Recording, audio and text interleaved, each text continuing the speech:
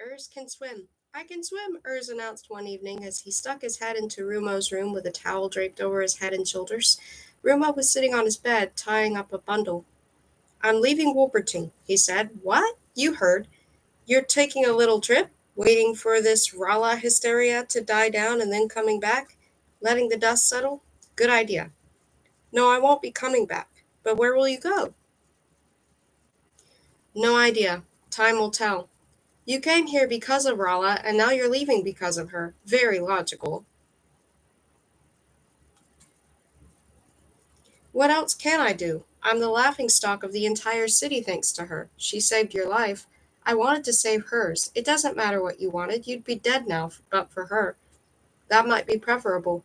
Look at it any way you like. You're in her debt. You can't just run off like this. I can do as I please. Of course you can, but what's the alternative? Rumo sounded genuinely desperate. There's only one thing to do in a situation like this. Consult the Oracle. The Oracle? Ornt El Okro. He's got an answer to every question. Ornt? The cabinet maker, you mean? Ornt El Okro in demand. No one in Wolperting, not even the mayor, could say when Ornt El Okro had first arrived in the city, so it was assumed he'd always been there. He was an expert cabinet maker, but that talent wasn't the main thing that distinguished him from his fellow citizens. Ornt was exceptionally good at giving advice. His advice was sometimes right and sometimes wrong, but it always sounded, at the moment when he gave it, as convincing as the thunderous voice of a sacred oracle. So convincing did it sound that even those he'd wrongly advised in the past kept coming back for more. The mayor came to consult him on the administrative problems, the school principal on educational matters, chefs on their menus, girls on their tribulations with boys, and in one respect, they all behaved the same way. They acted as if Ornt's advice was the last thing they'd come for. They'd turned up with a broken chair or a drawer in need of gluing or a broken comb. Then, while Ornt was repairing the damage, they would stroll around the workshop talking about the weather and this and that until, sure as thunder follows lightning, they came out with something like, oh, by the way, Ort, tell me, I've got a friend, girlfriend, colleague, assistant, chef, who's faced with the following problem. Ort would listen, light his pipe, pace up and down, grunt several times, knock his pipe out, refill it, get it going again, and breathe his head in clouds of blue smoke. From these his voice would issue, sounding as reassuring and confident inspiring as the rumble of a cask of the very finest century-old Florentine wine being rolled down a wooden ramp by Trappist monks. Yes. Well, I'm the last person to give anyone advice, as you know, but the way I see it, your friend might do worse then. There would follow a spontaneous recommendation coupled with some advice on the best way of putting it into practice. People didn't come to see Ornt because they believed he would advise them correctly. They consulted him because he relieved them of something they feared even more than the prospect of their own funerals. They needed to make a decision. The Oracle. Oh, by the way, Ornt, you know my friend Urs? Well, he's having problems with a girl. Ornt listened, filling his pipe with great deliberation. Rumo spoke in a hurried, agitated voice. He recounted the whole story from beginning to end, said I several times instead of Urs, and croaked rather than spoke. His throat was so dry. Yes. Well, I'm the last person to give anyone advice, as you know, but what was your friend's name again? Urs. Yes, Urs. First, I'd ask him the following question. When did you last do something really exceptional for this girlfriend of yours? What do you mean? That's to say, I can imagine that. Urs? Yes, that Urs might ask you the same question. That he might wonder what a girl would consider exceptional, you mean? Well, for instance, a diamond wrested from the clutches of a giant, or the still beating heart of a werewolf in a golden bowl, that sort of thing. What? Where would Urs get them from? Anyway, are girls keen on such things? Their exact nature is unimportant. The gift could be an old pebble, a rusty old doorknob. What matters is the element of danger associated with it. Rumo thought for a while.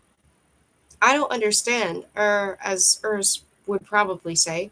Now stop this Urs nonsense. The whole city is gossiping about you and that girl. You're crazy about her, my boy. In fact, you've even got her name carved on your arm. Rala. One can see it when the wind blows your fur the wrong way. Rumo instinctively grasped at his biceps. Ornt grinned. I don't know if you've noticed, but the best jokes in the city have been told at your expense in the last few days. It hadn't escaped me, Rumo growled. The thing is, you owe her something. She saved your life. You can't just waltz up and propose to her, quite apart from the fact that you don't dare to. If Rumo had known their conversation would take such an unpleasant turn, he would have got involved in it. He wouldn't have got involved in it. Urs and his daft ideas. He couldn't wait to sneak out of the city. In this situation, there's only one answer, said Ornt. You mean there is an answer? Yes, you need a threefold token. A what? Something that will win her heart, pay off your debt to her, and restore your reputation in the city. 3 problems. For that, you need a threefold token. Ort held up 3 fingers. I still don't see what you're getting at. Listen, what if you gave her a gold ring, let's say? That would be a single love token, but it wouldn't be good enough, of course. A gold ring you forged yourself would be a 2-fold love token, more personal and still not spectacular enough. So how about a ring you forged from a gold nugget wrested from the claws of a 7-headed hydra? That would be a 3-fold love token, valuable, personal, and acquired at the risk of your life. You mean I've got to find a 7-headed hydra? That was only an example. There aren't any hydras whereabouts. It doesn't have to be a ring either. A diamond, a rusty doorknob. It doesn't matter what, as long as you risk death to get hold of it. You're asking me to present Rala with a doorknob? Ort frowned. You really are slow on the uptake, my boy. Rumo hung his head.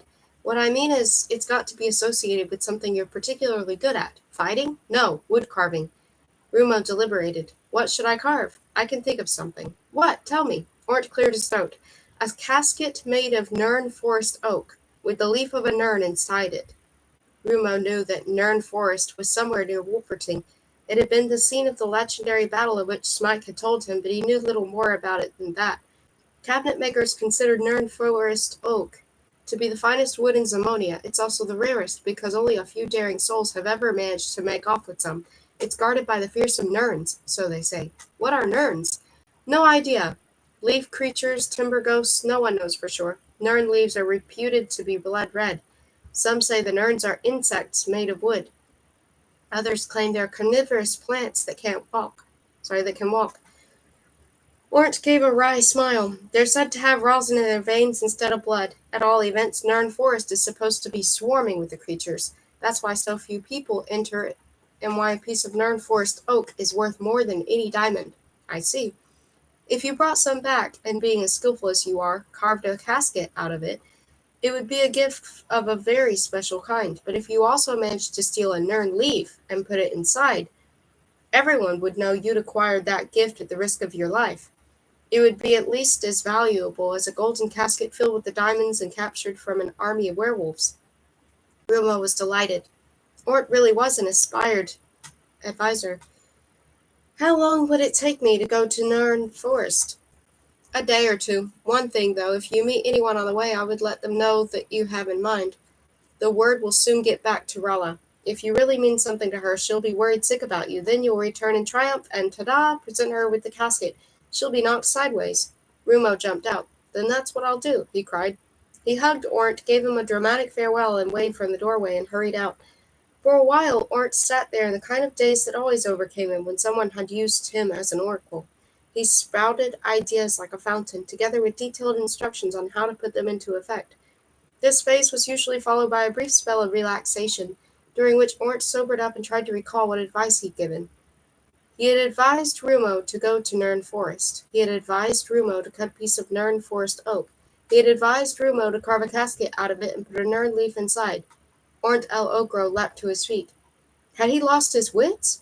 He might just as well have advised Rumo to fill his pockets with stones and jump into the Whooper. He peered out into the darkness. Rumo, he shouted from the deserted street. Rumo, wait, where are you? But Rumo had already left the city. Nern Forest.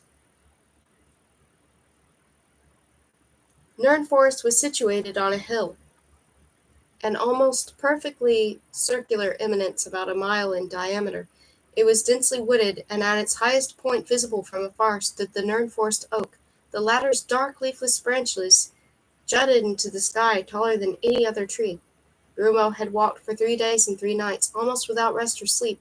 He had encountered no one on the way, only a few wild wolves that had prowled around him for a while and then slunk off. He put his hand on the hilt of his sword, and when he finally entered the forest and began to climb the hill. What forest is this? Asked Dandelion. Nern Forest, said Rumo. He hadn't exchanged a word with Dandelion since the episode on the bridge. So we're on speaking terms again, are we?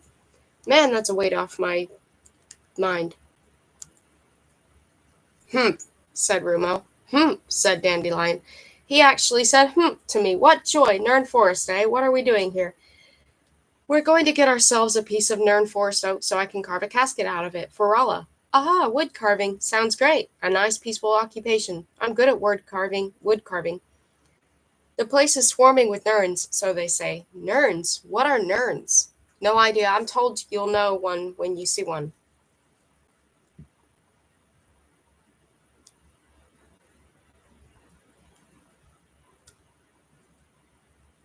Okay, now it's not responding. What?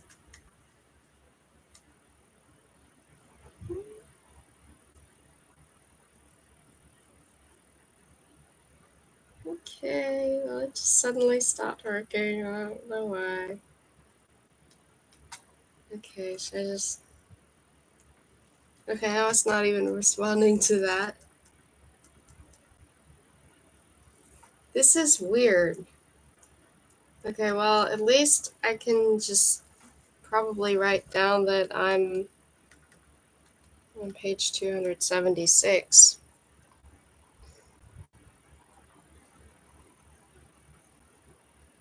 I'll just go ahead and write that down. Page 276 if anything happens.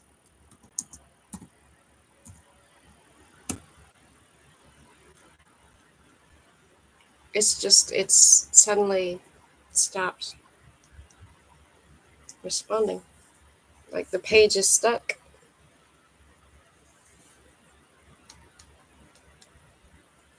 Like I'm clicking the buttons, nothing's happening.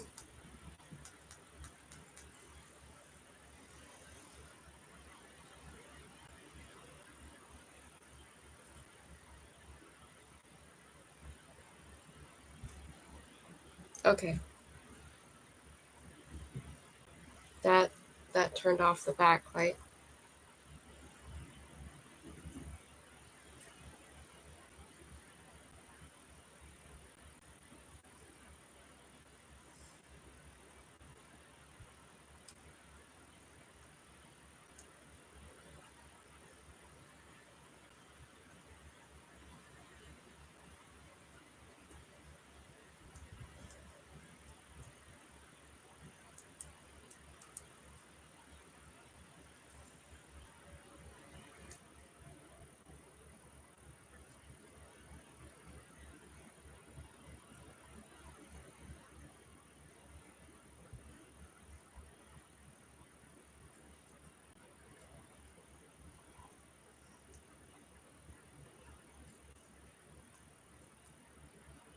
What if I press them both together?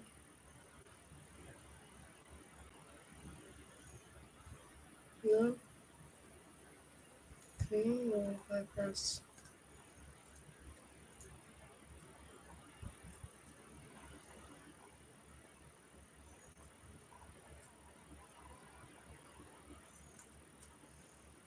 What if I press this?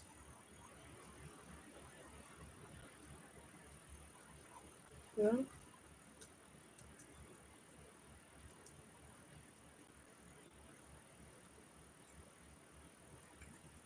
This is really weird.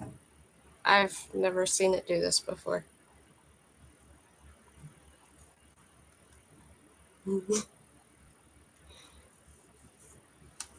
um,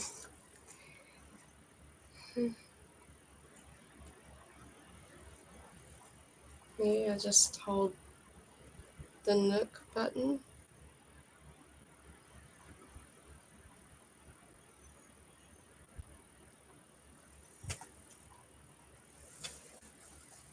Um,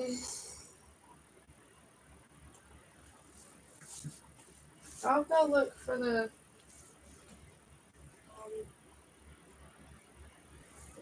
Probably put somewhere.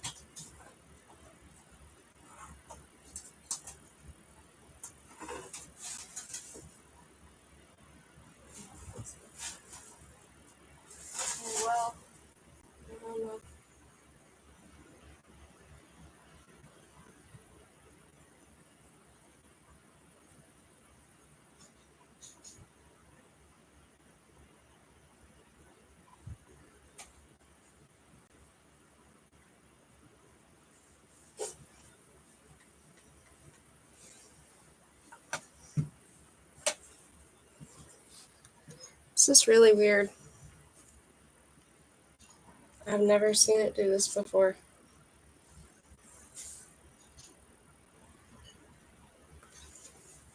So I guess I'll just be charging it.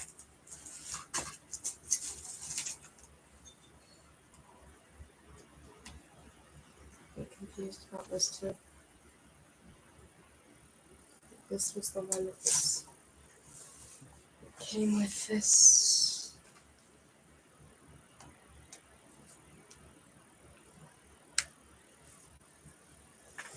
Let's see what happens. Okay, well, there's an orange light. That's promising, kind of.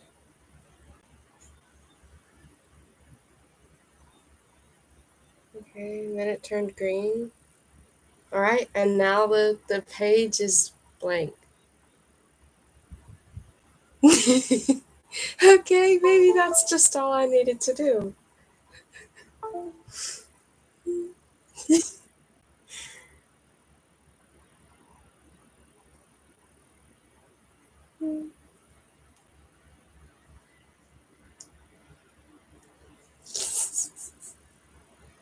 I don't know what happened. Okay. Um, yeah, that's okay if I'm offline.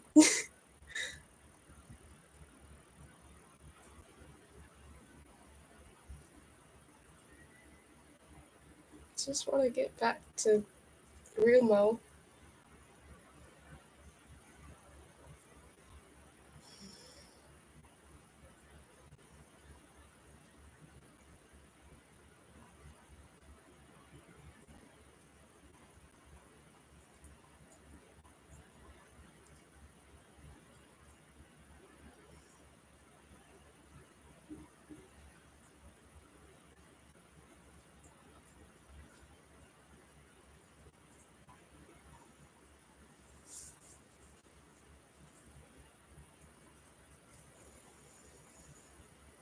That is weird. It's not even showing us.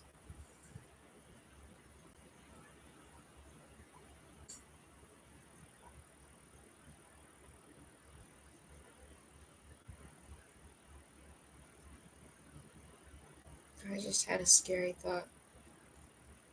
Okay, so I'm just going to look for it.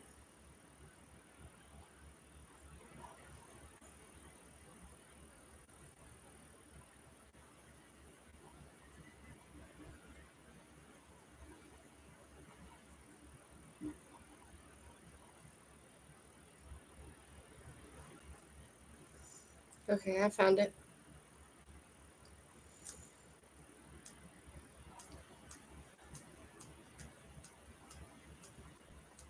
Mhm.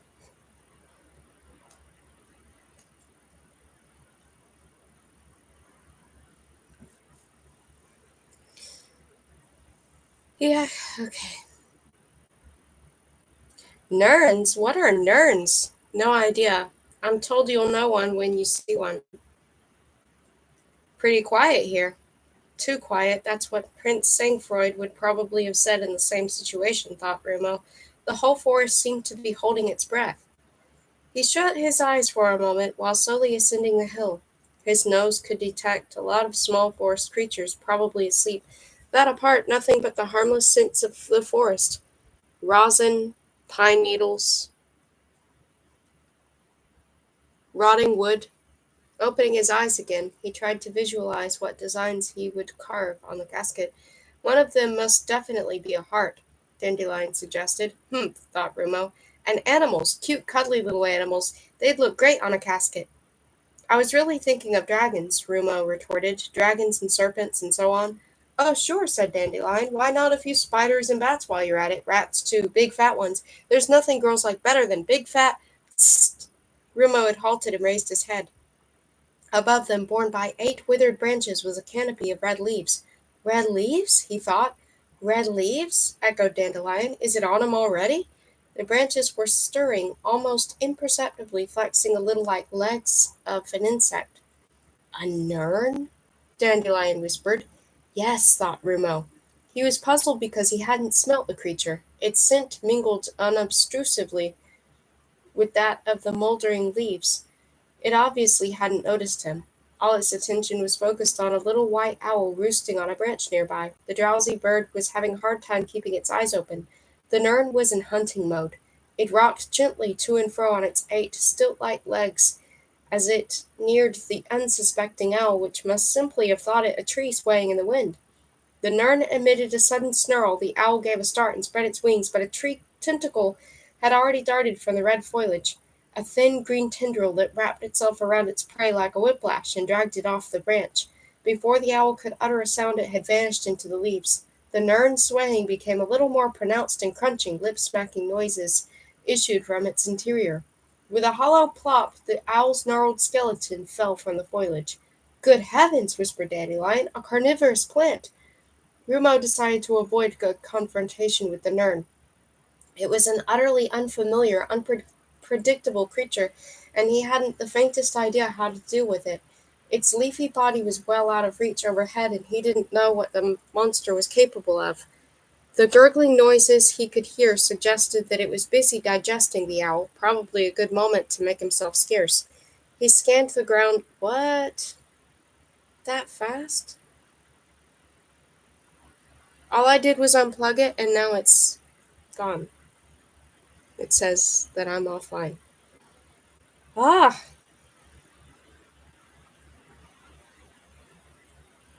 No! That's not the book I'm reading. It's trying to get me to read Damsel again.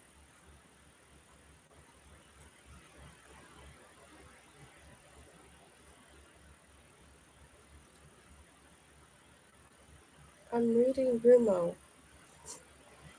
Rumo.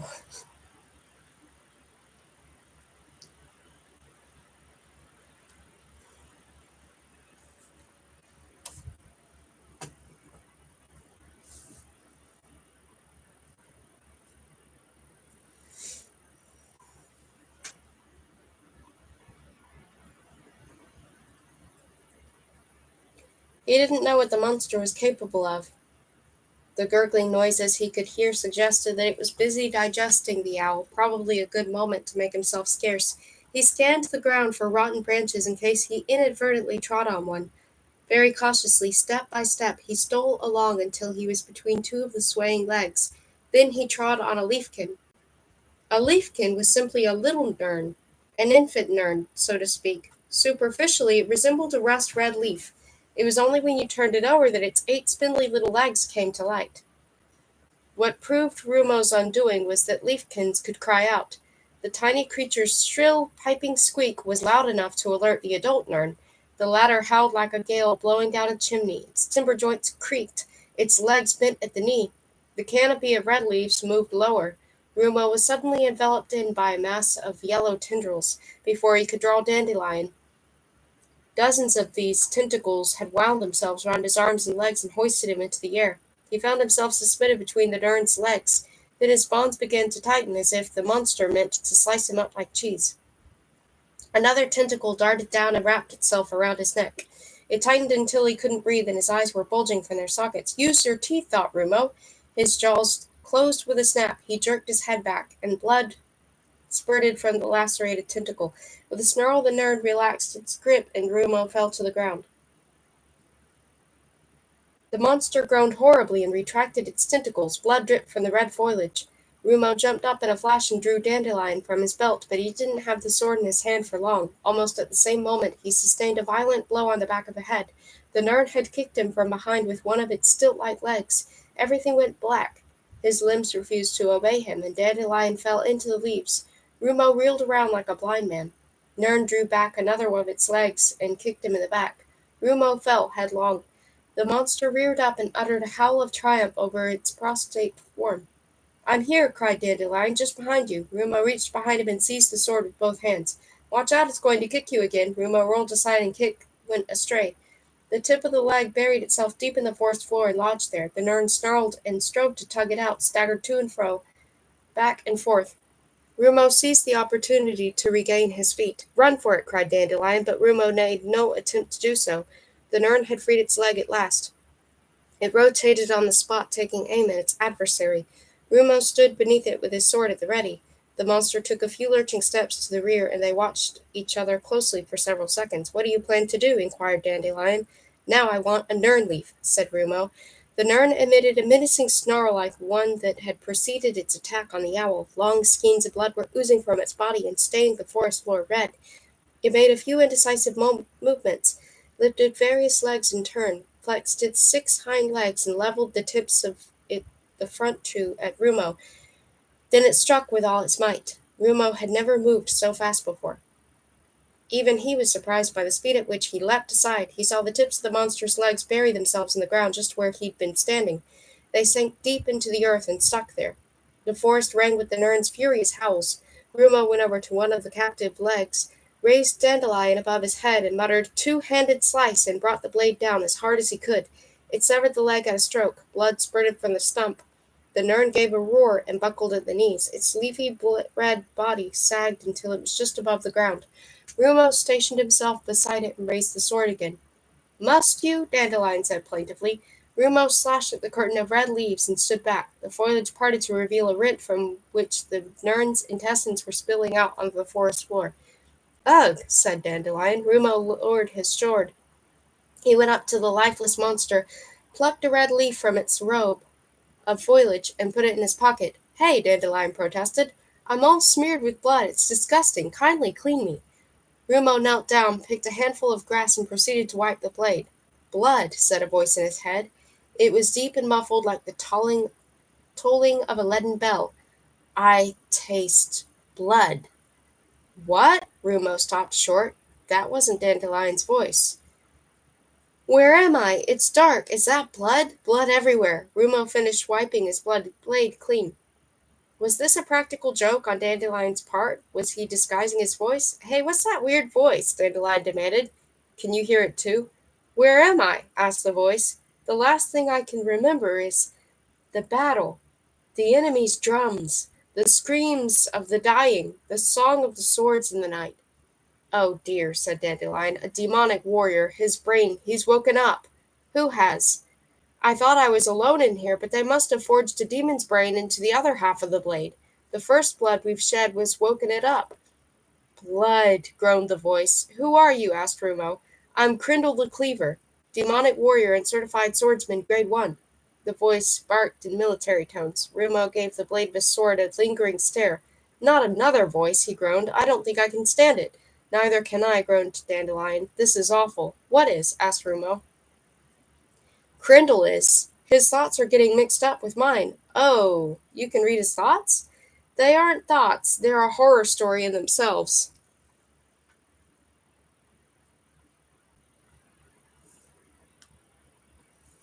Crindle, the demonic warrior. Demons were a Zemonian life form that didn't have an easy time of it no matter what period they were born in, but Crindle first saw the light at a period when demons were having a particularly hard time. They were thoroughly unpopular, whatever subspecies they belonged to, and would have probably been exterminated if people hadn't been so frightened of them. As it was, they banded together for mutual protection into warlike communities, ranging from small gangs in highwaymen to tribes numbering hundreds of members. If two tribes ran into each other, they either fought to the death or formed themselves into a demonic army, in which case they really got down to business. A demonic army would roam around, looting and murdering until another demonic army entered the fray against it. Demonic warriors displayed a brutality and commitment never to be found in other soldiers. No deserters, no surrender, no prisoners, and no mercy. Those were their watchwords. Demonic battle was the Simonian phrase for an engagement in which both sides sustained heavy casualties and neither emerged a clear-cut winner. Crindle exemplified all of the worst characteristics of his kind. He was hideously ugly, extremely bloodthirsty, boundlessly vindictive, infinitely evil, and absolutely honest. Really evil demons could get by without lies or deceit because they were so obviously evil that they would have been no point in trying to disguise the fact. Crindle had no desire to please anyone, so he wasn't ambitious, and he hated everything, so he wanted nothing, except to kill and sooner or later to be killed himself. Crindle was a demonic warrior par excellence. He had roamed around Simonia even as a child. Like all demons, his parents had thrown him away at birth. Demons considered this a mark of parental affection because it was all they could do not to strangle their offspring with their own hands. Crindle had landed in a capacious barrel situated in the backyard of a Grailsundian mouse abattoir. Specializing in the sale of mouse bladders, this big barrel was used as a container for the scraped carcasses of Ornean piddle mice that were carted away at the end of every month. So Crindle spent the first month of his life amid skeletons and blowflies, but also amid the cannibalistic mice that inhabited the barrel and lived on the gnawed remains of their own kind. Although still unable to walk, Crindle was already capable of defending himself with his powerful hands and sharp claws. He strangled one cannibalistic mouse after another, bit off the creatures' heads, and drank their blood. He lost an ear and 2 toes. The mice nibbled them off while he was asleep, but he survived. After 4 weeks, he was strong enough to climb out of the barrel and face the world. Even before learning to walk, he had gone through hell. Crindle did nothing for the next 5 years but kill, eat, and sleep.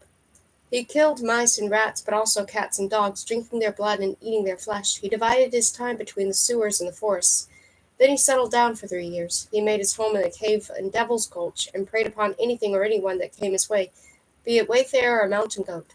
At 8, he was a full-grown 7-foot demon, ready to go out into the world in search of action. He began by joining a band of demonic brigands. Within 24 hours, he had bludgeoned their leader to death and taken his place. They proceeded to raid a few farms and hold up small parties of travelers. When this became too boring, they joined forces with a demonic tribe numerous enough to raid whole villages. Crindle now received his first lessons in the art of warfare. He proved an apt and enthusiastic pupil, becoming an exceptionally proficient and successful swordsman. He liked to split his opponents down the middle, so his comrades in arms christened him Crindle the Cleaver. They taught him to speak so that he could not only obey orders, but later on, perhaps, issue some of his own. One day the tribe encountered a big demonic army. They were given a choice before joining it, or being impaled on sharpened stakes. A few particularly pig-headed individuals opted for impalement, but Crindle and the others joined the army. Now came Crindle's golden years. Although less of a free agent than before, he could pursue his obsession with killing to the full. His army attacked towns, fortresses, and convoys. Crindle fought in the mountain labyrinths of Midgard, in the Demerara Desert Wars, in the Battle of Toadmarsh. He and his fellow demonic warriors sang raucous songs filled with a yearning for death, drank wine mixed with blood, and devoured the flesh of their enemies. His comrades rhapsodied him about the netherworld, the kingdom of death in which they would live on after being slain in battle. Its amenities included huge dishes of meat and bowls of wine and blood from which they would be able to drink in perpetuity, to the accompaniment of screams from their slaughtered enemies, forever impaled down there on stakes of red-hot iron. It was a wonderful day, the day Crindle died. The army had engaged in a superior force of yetis in a simultaneous blizzard and hailstorm. The unrelenting roar of the wind mingled with the crunch of splintered bone, and the snow was sodden with blood. Never had Crindle killed so many adversaries in a single day. Frozen stiff in a snowdrift, full of severed limbs, he proudly and exultantly raised his voice in song. Blood, blood, blood, let the blood like water flow. Death, death, death, my foes lay low. And he swung his sword in time to the song. It thrust and sliced severed arms and legs from torsos, and sometimes it split an enemy in half, right down the middle, for Crindle was Crindle the Cleaver.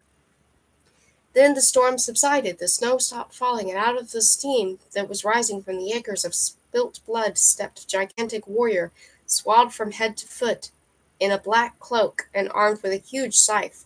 "Are you Death?" Crindle asked eagerly. "No," said the dark figure. "Don't mistake the message for the messenger. I've only come to bring you death. What is your accursed name?" My name is Crindle the Cleaver." Crindle tried to hurl himself at the newcomer, but his feet were stuck fast in the frozen blood and snow, so he hurled his sword instead. However, the battle had left him so weak and weary that the warrior evaded it with ease. "How do you do?" said the warrior. "I'm Skullup the Yeti, known as Skullup the Scyther." So saying, he drew back his scythe and severed Crindle's head from his body. The head fell into the snow and gave a last smile and said, "Thank you," and closed its eyes. Crindle was dead. He had led a life of truly demonic happiness and fulfillment, but his head was collected with the others to be dried and shrunk. Having passed through numerous hands the length and breadth of Simonia, it would end up in a smithy where demonic swords were being manufactured from demon range ore. His desiccated brain was pulverized and the powder mixed with the molten metal, and that was how Crindle became immortal. Friends for life. Still rather dazed, Rumo tottered through Nirn Forest, sword in hand. Friends for life, he was looking for a spring, pool, or puddle in which to wash the Nirn blood off himself. I've a feeling we're going to be the best of friends, said Dandelion. Friends, said Crindle. He sounded puzzled. Well, I'm afraid we're destined to spend a long time in each other's company, so it might be better for us to make friends, my dear fellow. My dear fellow, what is this, a nightmare? The last thing I can remember is that Yeti with the scythe, and then you're dead. Dead? Is this netherworld? Where are all the big bowls of blood? Where are all my slaughtered foes impaled on red hot stakes and roasting forever in the flames of hell? Yours isn't the kind of death envisioned by your barbarous, dim witted comrades. Dim witted? Who's dim witted? Where's my sword? You don't have a sword anymore. You are one. What do you mean I'm a sword? What's going on here? Oh, my head. You don't have a head either. Ha ha. No head. Who's that speaking anyway? I don't think I can stand much more of this, Rumo groaned. Two voices. And who are you? Crindle demanded. Are you a demonic warrior? No. He's a Wolperting. What's a Wolperting? Rumo spotted a little spring gushing from among some boulders on the sloping forest floor. He knelt down beside it, stuck his sword in the ground, and proceeded to wash. Before we go any further, he said, I think we'd better discuss a few basic facts. What basic facts? Asked Crindle. Who are you people, anyway? Shall I tell him, or will you? Asked Dandelion. You do it, said Rumo. I'm not too good at explaining things. The forest's canopy of foliage was growing thinner.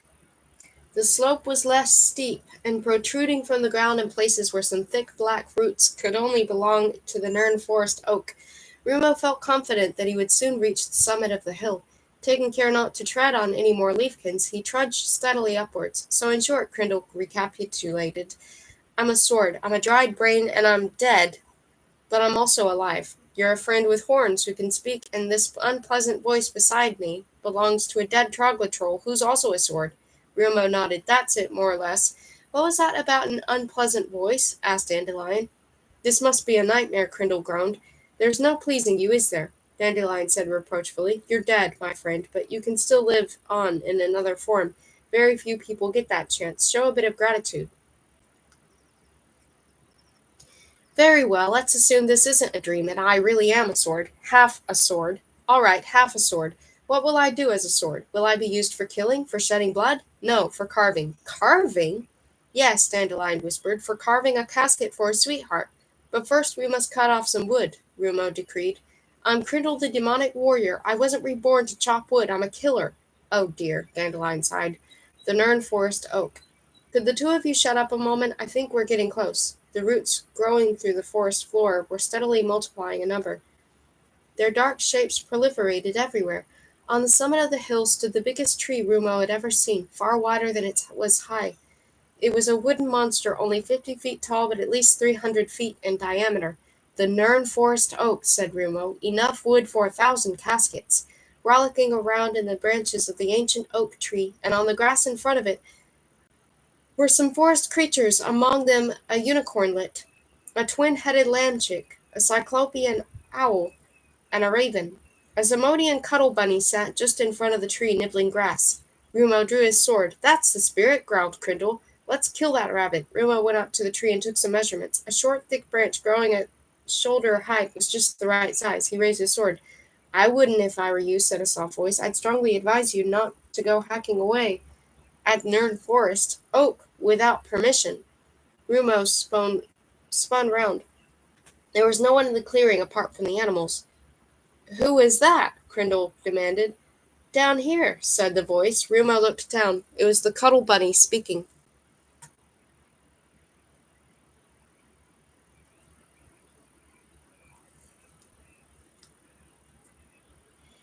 Nobody hacks away at the Nern Forest oak without official permission, it said, scratching its ear with a forepaw. That rabbit, cried Crindle. It's being provocative. We must kill it. Rumo ignored him.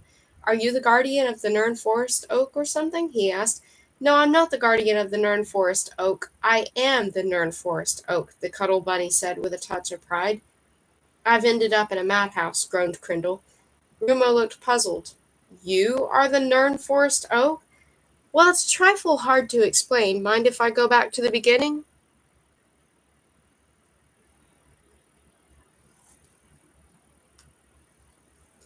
All right, said Rumo, but I'm in a rather a hurry. I have to carve a casket for my sweetheart. The Cuddle Bunny stared at him wide-eyed, then hopped off into the forest without a word. Hey, called Rumo, where are you going? There, now it's gone, Crindle complained.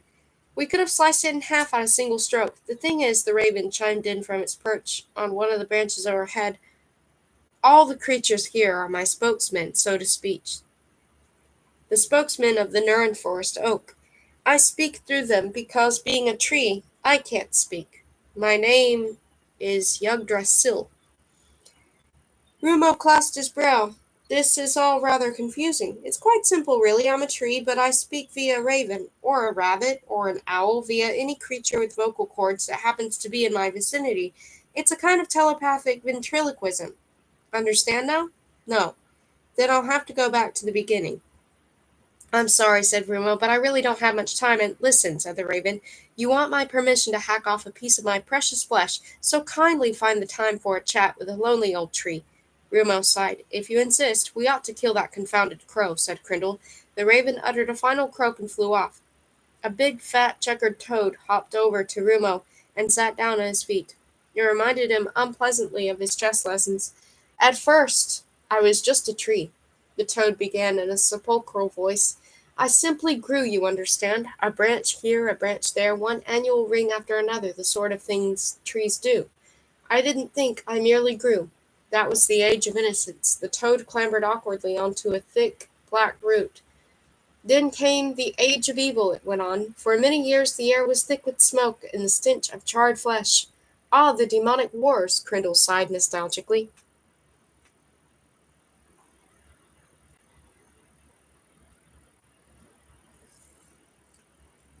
Many battles were fought, and one of them took place in this very forest. They went at it hammer and tongs, believe me. Heavy casualties, no winners, only losers. The forest floor was sodden with blood. Then silence fell, but not for long, because of the age of evil was followed by the age of injustice. The toad assumed a resentful expression. I couldn't help it. I served as a gallows, not an episode in my career of which I'm proud. Take it from me, hundreds, no thousands, were hanged from my branches. Then it really went silent. That was the age of embarrassment. People were ashamed of what they had done in the ages of evil and injustice, and nobody entered the forest any more. The corpses suspended from my branches swung to and fro in the wind until the rotten rope snapped and they fell to the ground. Softened by the rains, they mingled with the blood and soil. I assumed that this mixture of dead leaves, blood, and decaying flesh produced the Nerns, because the creatures suddenly sprouted from the ground and took to prowling around. They weren't here to start with, at all events. Not that I could help it. My roots, too, absorbed this blood and this cadaverous mush, this deadly fertilizer, and that was when I began to think. The toad shook itself, uttered a last cacophonous croak, and hopped off. A unicornlet climbed down the tree headfirst and continued the story in a piping voice. Thinking and growing was all I did. At first my thoughts were of nothing but pain and revenge, probably because I'd inherited them from those who had been hanged. A tree could hardly avenge anyone, however, so I steered my thoughts in other directions. I'd been fertilized by many different brains belonging not only to warriors but to men of peace, to the physicians and scientists, poets and philosophers who had been the first to be strung up during the age of injustice. I thought of everything, in fact. The unicornlet darted back up the tree and disappeared into a knothole. Its voice, which now sounded hollow, might have been coming from the bottom of a well. I grew below ground as well, sending my roots deep into the earth. Branches don't interest me as much. They're more for fresh air fiends and bird lovers. Hey, if I asked you what was the most immobile living creature in existence, what would you say? No idea, said Rumo. The unicornlet reappeared. It stuck its head out of the knothole and said, well, you'd probably say a tree, possibly even an oak tree. We're supposed to be the epitome of stability, reliability, imperturbability, etc. That's all nonsense. We're really the most mobile living creatures in existence. We're always on the move, always and in every direction, upwards, downwards, north, south, east, west. We're never still. We stretch out and expand, branch by branch, leaf by leaf, root by root, annual ring by annual ring. Oak trees are really the finest symbols of mobility, but people insist on misinterpreting us. It's no fault of ours. In 2 bounds the unicornlet leapt out of the knothole and landed on a branch with its bushy tail in the air. My roots reached deep, deep down, deeper than the roots of any other tree. I could tell you where the most productive diamond deposits and veins of gold are to be found. I know where the finest white truffles grow by the sackful. I know where fabulous treasures lie buried. The unicorn let spread its forepaws. And my roots are still growing. Do you know why Nern Forest is situated on a hill? The hill consists entirely of roots. That's why. My roots.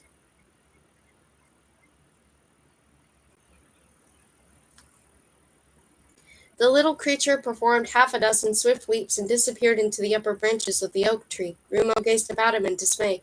Then a mole came burrowing out of the ground at his feet and took up the thread. I realize that most people react to the word geology as they would, say, to the words carpet weeding, boring old soil and rock. But then most people have no roots. You'd be amazed how exciting it is to send your tentacles snaking down through geological strata towards the center of the planet. It's like leaping through a book written by the Earth itself, full of secrets, full of surprises, full of mysterious marvels. The mole scooped a load of earth out of its burrow. I made some incredible discoveries. For example, light gushing from the rock in a subterranean cave like water from a spring and plunging into a lake filled with luminous air. I came across fossils that would make your ears flap, my young friend. I found a crystallized jellyfish 1,000 feet in diameter inside it. The half-digested remains of a huge dinosaur which itself contained a half-digested creature whose appearance defied description. A whole army of paleontologists could subsist on my scientific findings. Isn't it time you came to the point? Asked Rumo, if there is one.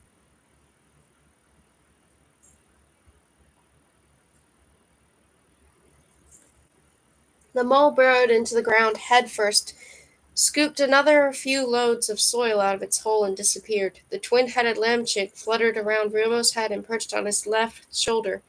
One of its heads said, "Yes, yes, I won't bore you with the geological details, because they pale into insignificance, utter insignificance, you understand, beside the greatest discovery I made during my explorations down below." One day, the second head went on, when I'd grown my roots to a depth of several miles, they broke through a layer of ice. It formed the roof of a cavern of vast dimensions. You realize what this means?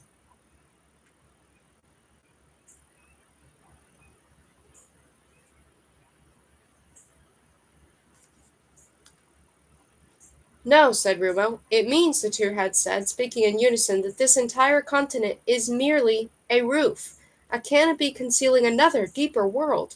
"Netherworld," hooted the cyclopean owl from the branches of the Nern Forest oak. "Netherworld!" The twin-headed lamb chick emitted a startled squawk and fluttered off. "Netherworld," the owl repeated in a low voice. "Make a note of that name. We're moving about on a thin layer of fragile ice beneath which lurks another, darker, more evil world." The owl swiveled its head round a full 90 degrees and back again. Then it opened its single watery, bloodshot eye and fixed Rumo with a piercing gaze.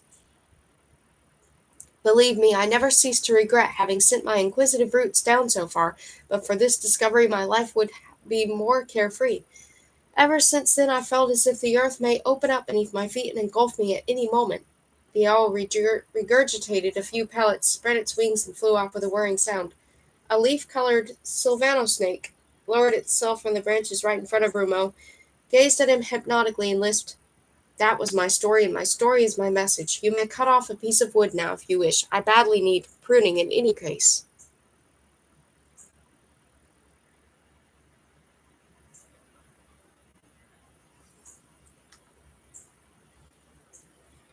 While Rumo was proceeding to cut off the branch, the snake crawled around in the leaves at his feet and watched him with interest. "A casket for your sweetheart," it hissed. "Well, well, I imagine you're a great success with the ladies, a well-built youngster like you." Ruma blushed. "I'm not, to be honest." "Come, come, you lady killer," said the snake. "Carving a casket out of Nern Forest oak? How romantic can you get? You're a crafty one, I must say." "It wasn't my idea." "Ah," said the snake, false modesty. "So that's your game, is it? Still waters run deep, etc." "I'll bet your still waters drown the girls in droves." "It's me that's done the drowning up to now," Rumo growled, doggedly hacking away at the branch. "You're all right, youngster," said the snake. "You aren't a show-off, or you'd have told me how you killed the Nern." "You know that? I know everything that happens in my domain, and a lot more besides, my friend. I've had a lot of time to think, so if there's anything you want to know, ask away." "Many thanks," said Rumo, "but no." "Really not? Nothing on your mind?" Rumo reflected. "Wait, yes, there is something. Out with it." What grows shorter and shorter the longer it gets? Life, my friend, life, replied the snake. That was too easy. Rumo felt an utter fool. Of course, he could have thought of that himself. You should have asked me where to find the biggest hoard of buried treasure. Thanks, but I've got all I need. Rumo tugged at the branch and snapped it off. Ouch, said the snake. Still, you couldn't carve a casket for your sweetheart from finer wood. This was really generous of you, Rumo said. I'm afraid I must be going now. A pity, the snake said with a sigh. I enjoyed our little chat. All the best, then. Perhaps we'll meet again. You never know, Rumo said as he plodded off with the branch under his arm. Many thanks. Watch out for those confounded nerns.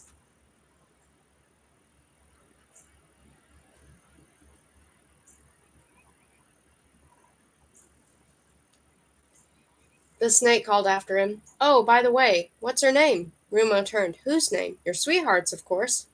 Rala. Rala, pretty name. What's yours? Rumo. Rumo? You mean like the card game? Yes, I know. That's funny. Very funny, Rumo said sullenly. The casket. What is it now? Crindle growled. The demonic warrior seemed to be still in shock after his resurrection because his response to every minor annoyance was irritable in the extreme. After leaving Nern Forest, Rumo had sat down on the grass, got out his sword, and set to work on the branch. Darkness was falling. We're carving a casket, warbled Dandelion, who was artistic by nature. A casket for Rumo's sweetheart. Crindle sighed. With a few well-aimed blows, Rumo cut the branch to the requisite basic shape, a slab of wood the size of a brick. Then he sawed off a flat lid and patiently hollowed out the slab. Having tongued and grooved the edges so that the lid would slide open and shut, he started on the fine work. He adorned the sides and back of the casket with stylized foliage and tendrils, roots and bark, and on the front he carved a half-relief of Yggdrasil, the Nern Forest oak, from memory. He modeled every twig and leaf with the greatest precision. On the branches and among the roots he carved the various creatures through which the tree had communicated with him. The cuddle bunny, the unicornlet, the cyclopean owl, the snake, the raven, the toad, the mole, and the twin-headed lamb chick. Dandelion assisted him with artistic advice to the best of his ability. What's all this fiddle-faddle? Crindle demanded impatiently as Rumo conjured a unicornlet's ear out of the wood with the tip of his demonic sword. Was that really why I died, so as to wind up carving sentimental gewgaws? Love is stronger than death, said Dandelion. Like it is, snapped Crindle. Click, click, some tiny splinters of wood went flying, and in their place appeared some cross hatching the thickness of a hair. Dandelion waxed positively ecstatic. More to the left, whoa, half a millimeter to the right, whoa, that's it. The tip of that root could do with a few more finishing touches. Yes, there, now. Click, another splinter detached itself from the workpiece. It was little bigger than the grain of dust, but the artistic effect was remarkable. You're very good at this, Rumo said approvingly. Details are the secret of all true art, said Dandelion. I don't think much of a grand gestures. I do, growled Crindle. 3 heads lying in the snow at a single stroke. That's my idea of art. How much longer is this childish nonsense going to take you? Rumo went on carving far into the night. He had lit a fire and sat down close beside it. Much to Crindle's disgust, he and Dandelion kept thinking of minuscule improvements. Eventually, Rumo decided that the casket was finished. He eyed it appraisingly. It was by far the best piece of work he had ever produced. He inserted the blood-red nern leaf, slid the lid shut, and stowed the casket in the pouch attached to his belt. Then he lay down to sleep.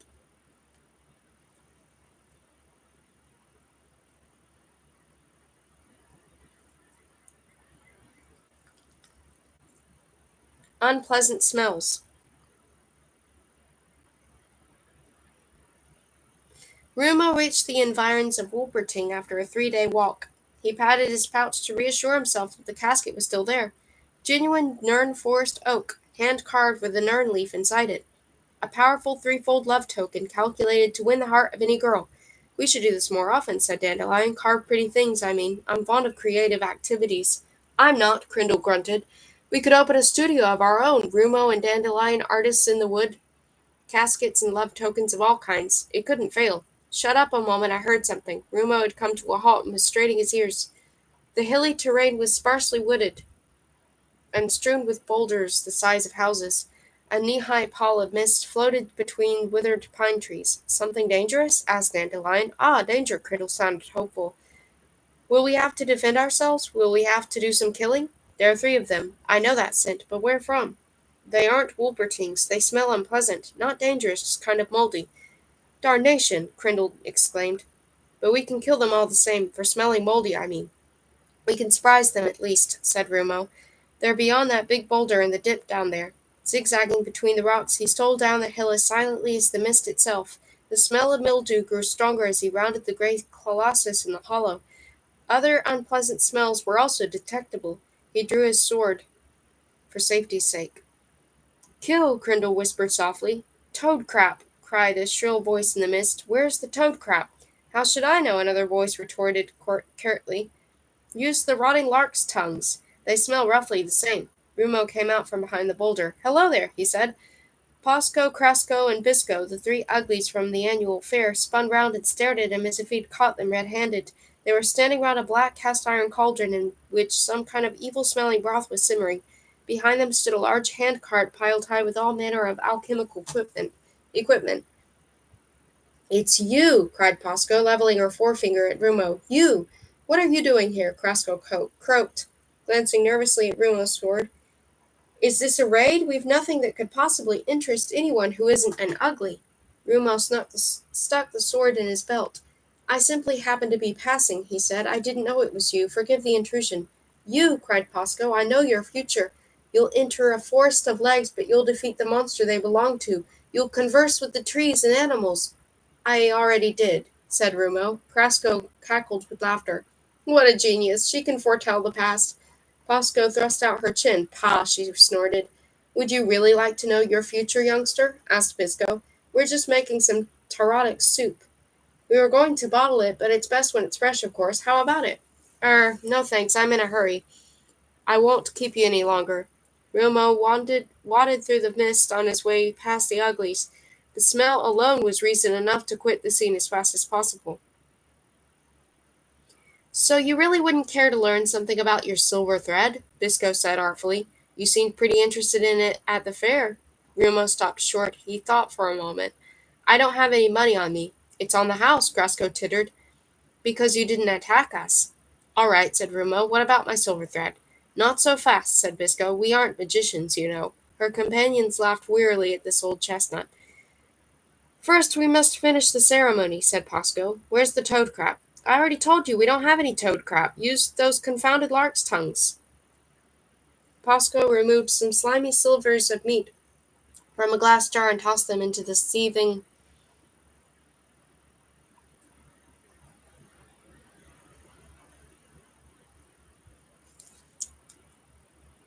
cauldron.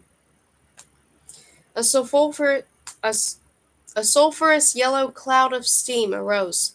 Rumo recoiled a step, and the uglies broke into a dramatic croaking chorus.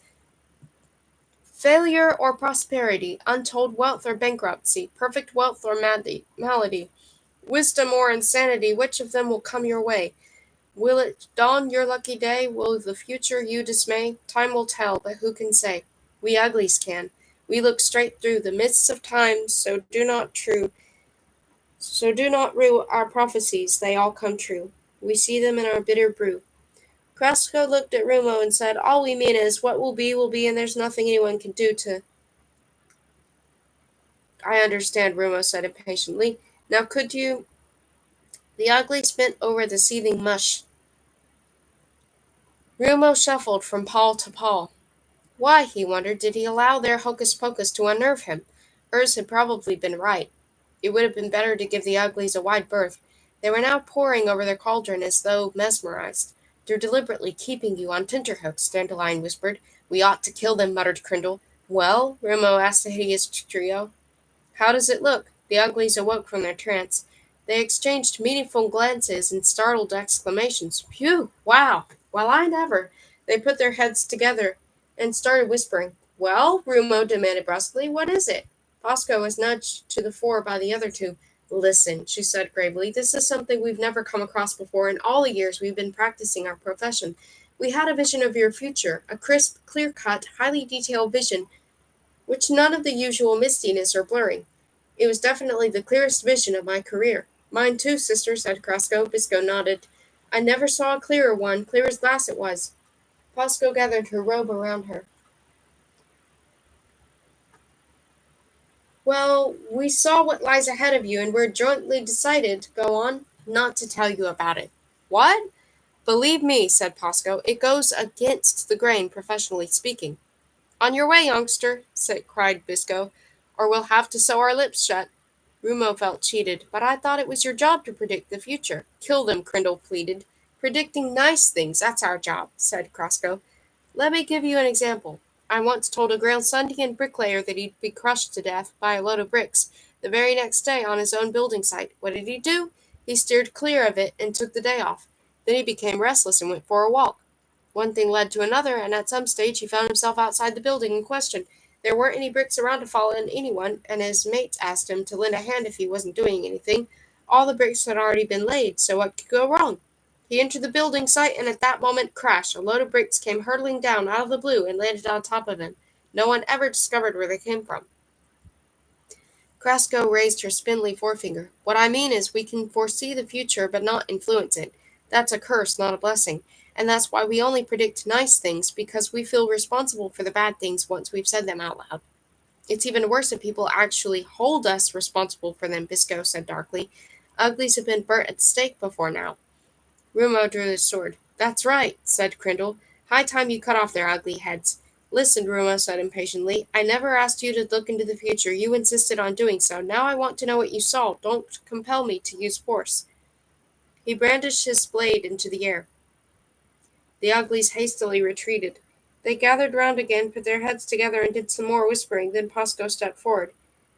Very well. We'll offer you a compromise. We'll foretell your future, but we'll disguise our prophecies a bit and change the order in which they occur. All right, Rumo said with a sigh, replacing the sword in his belt. Pasco began. She gazed skywards and raised her arms above her head. You will enter a forest of legs. Is that your favorite prophecy? Asked Rumo. That's the second time you've told me. Then it'll happen again, darn it, Pasco snapped, and this time the legs will be longer. Crasco stepped forward. You will walk across a lake dry-shod and cross swords with living water, she cried dramatically. I'm darned if I'll walk across a lake, dry-shod or not, said Rumo. I can't swim. Now it was Biscoe's turn to step forward. You will seek the heart of death on legs, she said, solemnly, but you will find it only in darkness. Said Rumo. That was really well disguised. One more thing, said Pasco. You may be a H of a fellow with your sword and so on, but you don't know the first thing about girls. Rumo flashed. Was that another prophecy? No, just a general observation. Go now, youngster, said the Pasco. And be quick about it. Bad things are in the offing. We can't say more. Beware of rahooks. Rahooks, said Rumo. What are rahooks? Sorry. Beware of rawhawks. Rawhawks? Cried Rumo. What are rawhawks? Hold your tongue, Pasco, Crasco hissed. Go, youngster, go. Be off with you, said Biscoe. The uglies went into a kind of frenzy. They overturned the cauldron with a concerted effort, and the yellowish mush seeped into the ground. Then they proceeded to gather up their odds and ends and load them onto the handcart. Rumo paid them no more attention. He strode off without another word. Far too quiet. What was that all about? Dandelion asked when they had gone some way. Rather unprofessional of them. I told you, said Crindle. We should have cut off their ugly heads. Rumo was walking fast. He wasn't really worried, but it couldn't hurt to put on speed. Those scarecrows had dashed his spirits. The sun was already low in the sky by the time he reached the brow of a hill from which the Wolperton could be seen in the distance. Scraps of glowing red cloud were drifting over the city. Rumo paused to take scent. He shook his head in surprise and sniffed again. There was an acrid, though thoroughly unfamiliar smell in the air, and it was quiet, far too quiet, as Prince Sancfroid would have added. At this range, his sensitive ears should have detected the noises of the city, a ringing anvil or a tolling bell.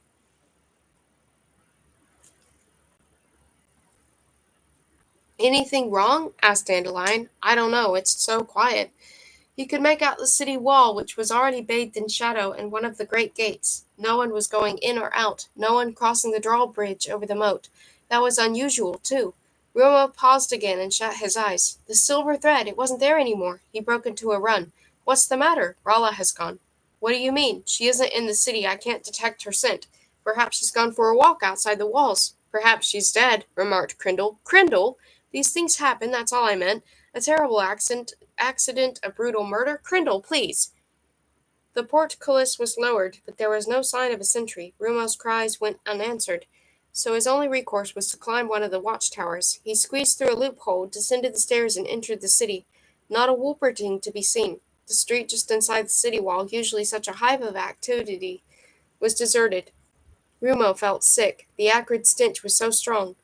Where has everyone gone? Maybe there's something on, an assembly or something. Maybe they're all dead, Crindle suggested helpfully. Rumo combed the streets. Not a single Wolperting came his way. There were no signs of life, no sounds, no familiar smells. Most of the front doors stood open and one or two window panes were smashed. Whether or not these were traces of a fight, Rumo saw no blood, no dead, no wounded. It looked as if the inhabitants had quit the city in a hurry. Hoth Street was deserted. Rumo's front door was ajar. He raced up the stairs and flung open the door of Urz's room. It was empty. No signs of a struggle there either. All the furniture was in its usual place, but the acrid smell was omnipresent. Rumo ran through the deserted streets to Rala's house. He halted several times, convinced that someone was following him, but it was only the ghostly echo of his own footsteps. Rala's house deserted, the school deserted, Ornt's workshop deserted, City Hall deserted. Rumo crisscrossed the entire city, searching every street, every alleyway, every square. He shouted for Urs, for Rala, for Ornt, for anyone. Hello, hello, he called, but there was no response. It was as if everyone in Wolperting had vanished, as if they had dissolved into this foul miasma. In the end, he abandoned the search. I expect they're all dead. Crindle, why do you keep saying that? These things happen to cities. Demonic armies attack them and carry off the inhabitants. I've seen it often enough. But this was a city full of Wolpertings, Rumo muttered wearily. The toughest warriors in Zamodia with the finest fortifications imaginable. No army could have taken this city, however strong. You see? Any city can be taken, it's just a question of how. Where's the Black Dome? Rumo said suddenly. He came to a halt, looking thunderstruck. Where's what? They had reached Black Dome Square. It was empty. The dome had disappeared, and in its place was a huge, round, gaping hole in the ground. The Black Dome has gone. There used to be a big building here. It's vanished. Rumo drew his sword and walked slowly over to the hole. All that could be seen where the mysterious dome had stood was a dark chasm, with thin wisps of vapor rising from its depths, as if the earth had been rent asunder. Rumo cautiously approached the edge of the chasm and held his sword poised above it. Below him was a yawning abyss, a dark circular shaft with a flight of broad stone steps spiraling into its depths. The acrid stench stung his nostrils and made him feel faint. Black and white sparks danced before his eyes. He swayed for a moment right on the lip of the murky crater, then managed to step back. Good heavens! Dandelion exclaimed. What's that? Netherworld, replied Crindle.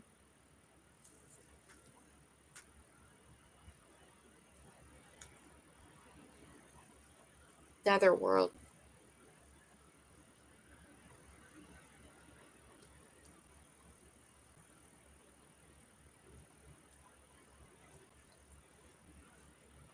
Book 2, Netherworld. Oops.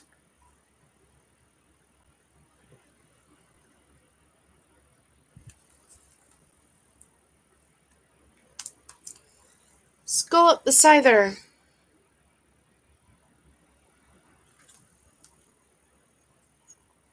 Rumo.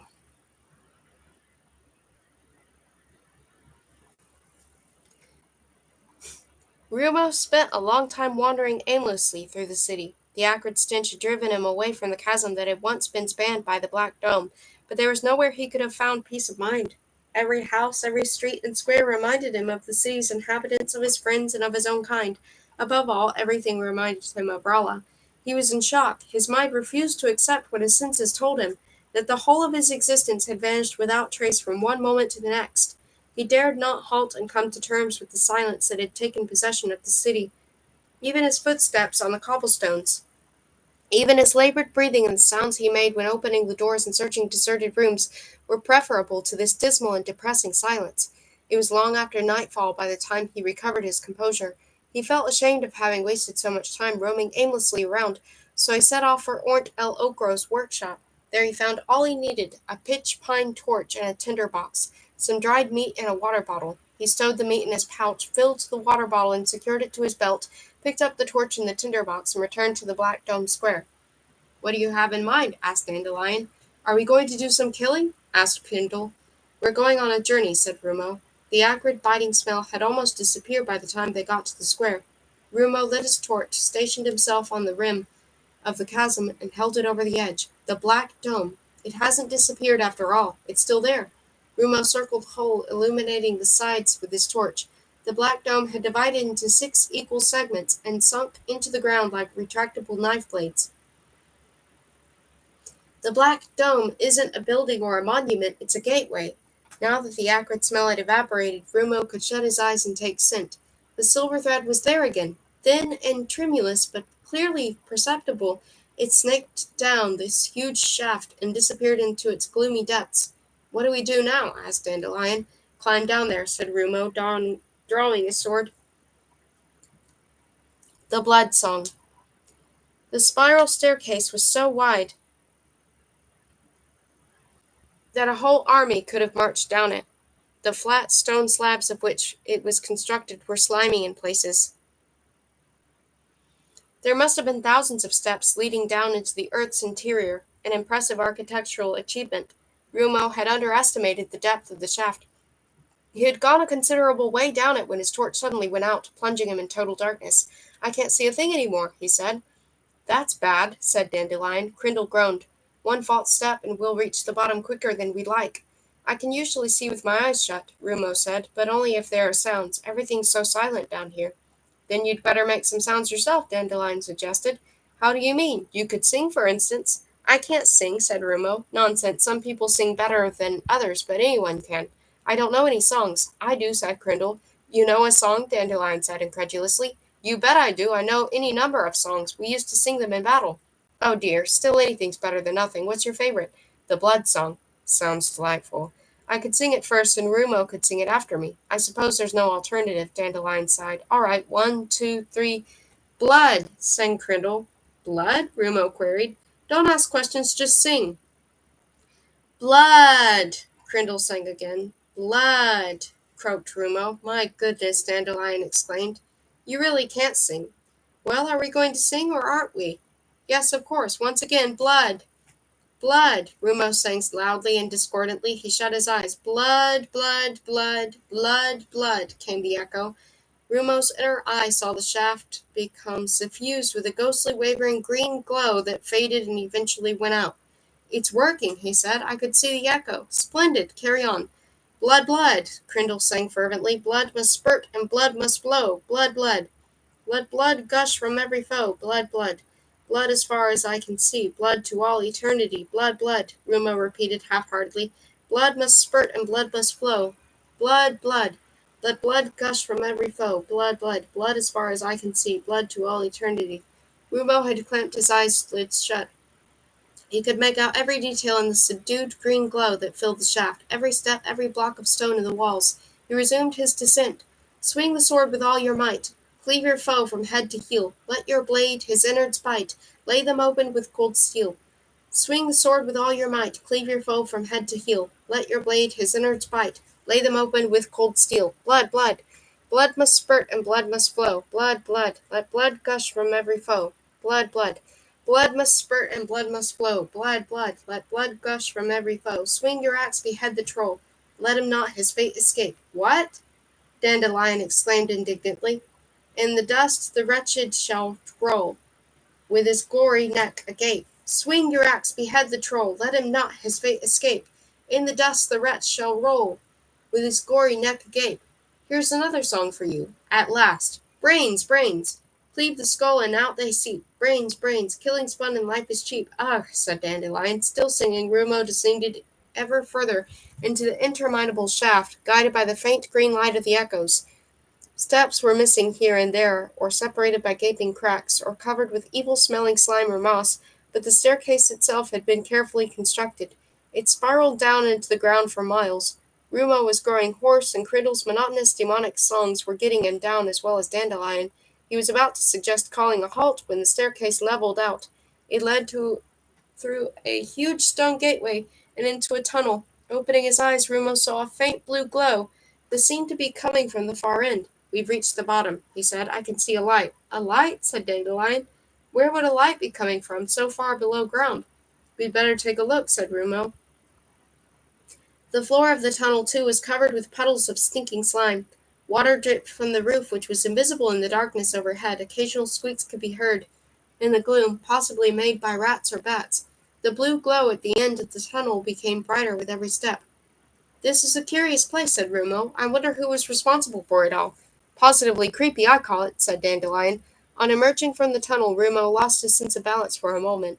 He was standing on a rocky plateau from which a series of terraces led down into an immense valley of blue-black rock, dotted with murky pools and wreathed in delicate wisps of luminous mist.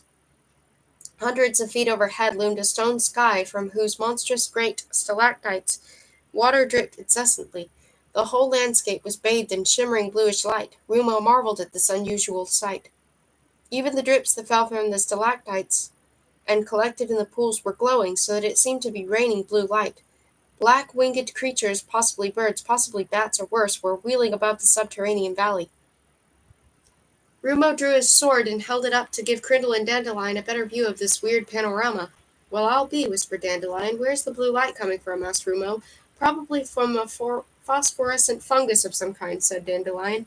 "I've often seen this kind of thing in caves. I was a troglotroll, don't forget. It's netherworld," said Crindle. The rocky terraces, which had been worn smooth by the drips from Oil Lake above, were slippery and offered few footholds. One false step might have ended in a breakneck glissade, but Rumo climbed down with care and reached the valley floor unscathed.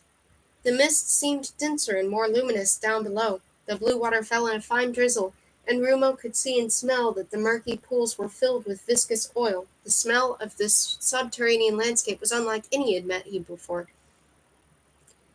It was strange and mysterious, noisome and dangerous. He shut his eyes. The silver thread was dancing in the middle of the vast cavern, but its extremities were hidden in the blue mist beyond. He decided to follow it.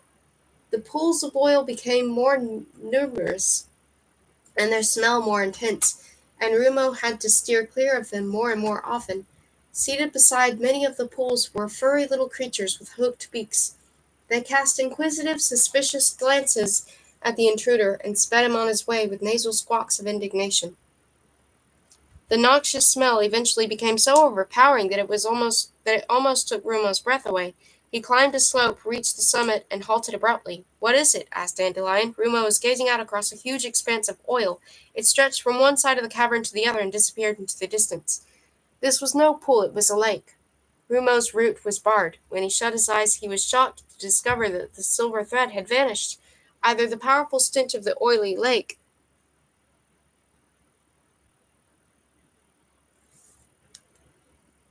had overwhelmed it, or it had snapped. Undecided what to do, Rumo paced restlessly up and down the shore. Swaths of blue mist were wafting across the lake, glowing and pulsating like a living creature.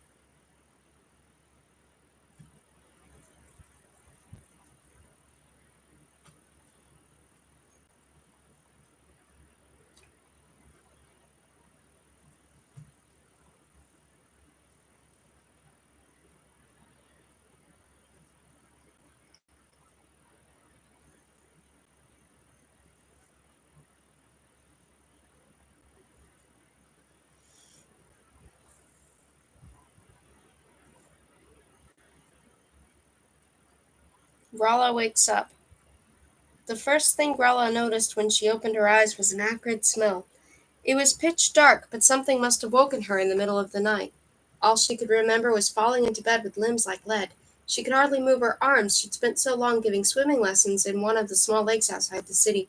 She had at last returned home to find Ort El Okro, the old cabinet maker, standing outside her door. He looked as if he'd come to tell her something, but he merely said good evening and vanished into the dusk. Why had people been behaving so oddly towards her in recent days? There was nothing she regretted more than that dive into the river. She ate some bread, drank a mug of milk, and flopped down on her bed where she had just had time to think of Rumo before falling asleep.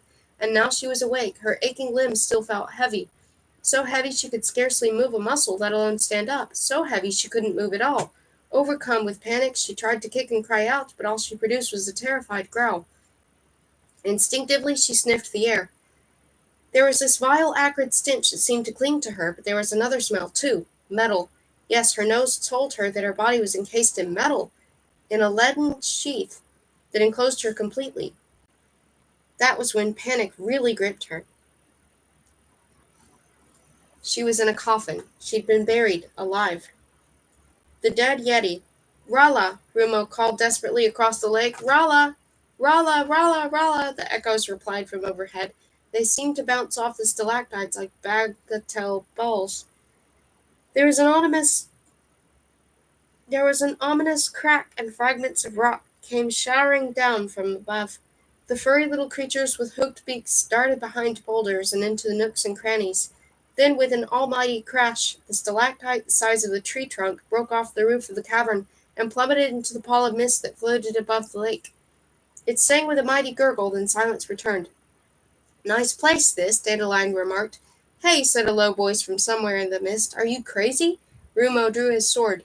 Action stations? Asked Crindle.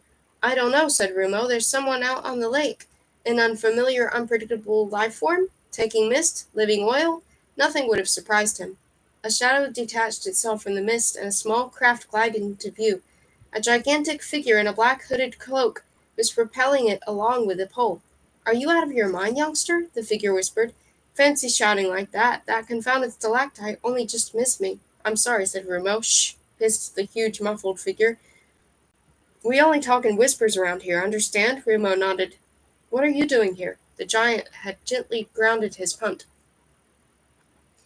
I'm looking for my friends. Hey, are you another one of those hounds? Yes, you are. Were they your friends? Who do you mean? Listen, youngster, your friends did come this way, and you should thank your lucky stars you weren't with them. You're alive. They're doomed to die. So go back where you came from and enjoy life. You're a lucky dog, ha-ha. The giant prepared to push off again. Wait, Rumo shouted. Rock dust came trickling down from the roof of the cavern. Shh, went the giant. Are you tired of life? Do you know where my friends went? Rumo whispered. Maybe. Can you take me there? No. Why not? Because I'm not as crazy as you are. Can you ferry me across the lake? I could, but I won't. Rumo deliberated.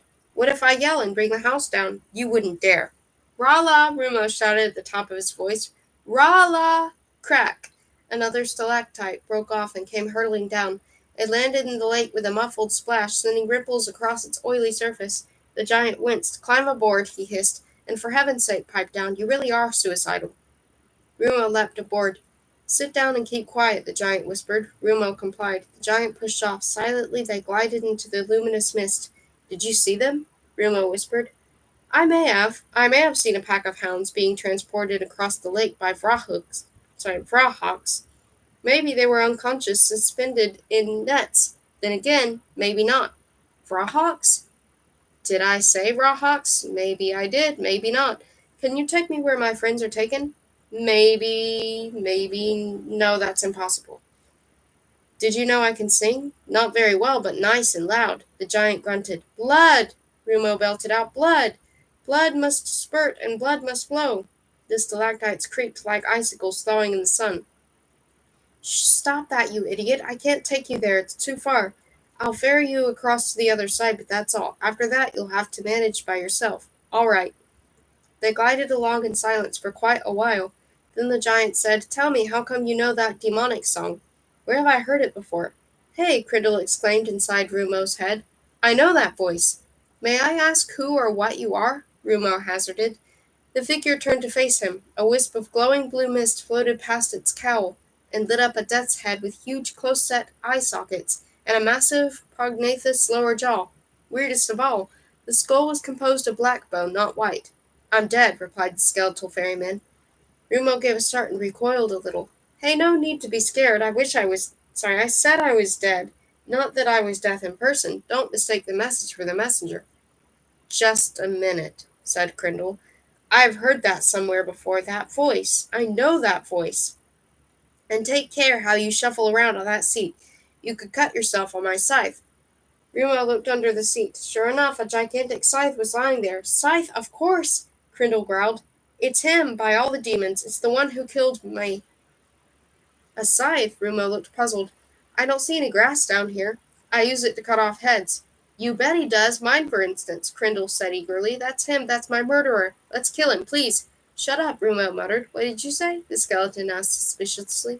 Nothing, said Rumo. Ask him what his name is. Ask him what he's called. Rumo thought for a moment. How could someone they'd encountered down here have killed Crindle centuries ago up there in Overworld? What's your name? He asked. My name, grunted the ferryman. They call me Scullop the Scyther. I knew it, roared Crindle. Scullop the Scyther, punting around down here, cool as a cucumber? Incredible. He's a cold-blooded murderer. Draw me and let's kill him, please. And what's your name? Asked Scullop the Scyther. Rumo. Rumo? Hey, has anyone ever... Yes, they have. Rumo, you've got to kill him, please. He's got me on his conscience, so kill him. Kill him as brutally as possible. Rumo tried to ignore Crindle's nagging voice. Do you have a story, Scullop the Scyther? He asked. Everyone does, Scullop replied, and mine is good for a couple of laughs. May I hear it? Rumo asked politely.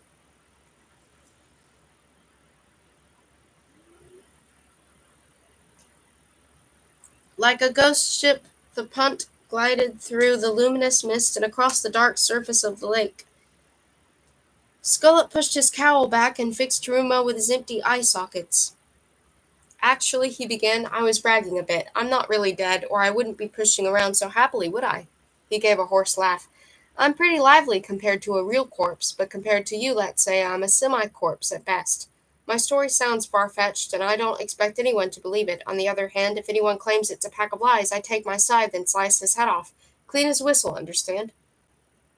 I understand, said Rumo.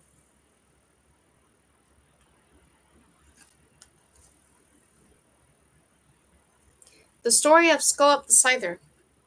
It all began like this. We were an army of wild yetis from the Gloomberg Mountains, and we roamed through Zemonia, spreading panic and consternation, the way yetis do when they're young.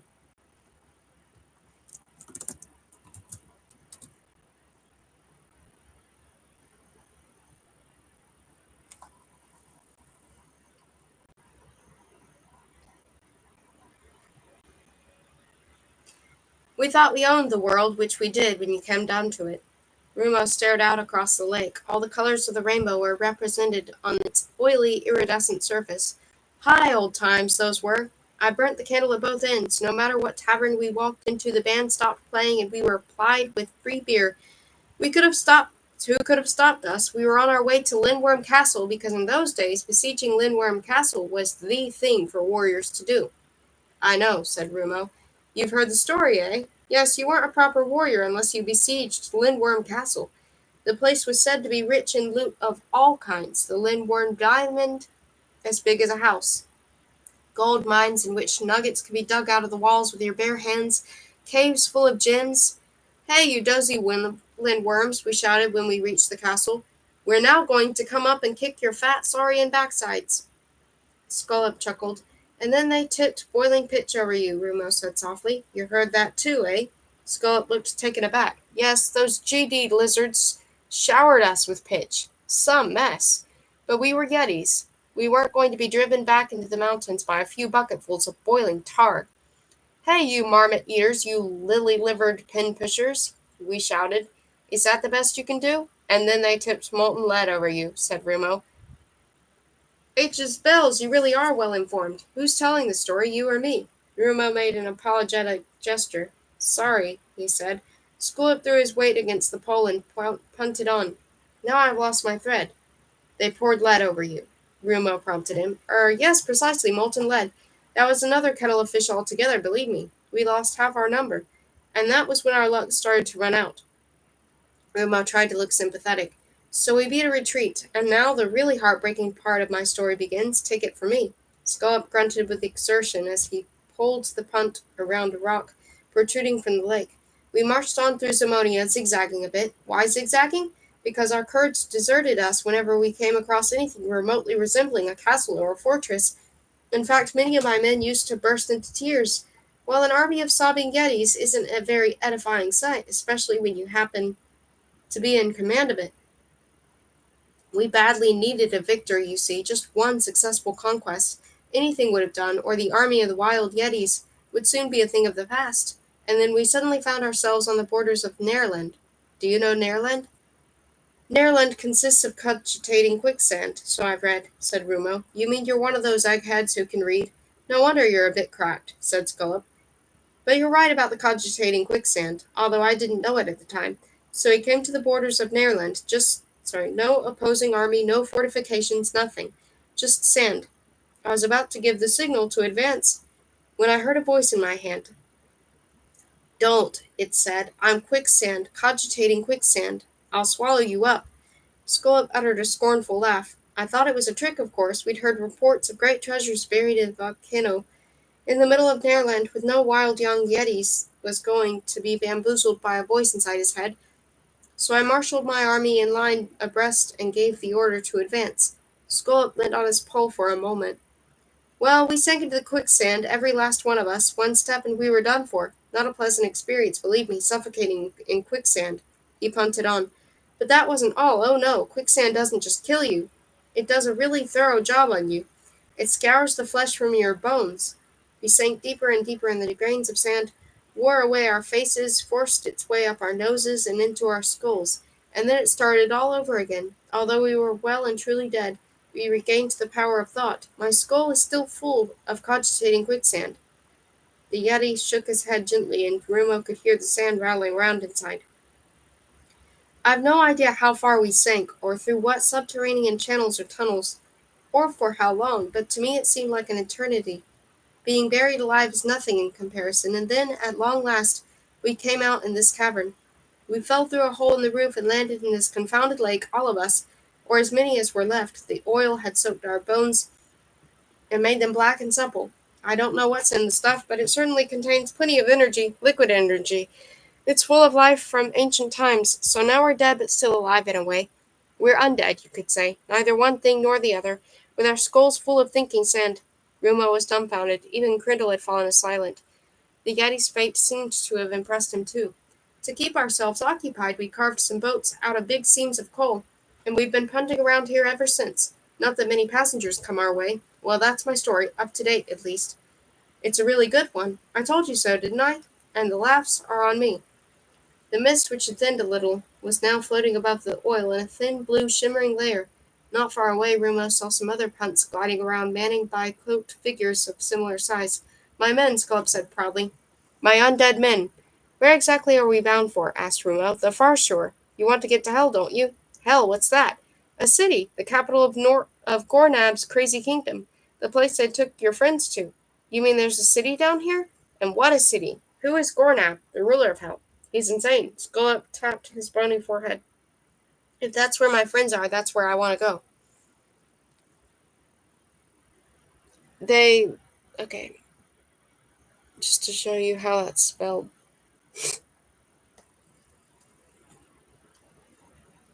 I thought as much. You really are a screw loose. Scullop chuckled. Hey, he called. Look, boys, I've got a customer. Shh, said Rumo, cocking his finger. There aren't any stalactites here. Scullop looked up at the roof, which was black and smooth. We can talk normally now. The other craft drew nearer. The figures in them resembled Scullop and wore the same cloaks. Black skulls were visible under the cowls, and lying in their punts were heavy weapons, swords, clubs, axes. Rumo began to feel uneasy as they converged from all directions. He put his hand on his sword hilt. Kill him, whispered Crindle. This youngster actually wants to go to hell. Scullop told his men with a laugh. What do you think of that? A good idea, one of them called back. Almost as good as marching us into a quicksand. Yes, called another. Follow me, he said. Follow me, boys. We're going to be rich. The Yetis hooted with derision. That's what I have to listen to all the time, Scullop growled. You make one mistake, and hey, youngster, someone called. Be careful you don't run into any Vrahooks on your way to hell. Shut your trap, Akko, snapped Scullop. What are Vrahooks? Rumo asked. Listen, said Scullop, bending over him. I realize you don't want to be dissuaded from going to hell. You're stark raving mad, but still, if I told you what Vrahooks are, you'd reconsider your decision. Well, shall I tell you what they are? No, said Rumo. I can't put him off, men, Scullop called. He's got guts, the sort of guts we haven't got any more. The youngster's crazy, that's all, Akko called back. Ever since I've had a noodle full of cogitating quicksand, I think twice about everything I do. And the last thing I'd do down here is visit that crazy city of my own free will. You see, said Scallop, we think too much. We've turned into a bunch of yellow bellies. Go with him then, called Akko. Show the youngster the way to hell, like you showed us the way into that quicksand. Scallop hastily punted on. Stupid idiots, he grunted. Talk about bearing a grudge. Sorry, youngster, Akko called after him. We may be dead, but we aren't tired of life. His cronies laughed. Did you hear that? Said Scallop. They're dead, darn it all, and none of them would be mad enough to go to hell. There's no mercy down here. No laws either. Insanity reigns supreme in hell. It's Gornab's monumental madhouse. The far shore of the lake came into view. Rumo fidgeted impatiently. How do I get to hell from here? There are various routes. I honestly don't know which to recommend. They're all so dangerous. You could go via Gornab's Echo, but it's a very long way round, and that's where you'd be likeliest to bump into some roaming Rawhucks. You could also go via the Frigga Caves, but they're terribly cold and said to be infested with ice magogs. There are some secret passages through the roof of Netherworld, but you have to know your way around extremely well if you don't want to get lost. Your best plan is to keep going straight ahead, because in Netherworld all roads lead to hell. Don't ask me why. It's just a question of how far you get. Down here there are only two directions, straight ahead or straight back. I'm not going back, Scullop sighed. The punt grounded and Rumo leapt ashore. All right, said Scullop. What will you do if you get to hell? I'll go in and rescue my friends. Then I'll give Rala the casket. Who's Rala? What casket? Rala is, well, my sweetheart, Rumo said hesitantly. I've carved her a casket out of Nern Forest oak. Oh no, Scullop laughed. Better and better. A casket, eh? And that's why you're going to hell all by yourself? With that cheese knife of yours? Kill him, I beg you, Crindle whispered again. I've done similar things before now, cheese knife or no cheese knife. I'm sure you have. I like you, my boy. Scullop grinned. You really are screw loose. Many thanks, said Rumo. That wasn't a compliment, it was an insult. I wasn't thanking you for the insult, said Rumo, just for ferrying me across. Scullop laughed, then he pushed off and disappeared into the mist.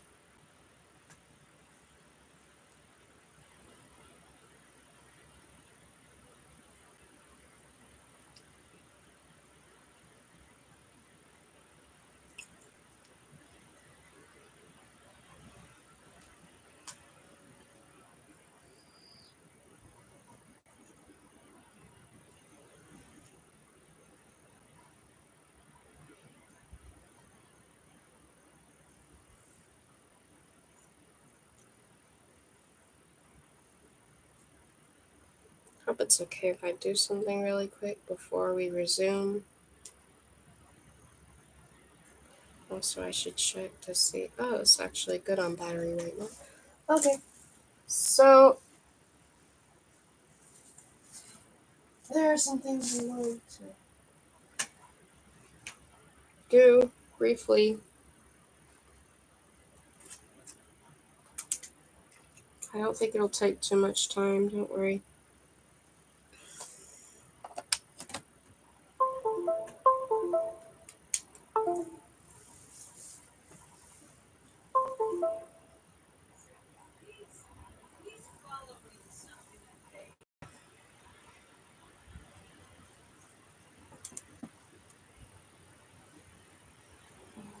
I'm just going to open the photo.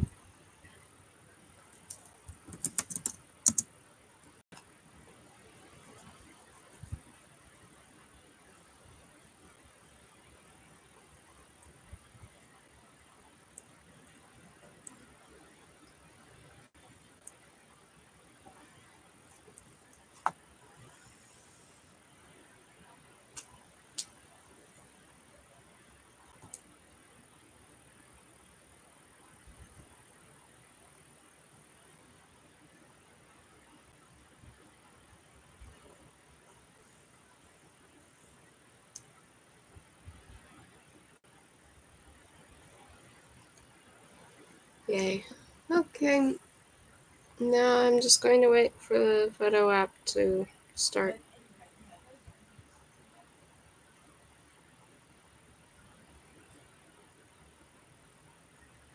And it just froze.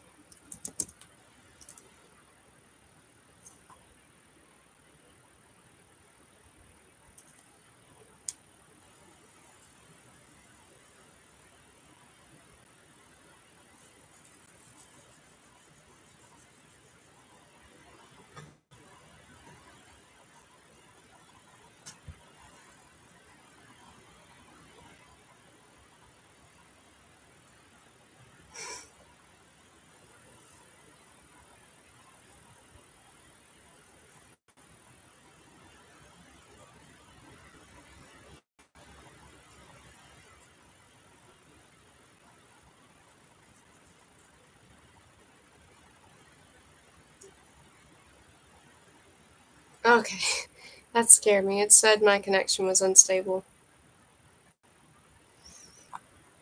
Um, and it actually became unstable right before the app loaded. It's actually not fully loaded yet. Hmm.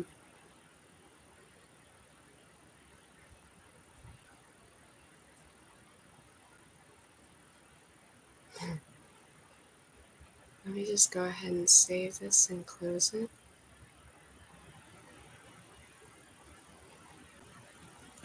There we go. And then we go here and close this.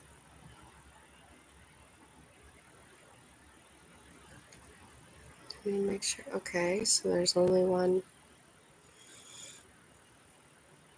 of those open right now. And now I just wait. Okay. Import. Import.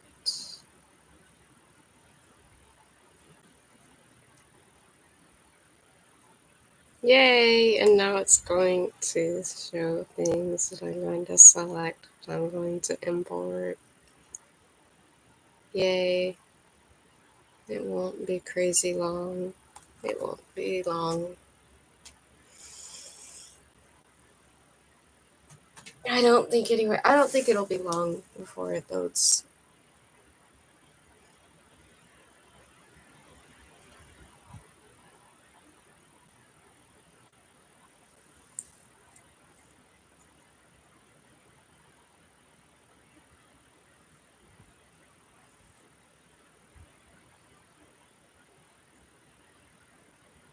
I'll come right back.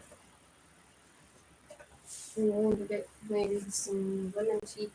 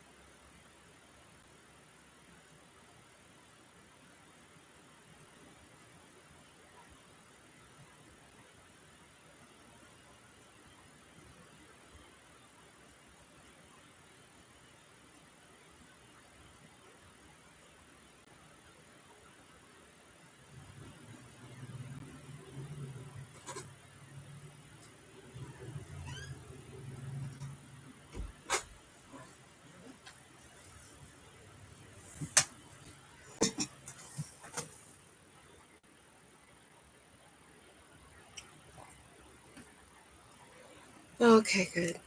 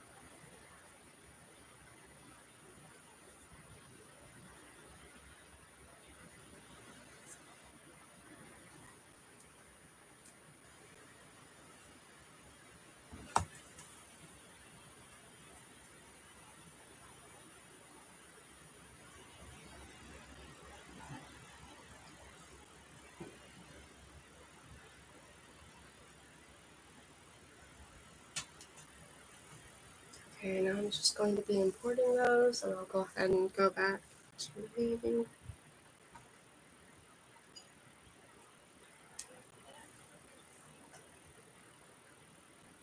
2.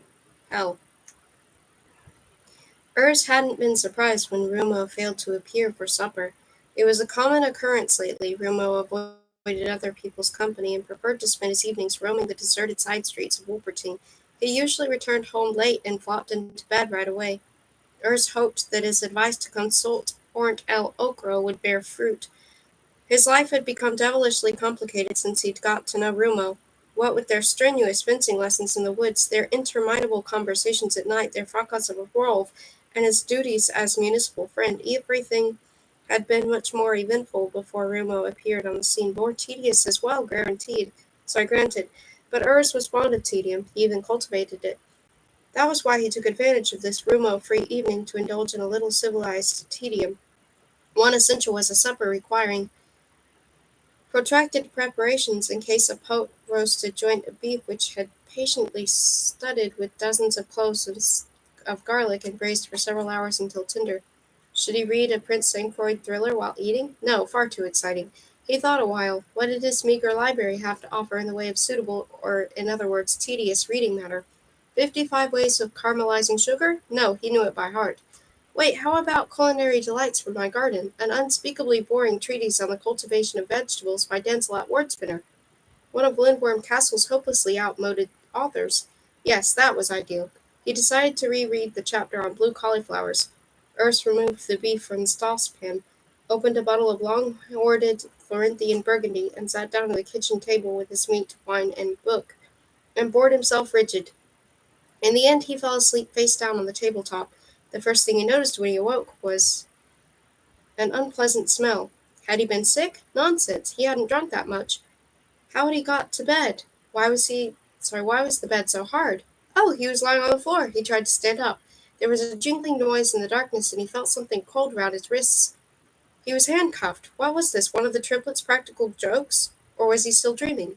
He heard a long drawn out scraping sound. A chink appeared in the gloom, and the room was filled with a fitful glow, like the flicker of firelight. This wasn't his room. He was in a cell built of rough hewn black stone, bare and windowless. Its only noteworthy feature was a pair of round, fist sized holes in the floor, and from them issued the chains attached to his handcuffs.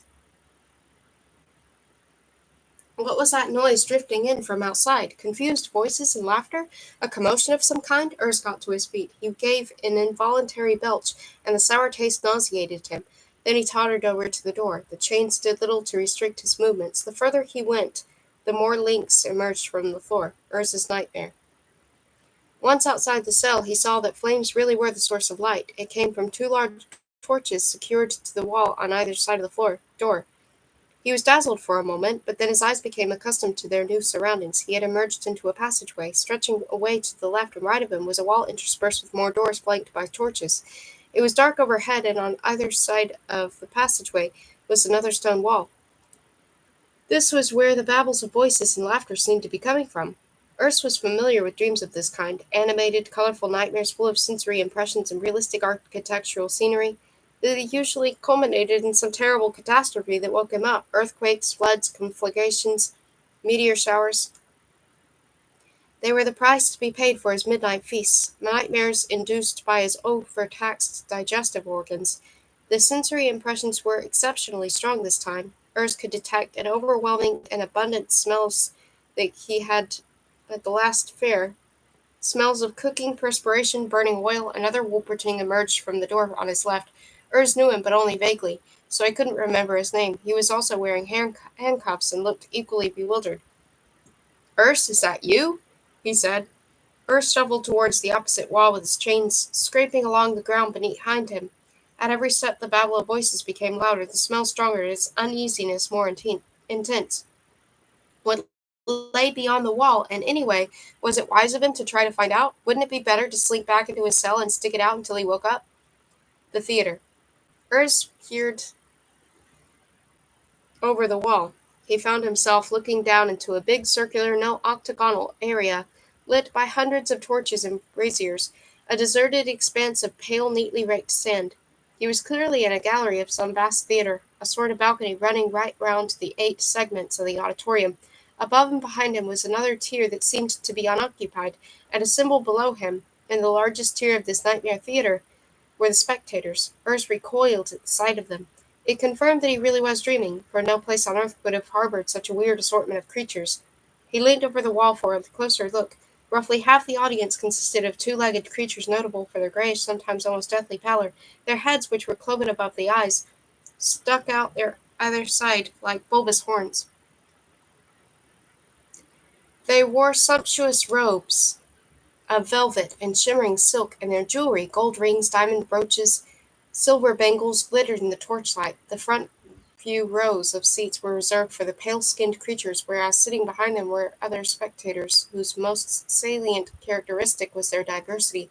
Many of them were as small as dwarfs, others at least 10 feet tall. Some were covered with green scales, others had red, yellow, or blue skin. Ur saw ape-like creatures with wings, midgets with crocodilian heads, hoglings with elephantine trunks. Their one common feature was the fact that they belonged to a wide variety of life forms. The audience, which included a scattering of bloodums, yetis, turnip heads, voltigors, and other boorish creatures, must have numbered thousands. This was certainly the weirdest place Urs had ever been to, whether sleeping or walking or waking. Immediately opposite him, on the far side of the arena and within the pale-faces tier, was an enclosure that attracted his attention. Separated from the rest of the audience by a balustrade and a cordon of blooded mercenaries, it was a box occupied by only 2 persons. In the center of the box stood a bizarre throne resembling a big four-poster bed. The hideous dwarf. I'll be right back.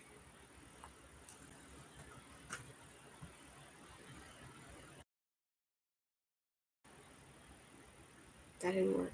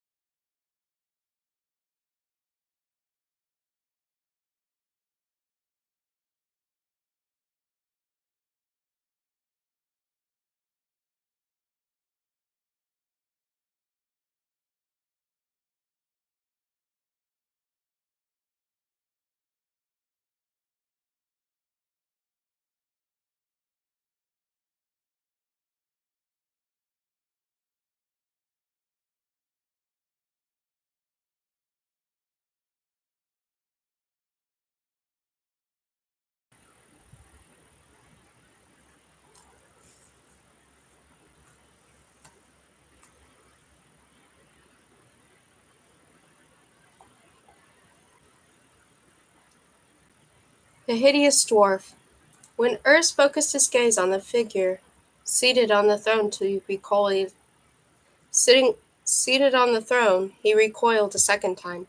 He had never before set eyes on such a grotesque dwarf. The head was far too big for the body, the eyes too small for the head, the arms and legs too muscular for the puny chest, the neck too thin to bear the weight of the massive cranium, the nose too long and tapering for the bulky chin, the hands too fine-boned for the dwarf's generally uncouth appearance. Most horrifying of all was his mouth, which wore a ghastly ear-to-ear grin that might have been incised into his face at birth by a single sword stroke. Although he was utterly unlike any other creature in the theater, his pale skin indicated that he was one of the life forms that occupied the best seats, and the fact that he was sitting on a throne might even signify that he was their king. Over and above all this, however, Urs was particularly fascinated by another non-physical characteristic. He had never seen anyone look so brazenly and unashamedly evil.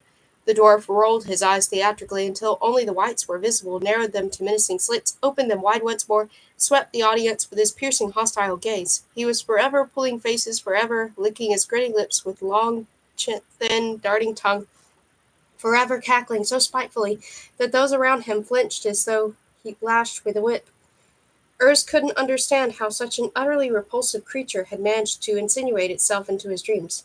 The figure in black. The second figure in the box was hovering in the background. It displayed the same graveyard pallor and cloven head, but was tall and gaunt, unlike the dwarf, else so unlike the latter.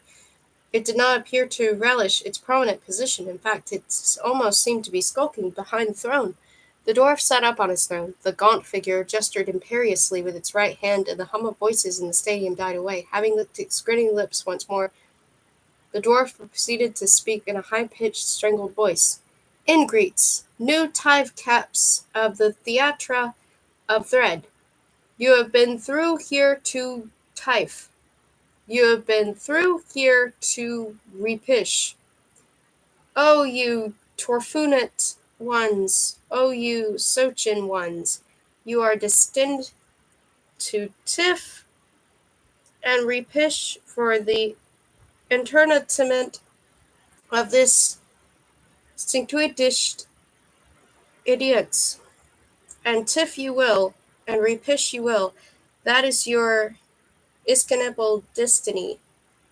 Let the gillink minicum. There are words that rang out across the arena, couched in a mixture of familiar and unfamiliar sounding language. They seemed to be directed straight at the Wolpertines. Indeed, it seemed to Urs, despite the distance between them, that the dwarf's sparkling little eyes were focused on himself. The Wolpertine beside Urs gave him a look of incomprehension. Did you get that at all? He asked. Urs noticed only now that a number of other Wolpertines had emerged from their cells and chains were lining the parapet. In the distance he spotted Rolf, Vasco, Bella, and many others. Ushan de Luca was standing on the opposite side of the auditorium. He suddenly remembered his neighbor's name, Corin Darkfarm. No, he replied, I didn't. Where are we? Asked Corin. Is this a dream? The spectators had listened to the dwarf's peculiar speech in silence. Almost as if they felt embarrassed, they now began to shuffle their feet and utter nervous little coughs. Urs thought, he asked me whether this is a dream. If it is, which one of us is dreaming it? Where are we? Corin asked again. Who are all these creatures, and who the devil is that hideous dwarf? The story of Gornab the 99th. Gornab, Aglan, Azadarko, Bing, Alel, Atuna, the 99th was, as his name unmistakably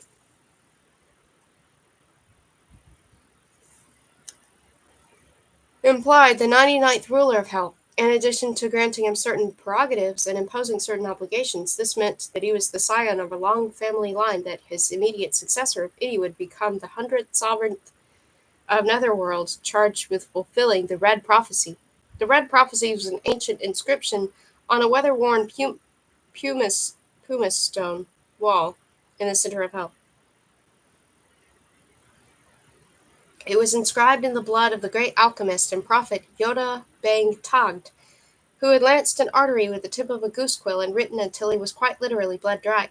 A great prophetic vision having appeared to him just when he was inkless and far away from his study, he was obliged to use his own lifeblood and died in the fulfillment of his martyr's duty. or so it was reported in the Annals of Hell. The Red Prophecy. Although the Red Prophecy was written in an archaic script and badly defaced by the elements, the alchemists of hell had spent centuries laboriously deciphering and translating it. It was subdivided into 20 predictions, of which the first 18 were incomprehensible to anyone but an expert. They were composed in a kind of alchemistic secret code and teemed with words that had been long obsolete. If the translators were to be believed, however, all of these 18 predictions were favorable.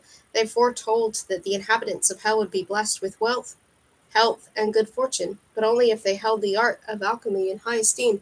This was one reason why the alchemists of hell had enjoyed such superior status over the centuries. The 19th prediction, by contrast, foretold a terrible catastrophe, either a great flood, or a subterranean volcanic eruption, or the collapse of the vast cavern in which hell was situated. However, this disaster would come to pass only if the art of alchemy had not been held in high esteem. That was the other reason why the alchemists of hell ranked so highly there. The 20th and last prediction took the form of a command to be obeyed on pain of an all-consuming epidemic. The 100th ruler of hell shall leave the city together with his army and all the Vrahloks, and conquer overworld. He will then be Gornab of Gornabs. Gornab Aglan Azadarko Bang Elel Atuna the 99th was far from displeased at being only the 99th ruler of hell and not the 100th. He had no desire to leave hell and conquer overworld. He had no desire even to quit his throne. His royal duty to preside over the theater of death was quite fulfilling enough for him. Indeed, it sometimes proved too much for him, but he enjoyed watching people fight, kill, and die, and he reveled in his subjects' applause. He had the best job in Netherworld. He was the king. All things considered, Gornab was a contented monarch. It has never been ascertained whether the city of hell took its name from the Hellings, its pale-skinned inhabitants, or whether the Hellings took their name from the city. The first ruler of hell was Gornab Alglan Azadarko Bang Elel Atuna the First. That much is an established historical fact. He reigned at a time when the city consisted of a few caves hewn out of the rock with stone axes, and when its inhabitants sustained themselves by digging fat lava worms out of the soil or eating deceased members of their own species.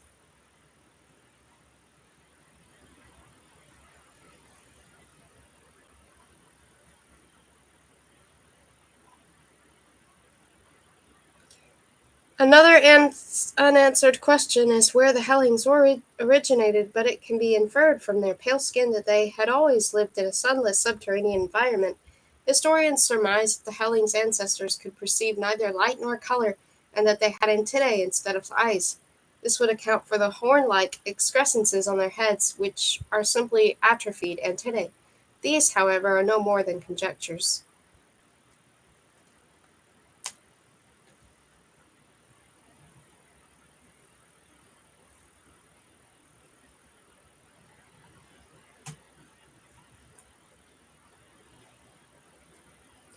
Gornab the First.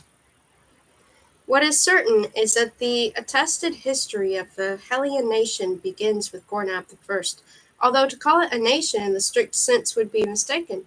The Hellings were then only a few hundred subterranean creatures, beings with poorly developed brains and eyes, snow-white skin, and silver hair, who had banded together by chance and been intimidated and subjugated by Gornab's strength and brutality. There are many legends concerning the physical strength of Gornab I. It is said that he could split whole boulders with his head, and that he single-handedly carved hell out of the rock with his own bare fists.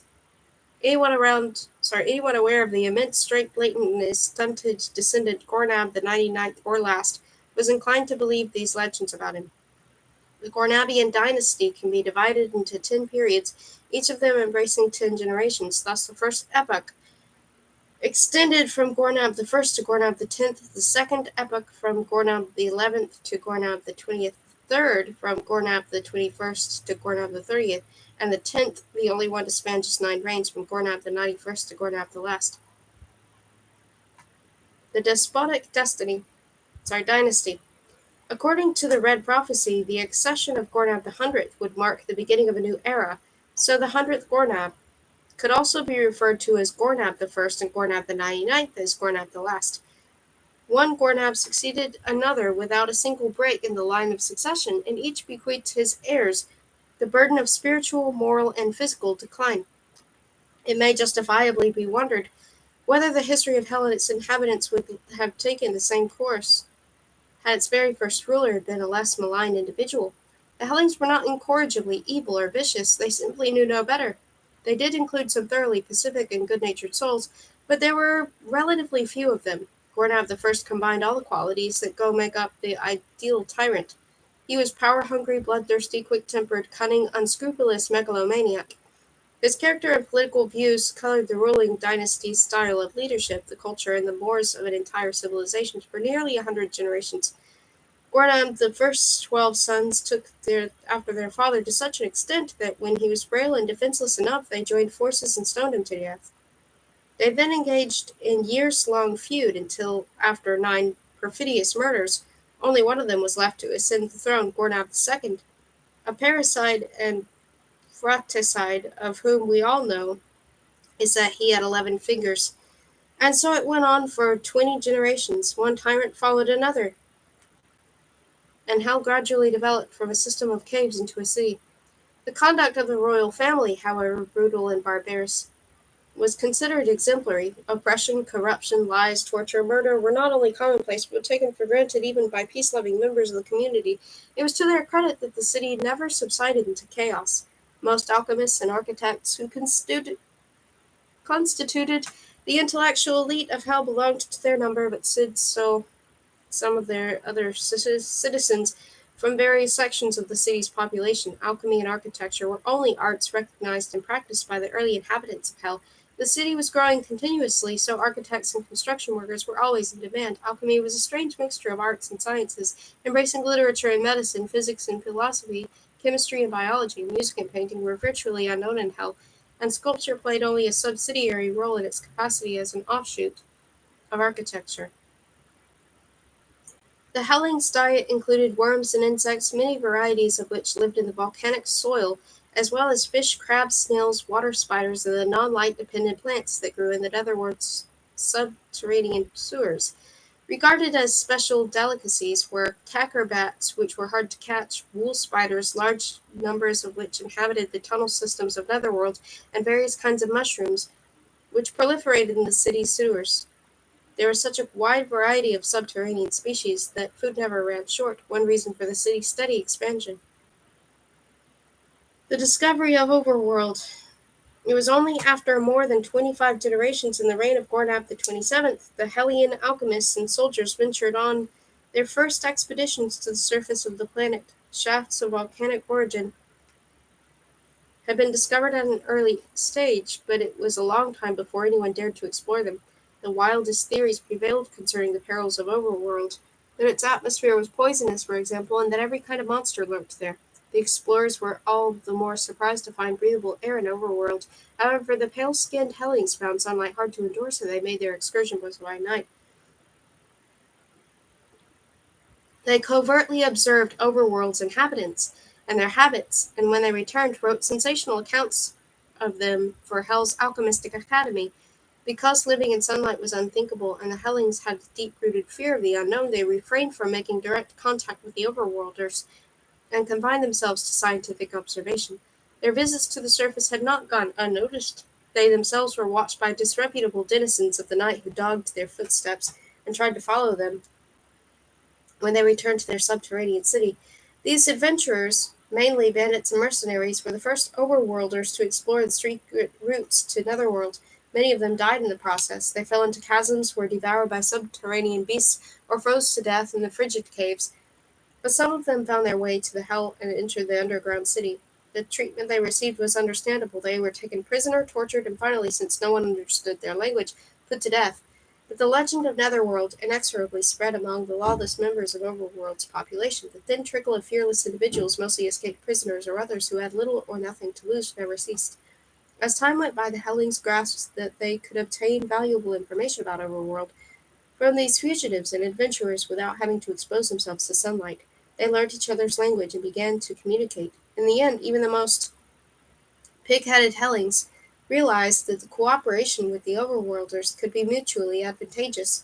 They made a pact with the immigrants. They granted them asylum and traded with them in return for a guarantee that Netherworld's existence would remain a secret known only to the circle of initiates. The population of Hell was not exactly enriched by these new citizens, almost of whom were criminals, smugglers, arms dealers, and mercenaries. To the Hellings, the newcomers were living confirmation of their own way of life. They were just as evil and unscrupulous, if not more so. At the same time, they triggered an unprecedented economic boom. The Hellings' dubious dealings with Overworld provided an entirely new source of income. The criminals acquired weapons in Hell with which to commit their atrocities on the surface, and some of their ill-gotten gains found their way back to the city. Slaves were imported into Netherworld and exploited there as cheap labor. These outside influences had an effect on Hellian culture, and in time Zamodian gained acceptance as Hell's principal language. The city's wealth increased with every generation of rulers. Mineral deposits, gold, diamonds, coal, were discovered in its environs. The caves beneath it were explored and developed into sewers, and it progressively expanded downwards. Hell became more and more to resemble a huge metal processing plant. Every street had its melting ovens, and urban life took its rhythm from the clang of hammer on anvil. The Vrahak Wars. It was in the fourth epoch that the so-called Vrahak Wars began. To describe them thus is misleading, however, because it conveys the impression that there were a series of armed conflicts between the two nations. Far from being a civilized people, the Vrahaks were creatures wholly devoid of intelligence and obedient only to their instinct for survival and procreation. They were a scourge of nature, though one of vast dimensions, and they hailed from another world region, reputed to have connections with the sea, perhaps because of the inhabitants of Hell were always alerted to an impending Brahak attack on the city by an overwhelming stench of brackish water and rotting fish, which were often proved their salvation. For all that, the warlike ferocity with which Hell was besieged by hordes of monstrous Brahaks during the fourth epoch created the impression that they were an organized army, so the numerous battles the Hellings fought against them went down in the annals as wars. Terrible and costly though the Frahawk wars were, the inhabitants of Hell not only prevailed over their attackers, but managed to train them for their own purposes. This was attributable mainly to an alchemistic discovery based on a novel form of hypnosis employing the sense of smell. It was the alchemist Kamon Xiphos who subdued the mighty monsters with the aid of an acidic perfume. From then on, the taming and control of the Brahaks developed upon the Guild of the Alchemists, which thereby reinforced its influence on the royal family.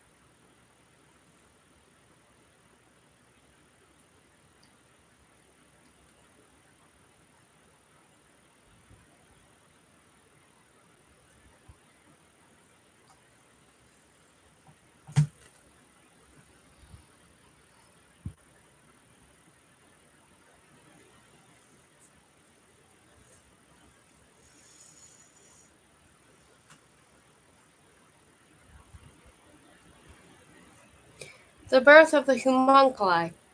The momentous consequence of the Brahak Wars was the creation of the homunculi. The plan to manufacture an artificial army to fight off the Brahaks was another alchemistic idea. Having obtained a certain fluid from the subterranean oil lakes, the alchemists mixed it with various secret extracts and called it mother soup, the substance from which the homunculi were created. A gigantic cauldron of netherworld iron was set up in the center of hell, filled with mother soup and heated over a huge fire. Pregnant netherworld creatures of the most diverse kinds, including speleotoads, osteocrabs, tubular hogs, and beaked weevils, caught in the caves beneath the city, were thrown into the soup and brought to the boil. As the expectant mothers disintegrated, so their cells mingled with the primeval oleaginous substances. In due time, the homunculi arose from this seething, bubbling brew, hybrid beings equipped with trunks or beaks, crab's claws, or pig's trotters. They reconstituted themselves out of the components of the boiled-up creatures referred to above, each in its own bizarre way. However, the homunculi were not successfully created until long after the Brahaks had been conquered and tamed. Thus, Mother Soup was used for the production not only of soldiers, but also of an army of slaves that could be replenished ad infinitum. This never-ending stream of homunculi, cheap labor and capable of performing the most arduous and dangerous tasks without demur, became a mainstay of Hell's prosperity. The homunculi formed a third caste inferior to the Hellenes and the immigrants of the overworld. They became an ever-growing section of the population burdened with the heaviest obligations, the fewest rights, and the lowest life expectancy of all.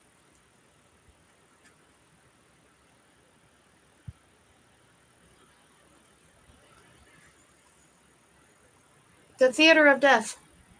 When the Rawhawk Wars ended, the citizens of Hell wanted some recompense for all their tribulations and privations. It was Gornab the 51st who had the idea of building the Theater of Death. Having watched the last of the Rawhawk Wars from the safety of his palace balcony, Gornab the 51st thought that the most entertaining spectacle he had ever witnessed. The cessation of hostilities plunged him into utter despair, and he did not recover his spirits until the idea for a theater occurred to him. He ordered his architects to construct in the center of the city a huge octagonal stadium where exhibition bouts between rawhawks and slaves could be staged for his enjoyment.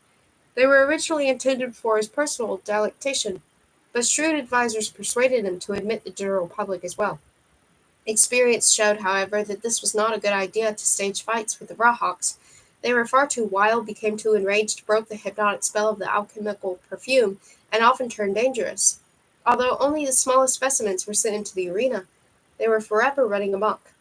They trampled their keepers to death, devoured members of the audience, and on one occasion almost made a meal of Gornab the 51st himself. So fights involving rawhawks were abolished in favor of a contest of the most multifarious kinds between of slaves and homunculi, slaves and mercenaries, and slaves and wild beasts less difficult to control than rawhawks. It was when Gornab the 51st discovered how much pleasure he derived from the bloodbaths in which rawhawks did not participate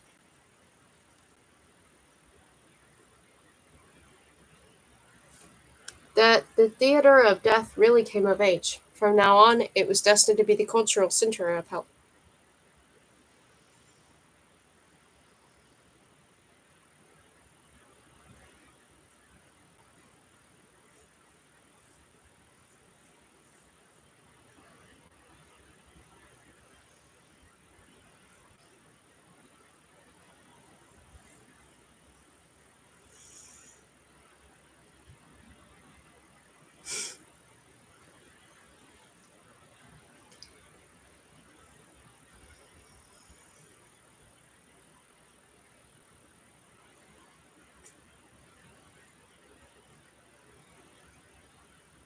Degeneracy. Meanwhile, the moral and physical decline of the royal house took its inexorable course. The Gornabs became progressively smaller and more hideous, their sardonic grin broader. Henceforth, the hallmarks of the Gornabian dynasty included epileptic fits, bouts of hysteria, mania, and depression, and paroxysms of rage. No one would have dared to tell a Gornab to his face that he was insane, so the court physicians defined illnesses as virtues, hallucinations as flashes of inspiration, and attacks of St. Vitus's dance as transports of joy. They turned dementia into a cult. When their kings had a fit, they administered highly alcoholic stimulants designed to send them more frantic still. When they were suffering from melancholia, they did their utmost to depress the royal mood. Still further, many generations of courtiers regarded it as modish to ape their sovereign's behavior, simulating paroxysms of rage and imitating their hysterical laughter. Ugliness and infirmity became the universal ideal of beauty, and anyone in hell who took pride in his appearance strove to look as ill as possible. Architects adopted this ideal. Symmetry was banned in preference and accorded to the use of ugly, organic, and misshapen building materials. Hell's architecture was characterized by skewed walls, humpbacked roofs, and houses sunk in the ground. Buildings were faced with fossil scales of primeval fish or chitinous netherworld insects. Chimney stacks jutted skywards like demons' horns. Gates yawned like gaping jaws. Windows resembled death heads' eye sockets. Other favorite materials were genuine bone, fossilized dinosaurs' teeth, petrified octopus tentacles, and crab's pincers. If a rawhawk died, its armor-plated shell was gutted and converted into apartments. Color scarcely existed in hell.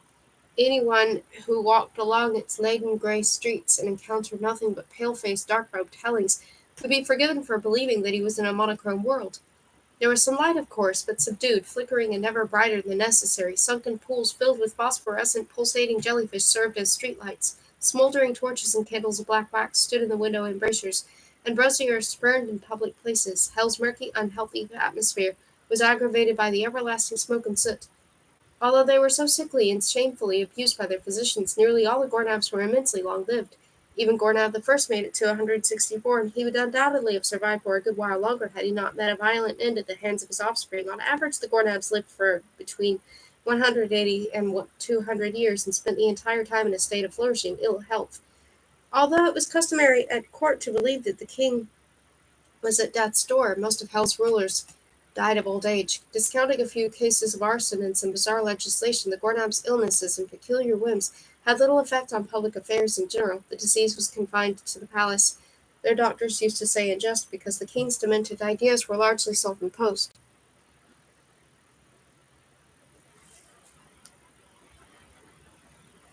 For a long time all went well, but then insanity found an outlet, as it were, in the person of Gornab the 62nd. In his case, mental derangement had consequences that would even affect the population of Overworld. It was Gornab the 62nd who, inspired by reading a children's book, ordained the construction of what became known as urban flytraps.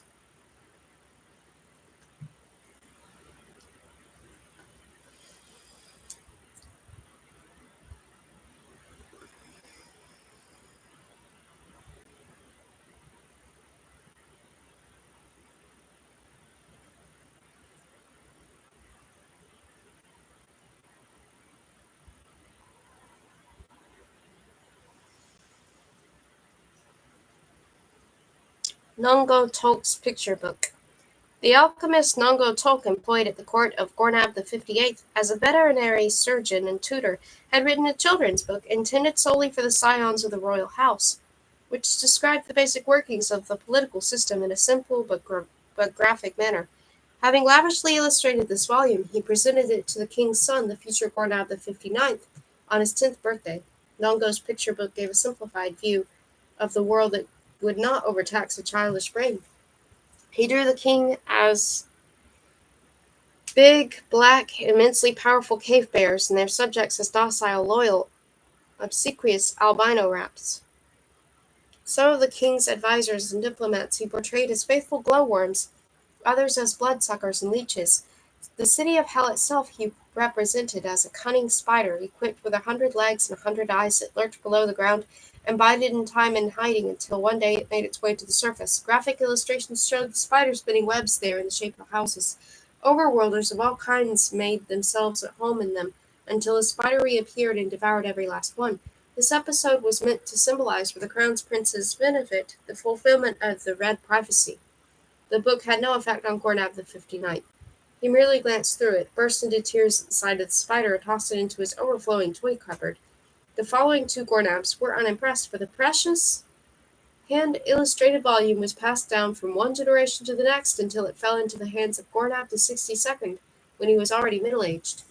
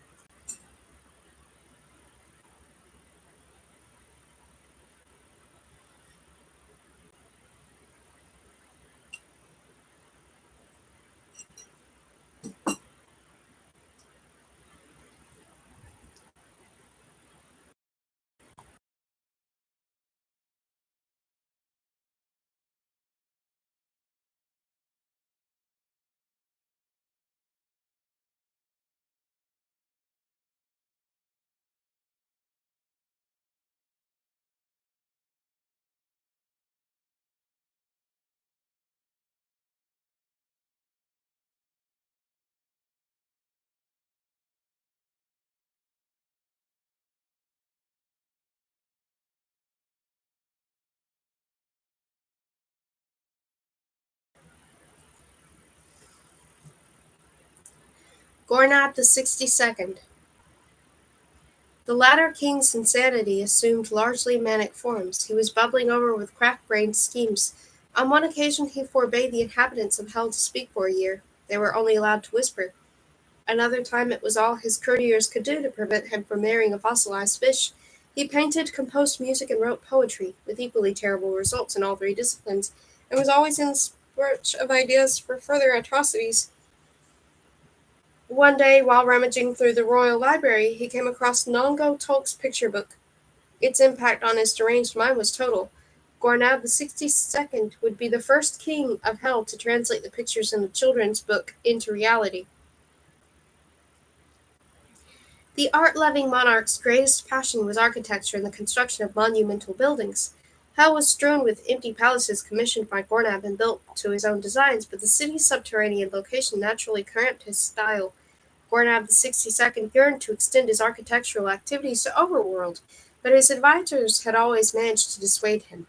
The alchemist's failure to come up with an antidote to sunlight rendered building on the surface impossible, they told him, but they were sure that such an antidote would soon be discovered.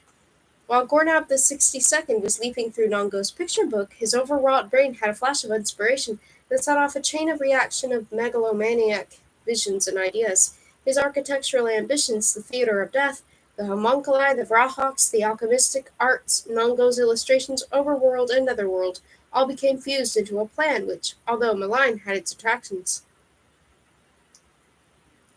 Gornab summoned his advisors and architects, his generals and alchemists, and the directors of the Theatre of Death. He proposed to have a city built in Overworld by homunculi, who were capable of working in the sunlight, and connect it to the Netherworld by a flight of steps. Once the city was built, they would leave it and return to Hell. The king's advisors exchanged puzzled glances and applauded wearily, yet another of Gornab's insane, ruinously expensive schemes. Then, he went on, they would wait. Wait like a patient, hundred-eyed spider. Wait until the city filled up with overworlders, which it would, he added, for nothing attracted ordinary folk more than a well-built city. The architects nodded.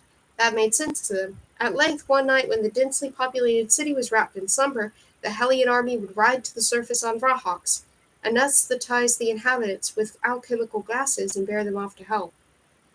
Now the generals nodded. They approved of putting the Vrahawks to practical use.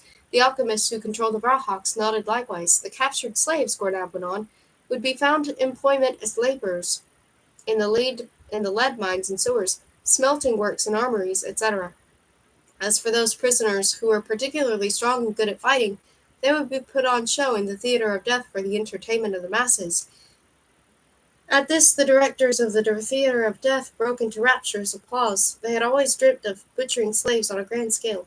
Then, cried Gornab the 62nd, when the empty city had replenished itself, it would be harvested a second time, and a third, and a fourth, and so on ad infinitum, to the benefit of Hell and the glory of the Gornabs. The advisors and architects, generals, and theatre directors were dumbfounded. No Gornab had ever before had such an appealing idea. They conferred in low voices. This was truly the first royal idea in the history of Hell that made sense. It would solve a whole series of problems at a stroke. Gone would be the difficulty of procuring slaves. The army of the Vrahawks would at least have something more constructive to do than wait, generation after generation, for the far-off day when the Red Prophecy would fulfill itself. The theatre would acquire some new attractions, and the demented king would at last be too preoccupied to keep everyone on top with a deluge of harebrained ideas, an urban flytrap. It was crazy but brilliant.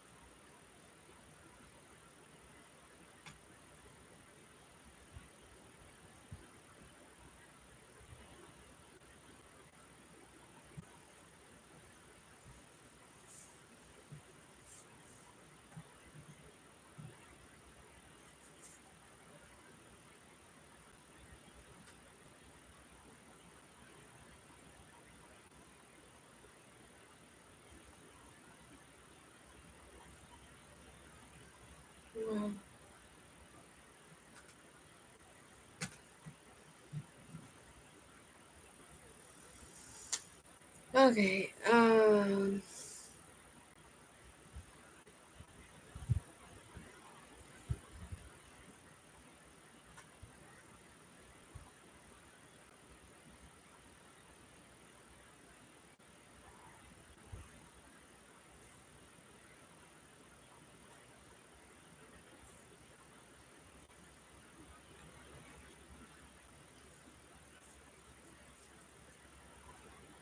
I'm going to have some more of this.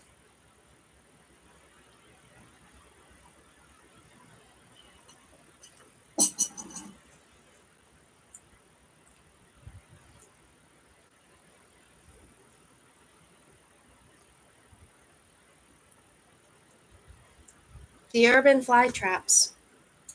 A tumultuous period of planning and preparation followed. To avoid endangering hell itself, the architects decided to build a stairway up an existing volcanic shaft located at a safe distance from the city, one that led to a sparsely populated region of overworld. Then they went to work. Having surveyed the area, they proceeded to design the urban flytraps buildings and lay out its streets in contemporary overworld style. The homunculi had to carve a spiral staircase into the sides of the volcanic shaft, a formidable task that left many of them dead from exhaustion. Then the city itself was constructed. One of the architects suggested enclosing it with a massive wall that would create a well-fortified impression, thereby attracting exceptionally warlike individuals with whom to stock the theater of death. Last of all, the top of the spiral staircase was cunningly concealed by roofing it over with a black dome of impregnable netherworld iron. Accessible only from below, this sank into the ground when opened. At last, when all was complete, everyone withdrew to hell. The seed had been sown; it had only remained to wait for the first harvest. Gornad the 62nd, who found the waiting almost unendurable, gave orders for the first harvest to commence after barely a year. His soldiers rode their Vrahooks to the surface by night, opened the dome, and found the whole city asleep. They anesthetized its inhabitants and bore them off to hell. As luck would have it, the city had been occupied by thousands of sturdy mercenaries. These provided excellent material not only for the Hellion army, but even more so for gladiatorial contests in the theater of death. The urban flytrap's very first harvest had proved to be a bumper crop. Gornav the 62nd closed the entrance to Overworld in preparation for the next harvest. Spurred on by his success, he ordained the design and construction of more urban flytraps. The second one, which was built to the north of Hell, was not a great success compared to the first. The surrounding district was densely populated, and rumors soon spread that there was something suspicious about this city that had sprung from the ground overnight. The only people who stayed there were shady individuals, and the ensuing harvests were poor. Because it snowed a lot in this area, and the roofs of the mysterious city were nearly always covered with snow, the Zamonians christened it Snowflake. The third and last urban flytrap to become operative under Gornab the 62nd did not have to be built at all, it already existed. The impatient king had his time called for a different type of city to be built, one that didn't necessitate waiting until it was ready for harvesting but could be raided like a larder regularly as required. The jelly fog. The architects and alchemists racked their brains over this task until someone suggested simply using an existing city. The alchemist who put forward this idea already had one in mind, namely Merkholm in the northwest Simonia. Merkholm? Gornab had asked. What's so special about it? Merkholm, your majesty, the alchemist replied humbly, would make an ideal urban flytrap. It's inhabited by the notorious Merkholmers, a bunch of bandits and smugglers with whom Hell has been in contact for centuries. There are volcanic shafts connecting it to Netherworld, and last but not least, its isolated position is an advantage. Then there's the jelly fog. The jelly fog? Said Gornab, who was always interested in scientific phenomena. A jellyfish composed of fog? That's one way of putting it, your majesty. Merkholm is internally swathed in a blanket of fog that lies over it like a giant jellyfish. Having studied this said fog for a considerable time, I'm firmly convinced that it's a living creature, not a pall of vapor. It probably comes from the sea, and its body is no more substantial than mist. It may genuinely be a gigantic variety of jellyfish. Why are you convinced that it's a living creature? Asked the king. Its sulfidic density is too high for a meteorological phenomenon, the alchemist replied. What's more, it displays rudimentary signs of intelligence. It responds to music and makes noises. Ordinary fog doesn't do that. And what does it have to do with our urban flytrap? Well, your majesty, I couldn't help thinking of our conquest of the Brahawks. They too are powerful sea creatures of rudimentary intelligence, so we might be able to hypnotize the Merkholm jelly fog with our alchemical gases. We know that these have a mesmeric and aesthetic effect on most life forms. We use them when harvesting our urban flytraps, after all, by enriching the jelly fog's sulfidic circulation with our gases, we would transform it into a gigantic trap. It would hypnotize and immobilize all who entered its orbit, ready for us to come and collect them. Said the king. You're an idiot. Why? Because our allies, the Merkholmers, would also be poisoned. Another bright idea like that, and I'll have you cut into a dozen pieces. The alchemist flinched. Your pardon, Majesty, he said quickly, but there's an answer to that problem, too. As you know, we immunize our Vrahak riders against the gas by habituating them to it gradually. We need only do the same to the Merkholmers. They're rapacious enough to go along with the idea, so saying, he bowed low and fell silent. The scheme was crazy enough to appeal to Gornab right away. The Hellings came to an agreement with the Merkholmers, immunized them, and hypnotized the jelly fog with gas. Unlike Snowflake, Merkholm was a total success. The gas permeated every part of the city and hypnotized everyone it engulfed, while the jelly fog remained profoundly and lastingly asleep. Its slumbers, to judge by its restless stirrings, were filled with realistic jellyfish dreams. It flickered and whispered, thickened and thinned, but it always remained in the same place, in the internal pall of vapor that enveloped the city of Merkholm, converting it to a vast and inescapable trap. As for the alchemist who had devised this abstruse but effective idea, he became the king's personal adviser. But the most successful urban flytrap of all was the first to be built at Gornab the 62nd's behest. It changed its name more than once over the centuries, becoming successively known as Toadville, Moomyville, and Burtville, and the life forms that inhabited it until the Hellings harvested them. One day, a Zamodian named Hoff passed by, entered the city, and found it completely empty of everything but an acrid smell. Being a Wolperting, he called the river that flowed through it the Wolper. The city itself he christened Wolperting, and proceeded to populate it with its own kind. A king who builds fake cities and enslaves or kills those who become trapped in them would elsewhere be regarded, no doubt, as a madman. And Halley was considered a resplendent figure, even though he sometimes stood naked on his palace balcony and loosed off flaming arrows at his subjects. Gornab the 62nd was a Hellion monarch whose ideas had opened the floodgates to overworld. Gornab the Last.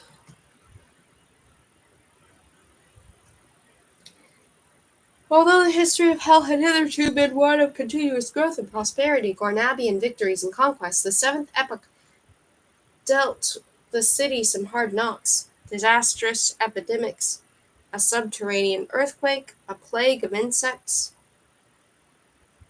It was as if all the red prophecy's dire predictions had come to pass in quick succession.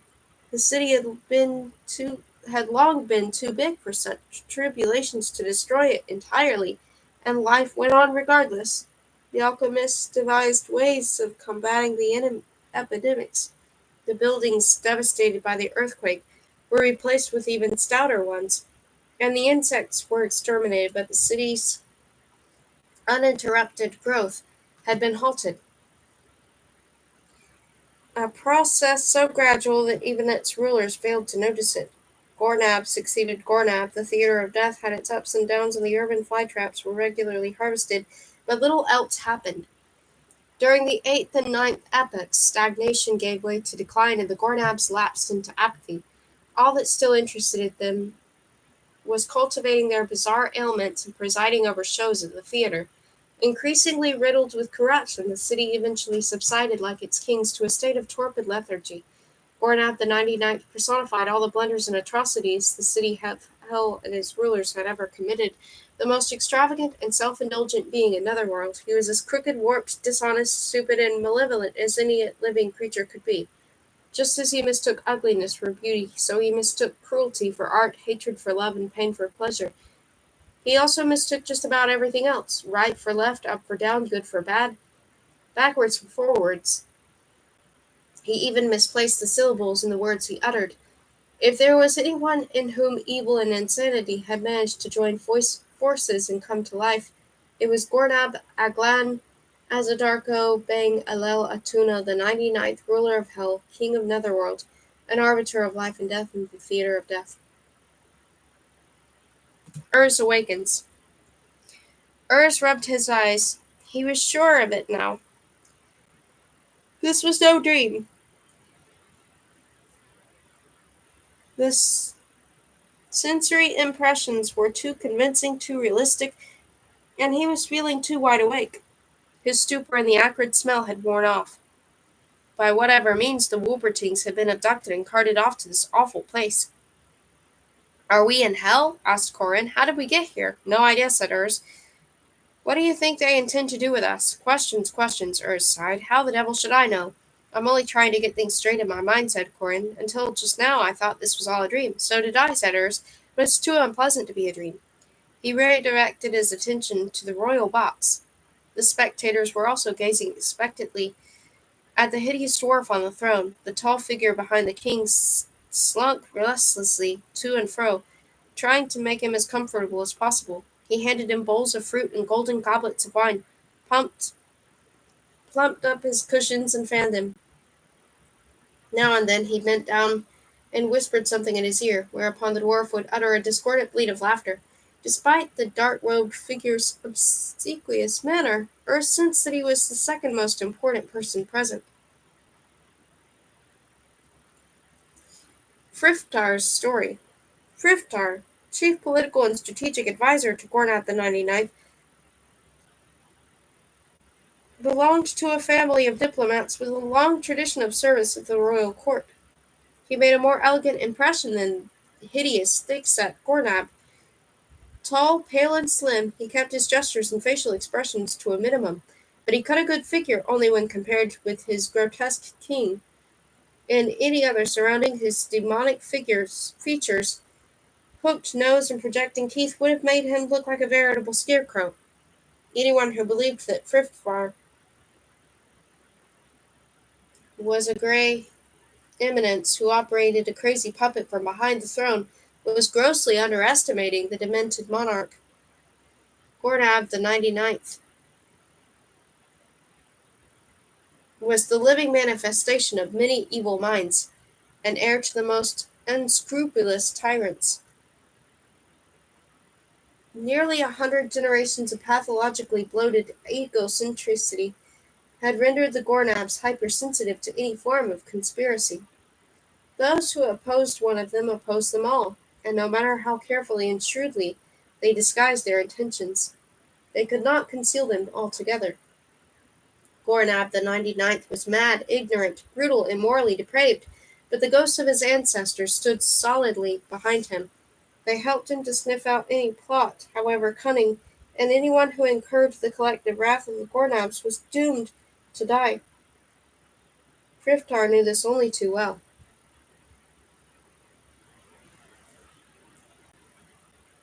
What the king's chief adviser feared most were his master's unpredictable moods.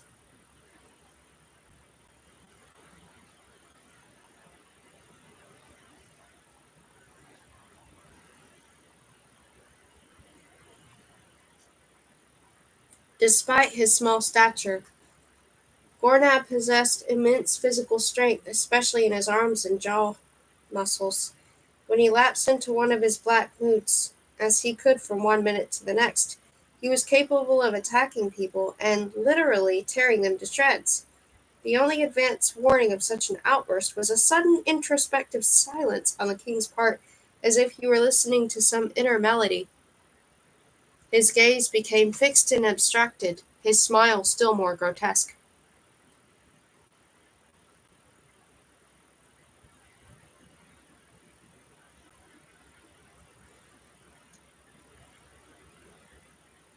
The distorting mirror. Frithtar himself had evaded these paroxysms by a hair's breadth on 3 occasions. He had leapt aside just in time, thereby exposing another victim to the king's maniacal fury. No, diplomacy and cunning ma- machinations would not have done the trick on their own. Frithtar had had to work hard and tirelessly in order to secure the influential position in which he eventually found himself. Only well nigh supernatural patience had enabled him to become indispensable to Gornab, to become a mirror that made the king look handsomer than he was, an echo that sounded more intelligent than the words he actually spoke, a shadow more graceful than his own stunted figure. When Gornab said something, Frithtar repeated it in more subtle language. When he asked a question, his adviser phrased the answer as if the question had already supplied it. And then Gornab uttered his unintelligible gibberish, Frithtar automatically translated it. In addition to everything else, he was constantly at pains to remain one step ahead of his master. Such was the Herculean task which no one in hell but Frithtar could have performed and which made him irreplaceable. His real triumph was that the king failed to acknowledge this achievement, indeed, that he never even noticed it. This rendered Frithtar's machinations undetectable even perhaps by the ancestors that lurked in Gornab's sick mind. Yes, Frithtar really was the second most important person, not only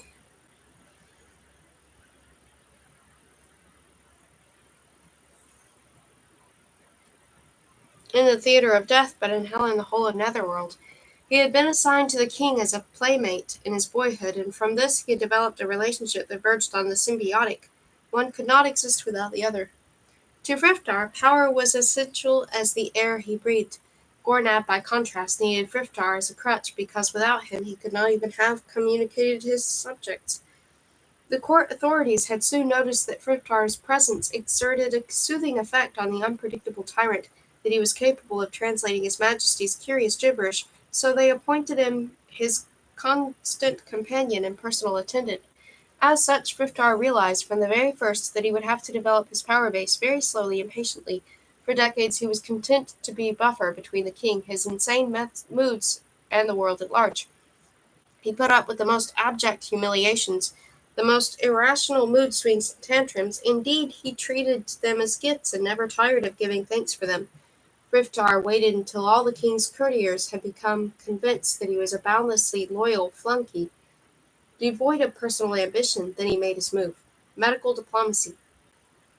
The king's personal physicians were his first target. Hell's senior medical men wielded power and influence at court, and they had extended that influence over the centuries, especially in regard to the public health service and the alchemists, who in their turn controlled the Brahawks. Having perceived these links, Frithtar proceeded to snap them. No one was better acquainted than he with Gornab's little aches and pains. He has genuinely serious ailments and fine line between them, but he had long been careful not to meddle in medical matters, even when convinced that the king was receiving the wrong treatment. Frithtar's long-awaited opportunity came one day when Gornab had a terrible attack of breathlessness. Suddenly bereft of air, he went pale blue in the face and threatened to lose consciousness. This attack, not that anyone but Frithtar knew it, arose from his deformed chest and disastrous eating habits. While presiding over his privy council after a huge meal consisting of almost entirely of greasy wool spiders, Gornab had striven to suppress the resulting flatulence. The pent-up gases inflated his intestines, which eventually became so bloated that they compressed both lungs against his rib cage and put them out of action. The senior thoracic surgeon desperately tried to restore Gornab's breathing by means of massage, but the king continued to gasp, and his bluish face turned violet. The surgeon was ultimately reduced to suggesting a tracheotomy. Nearly all of Hell's leading politicians were present at this meeting. Frithtar seized his opportunity. Emerging from behind the throne, he loudly asked 2 questions. First, was the operation really unavoidable? And secondly, might it be life-threatening? The surgeon answered both questions in the affirmative. Then Frithtar addressed a third question to the assembled politicians. Were they prepared to endorse such a risky procedure? They all nodded. Frithtar thereupon seized the king by his ankles, yanked him off the throne, and held him upside down and shook him vigorously.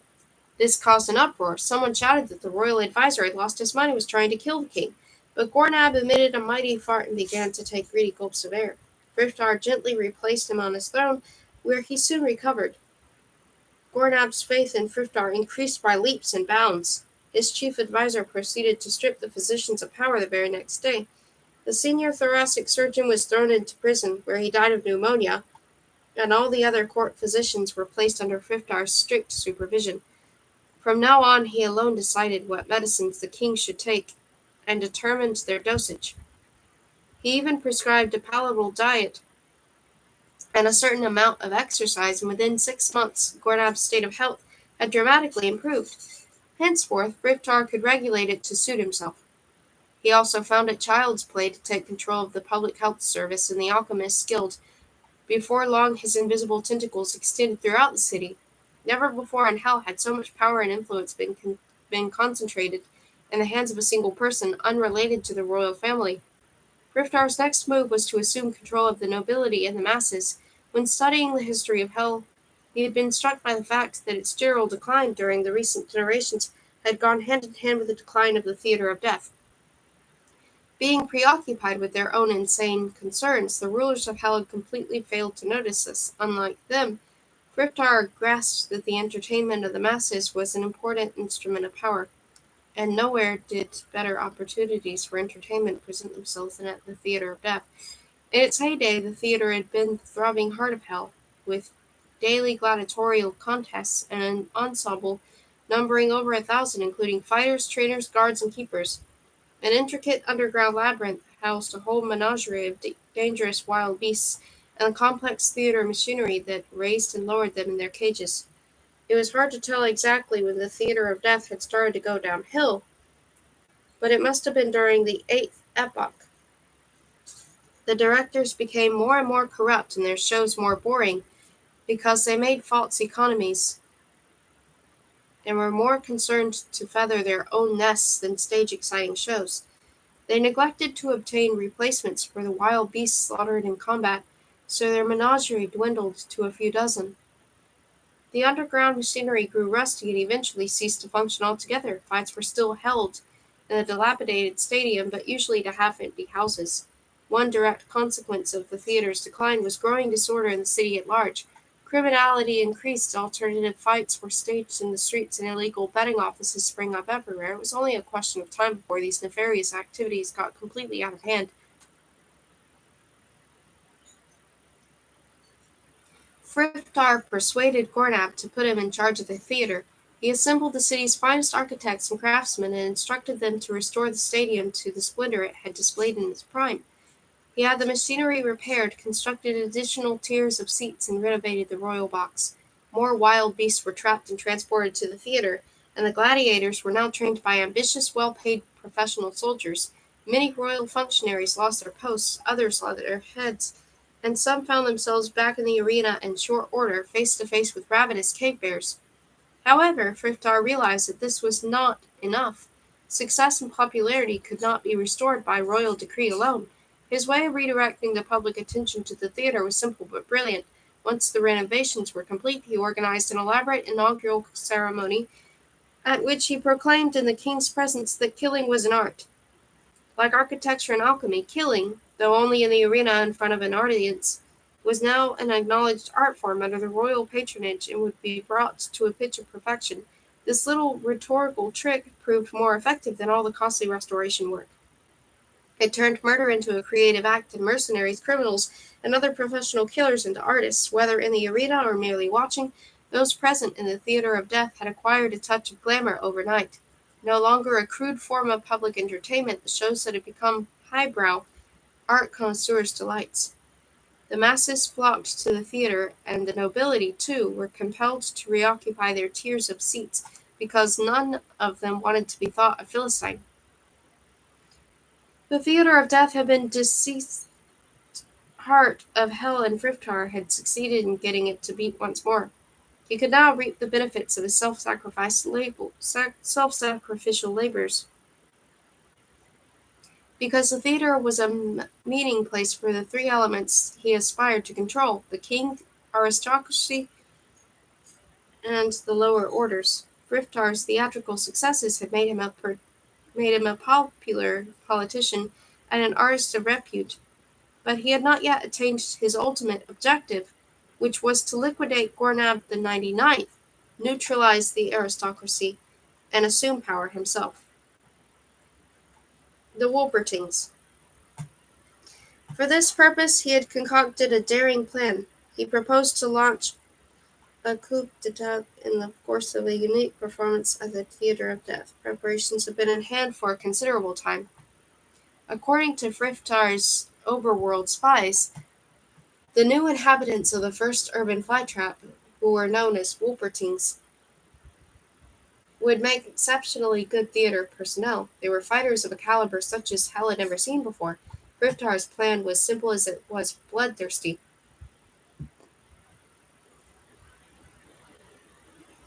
While the Wolpertings were killing each other in the arena in the most spectacular fashion, and while the king, nobility, and lower orders were stupefied and intoxicated by the sight of blood, you would have the theater surrounded by the army and the Brahawks. Then, when the slaughter and public enthusiasm were at their height, Friftar would stab the king to death with a glass dagger to seize power, with everyone looking on. Once the nobility had also been exterminated, a new era could begin. The ensuing generations would then be measured in Friftars, not in Gornaps. But just when Friftar's plans were working out so splendidly, something unforeseen put a spoke in his wheel. The ambitions of the king's chief adviser were thwarted by the fate in the shape of an army of murderous and invincible mechanical beings. The dreaded General TikTok and his copper killers had come marching into hell.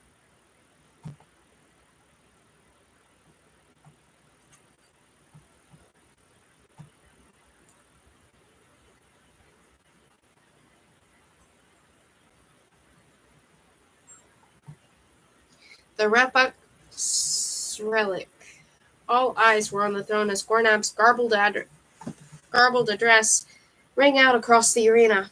The king bleated with laughter like a demented goat. Then his mood abruptly changed and he subjected Friftar to a furious glare.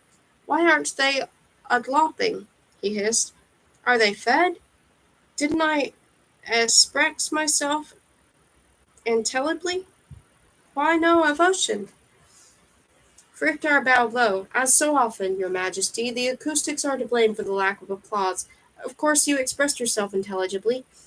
Your words were like the clear ringing notes of a silver bell, like an elfin song, ringing its way through the ether. At present, however, all sounds are being absorbed by another temporary surge in the earth's natural magnetism.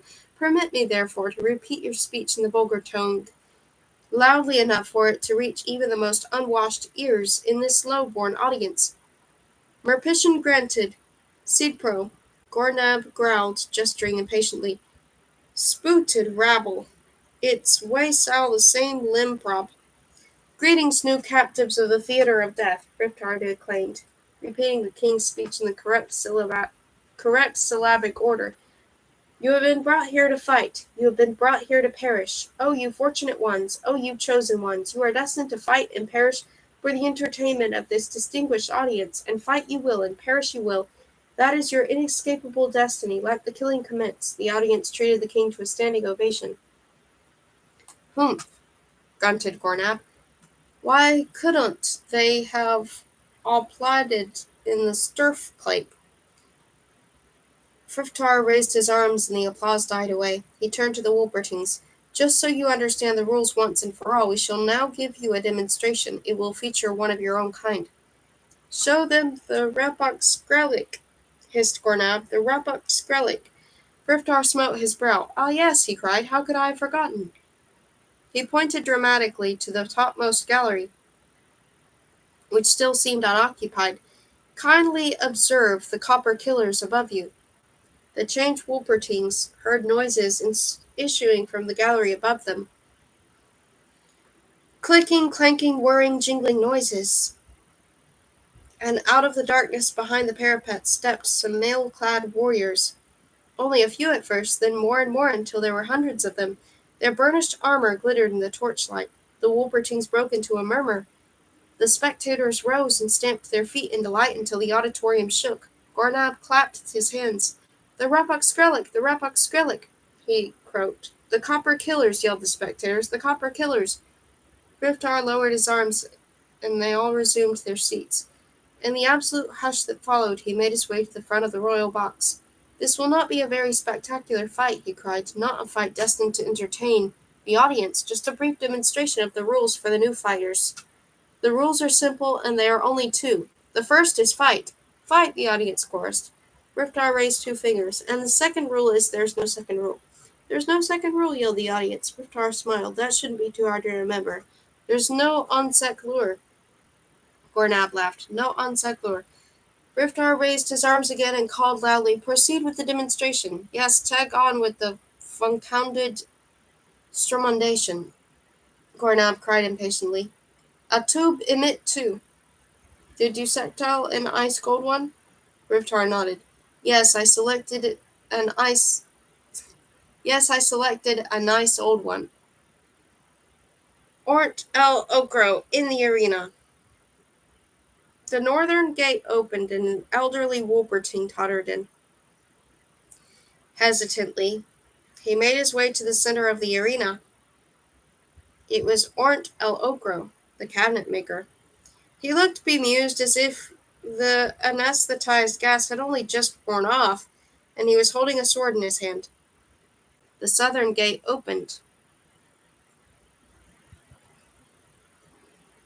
Several seconds went by, then a dog came limping out, limping because it only had 3 legs.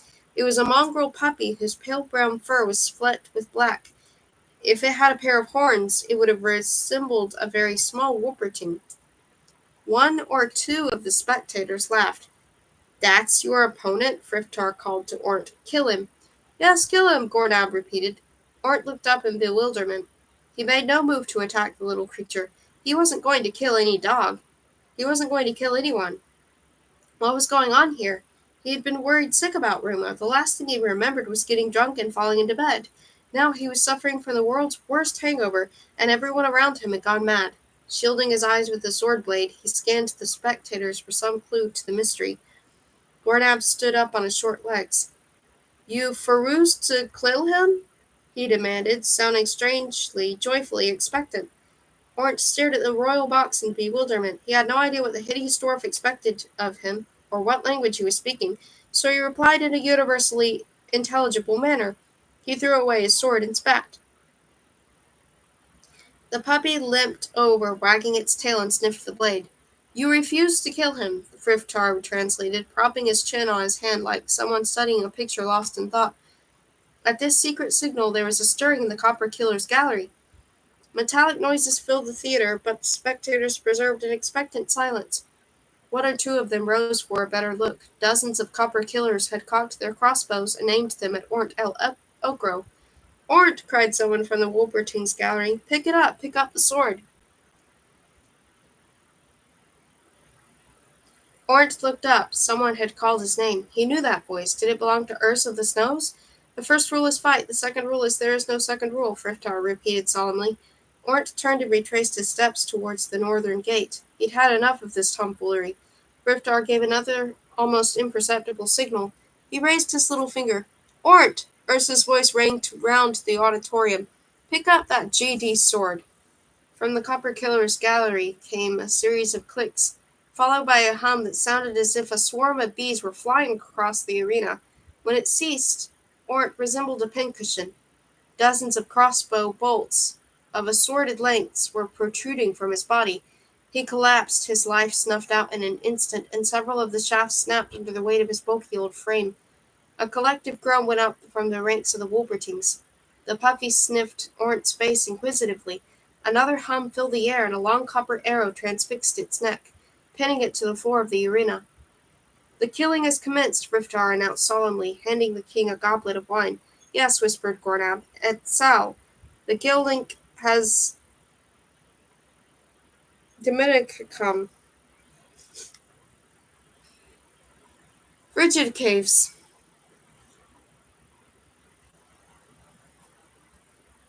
Rumo had decided to take the Frigida Caves route. In accordance with Scollop's instructions, he had simply followed his nose for an entire day until he reached a precipitous wall of rock, pierced by at least a dozen wide tunnels. Some led steeply upwards, others downwards. After a moment's hesitation, he entered one that seemed to descend in a gradual manner. While making his way along this tunnel, he couldn't help noticing that it was getting steadily colder and more draughty. Rumo had never been so cold in his life, but he was steadfastly determined not to turn back, so he passed on regardless. Like nearly everything else in Netherworld, the tunnel was a luminous blue. Furred with frost and fringed with icicles, it was inhabited by unfamiliar insects resembling eyeless, crystalline grasshoppers that rattled softly when they moved. An icy wind was howling along the shaft. "We should have gone the top way," Dandelion grumbled. Crindle preserved a dogged silence. He was clearly feeling put out because Rumo hadn't complied with his request to cut Scullop the Scyther in half. "It's too late now," said Rumo. "It's never too late to be flexible," Dandelion retorted. "There's a fine but important distinction between determination and pig-headedness." "I'm not turning back," Rumo said firmly.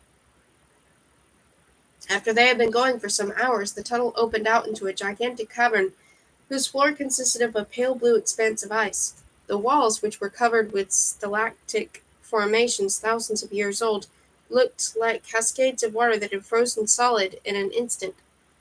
Cold air was whistling and howling into the cavern through innumerable fissures in the walls. "There was no luminous mist or blue rain here, only snow and wind. This place looks mighty cold," said Dandelion. Apprehensively, Rumo ventured out onto the broad, frozen expanse. Several dozen of the furry little creatures he'd seen before were slithering around on it and attempting to chip out slivers of ice with their hooked beaks.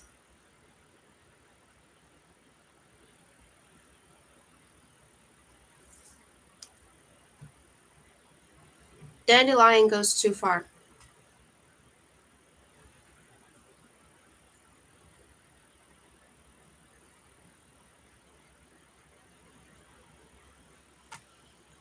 The pale blue layer of ice emitted ominous creaks and groans under Rumo's weight, and it yielded ominously at the very first step he took. The dark water beneath it was in motion. He could see flattened bubbles swirling to and fro. "You realize you're walking on water?" said Dandelion. "Yes, I do, but thanks for the tip. I don't like moving around on something that's moving around itself. People call it ice, but it's only another name for water. You never know exactly how thick a layer separates you from the liquid form, haha." Ruma tried to take his mind off the cold and Dandelion's chatter by striding out resolutely and submitting his bleak surroundings to closer inspection. Here and there, tilted ice floes jutted from the frozen waste like bizarre sculptures. Some of them resembled snow-clad buildings or fir trees, others distant mountains. The wind blew steadily across the ice, driving fine snow between Rumo's legs. Its monotonous piping whistle, the occasional ominous crack of the ice, and the crunch of powder snow beneath his feet were the only sounds he heard for the next few hours, apart from Dandelion's periodic comments. "Drowning in cold water is said to be one of the worst deaths of all. You freeze to death and drown simultaneously," Dandelion remarked after a while. "You die twice over, so to speak." Rumo trudged on without a word. That was still the best policy. Contradicting Dandelion only encouraged him. Ignore him and he might eventually dry up of his own accord. "It's also conceivable that it's the kind of death that keeps you fully conscious to the last. Dunked in freezing water, you'd be wide awake." Rumo would almost have preferred Crindle's cynical life and death defying comments. "I'm wondering which works quicker. Does icy water freeze you to death before you drown? Or do you drown before you freeze to death? Another remark like that and I'll stick you in the ice and leave you behind. Empty threats don't scare me. I'm the only weapon you've got. You'd guard me like the apple of your eye even if I were a rusty knitting needle. Ha ha," Rumo growled. "Blockhead? What did you say?" "I called you a blockhead, you blockhead," Dandelion said impudently. Rumo gave another growl. "That's right, growl away. I can call you anything I like, and you can't do a thing about it. You're dependent on me. From your angle, I'm the world's most precious weapon. Aha. I warn you." "Sure, warn away, nincompoop, imbecile, card game.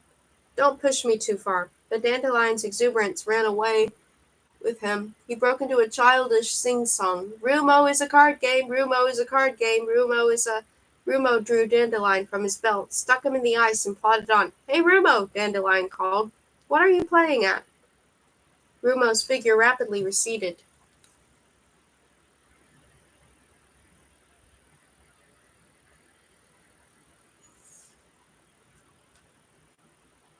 Rumo, don't be silly. I was only joking. Rumo strode on without a backward glance. Dandelion's voice grew fainter. Rumo, please, I'll never do it again. Word of honor. Rumo paused and turned around. Promise? I swear it, I swear it. Say it then. I swear I'll never be cheeky again. And you'll only speak when spoken to? That too. Anything, anything. Rumo plodded back, tugged his sword out of the ice, and replaced it in his belt. My, that was cold, said Dandelion. If the water beneath is only half as Dandelion. All right, I'll shut up. You will walk across a lake dry-shod. The ice had stopped creaking under Rumo's weight some time ago. On the contrary, it seemed to be growing thicker and stronger.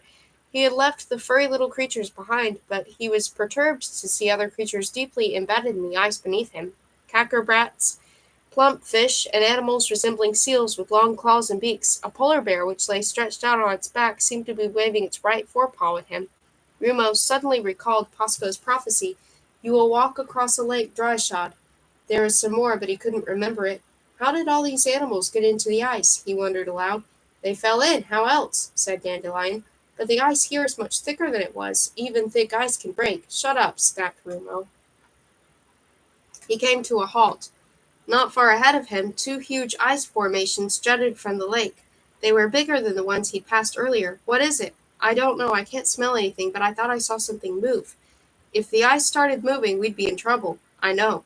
I mean, if the ice suddenly started moving out here in the middle of the lake, we'd be in a devil of a stop yakking. The ice magogs. Rumo drew his sword and trudged towards the white shapes. From a distance, the piled-up ice floes looked like a half-submerged giants with dripping beards. After another 50 paces, like battlements of a many-turreted castle, and after another 100, like ghosts frozen stiff by the icy wind at the climax of some wild dance. By the time Rumo was standing precisely midway between them, they looked like ice floes that had tilted and become hopelessly wedged together. There was no sign of life. He'd been mistaken. Watch out, yelled Dandelion, and Rumo instinctively ducked. Something whizzed over his head. He heard the air part with a hiss as if cloven by a mighty sword stroke. He spun round and straightened up. Nothing. Nobody there, least of all anyone armed with a sword. Just the piled-up, wind-swept ice floes, frozen in time. What was that? Asked Rumo. Watch out, Dandelion yelled again. Rumo dropped to his knees in a flash. Once again something hissed over his head, but this time he turned fast enough to see an ice floe shaped like a long, sharp tongue disappear into the ice sculpture behind him. He remained on his knees, sword in hand. You will cross swords with living water. The second part of Posco's prophecy came back to him. Ice magogs, said Dandelion. Skullet mentioned them. They can move, Rumo whispered. They can kill, too, Dandelion whispered back. Remember those dead animals in the ice? Rumo deliberated. Two ice magogs, one ahead of him, one behind, and both capable of using ice as a weapon. On the other hand, they were frozen to the spot. He had only to take a few more steps to be out of their range. Let's get out of here, Dandelion said. Rumo rose to his feet but remained at a crouch. Step by step, slowly and cautiously, he started to slink away. The ice magogs didn't stir. Keep going, Dandelion whispered. Just keep going. Rumo backed away, step by cautious step, until the ice magogs couldn't have reached him, even with their biggest and longest floes, unless, of course, they were capable of throwing them. A sudden, almighty crack rent the air as if the frozen lake had splintered all the way to the horizon. The right-hand ice magog had abruptly come to life. Its entire body got under way, seemingly propelled along by an invisible hand. Ice floes disintegrated, white slivers through the air. Snow rained down, and the icy surface beneath Rumo's feet gave an ominous lurch. The monster now resembled a frozen giant, chest deep in the snow and thrusting itself along with its arms. Within seconds, it changed position a good 20 yards and cut off Rumo's retreat. With a crunch and a hiss, the channel opened up, and the ice magog's progress promptly froze over again. There was another crack, and the other ice magog moved in Rumo's direction. Ice splintering in all directions, the floes parted with a series of ear-splitting reports and rearranged themselves twice, 3 times, until the ice magog came to a halt in front of them. The splintered ice in its wake, too, froze together again. Rumo just stood there, spellbound by these incredible developments. He was being hunted by living ice. The ice magogs had cornered him like a pair of huge white chessmen. You can get past on the right, left, or right, whispered Dandelion. Get out of here fast. Rumo didn't hesitate for long. He tucked his head in and dashed to the right. At that moment, the ice ahead of him burst asunder, creating a wide channel filled with inky black water. He just managed to stop in time, teetered on the edge for a moment, recovered his balance, took a step to the rear, turned and sprinted at a crouch in the other direction. An ice floe came crashing down like a guillotine just in front of him. He vaulted over it, landed on all fours, performed a forward roll, and regained his feet. With an ominous crack, the other monster thrust him with an icicle. He ducked, and the crystalline blade skewered thin air. He straightened up and started to run out, but the ice split open ahead of him once more. Many feet wide, the channel filled up with swirling water. Before and behind him were the ice magogs. To the left and right, the insurmountable channels. "We're trapped," said Dandelion. The monsters shifted restlessly to and fro, their ice floes rhythmically sliding apart and grinding together again. "Keep an eye on the one behind me," Rumo told Dandelion. The ice magogs were creaking and groaning in turn.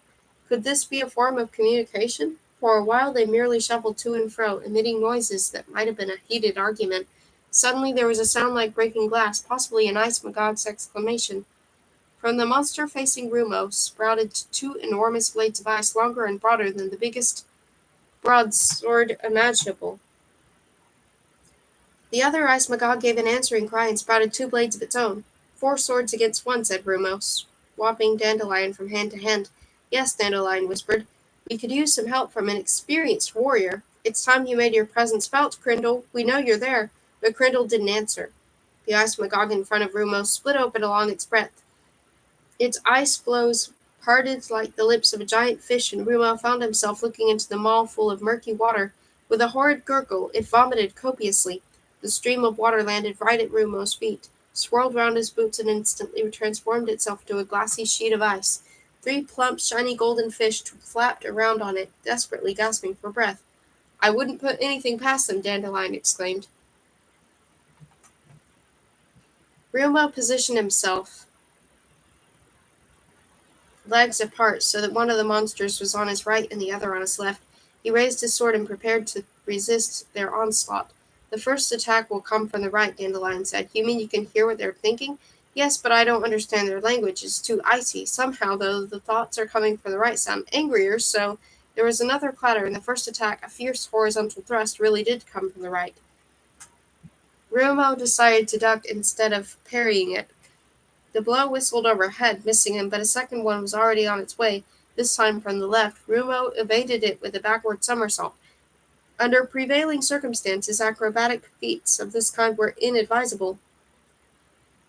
No sooner had his feet touched the ice than he performed a brief, grotesque dance and landed on his back. Rumo had no choice but to parry the next blow from a supine position. He was astonished at how easily Dandelion shattered the big blade of ice. It disintegrated into countless little fragments that peppered him like a hailstorm. Another furious clatter, and the monster swung its second blade, but Rumo parried that blow too, transforming his adversary's weapon into an explosion of ice crystals. One of the ice magogs, at least, had been disarmed. "Well done," Dandelion said approvingly.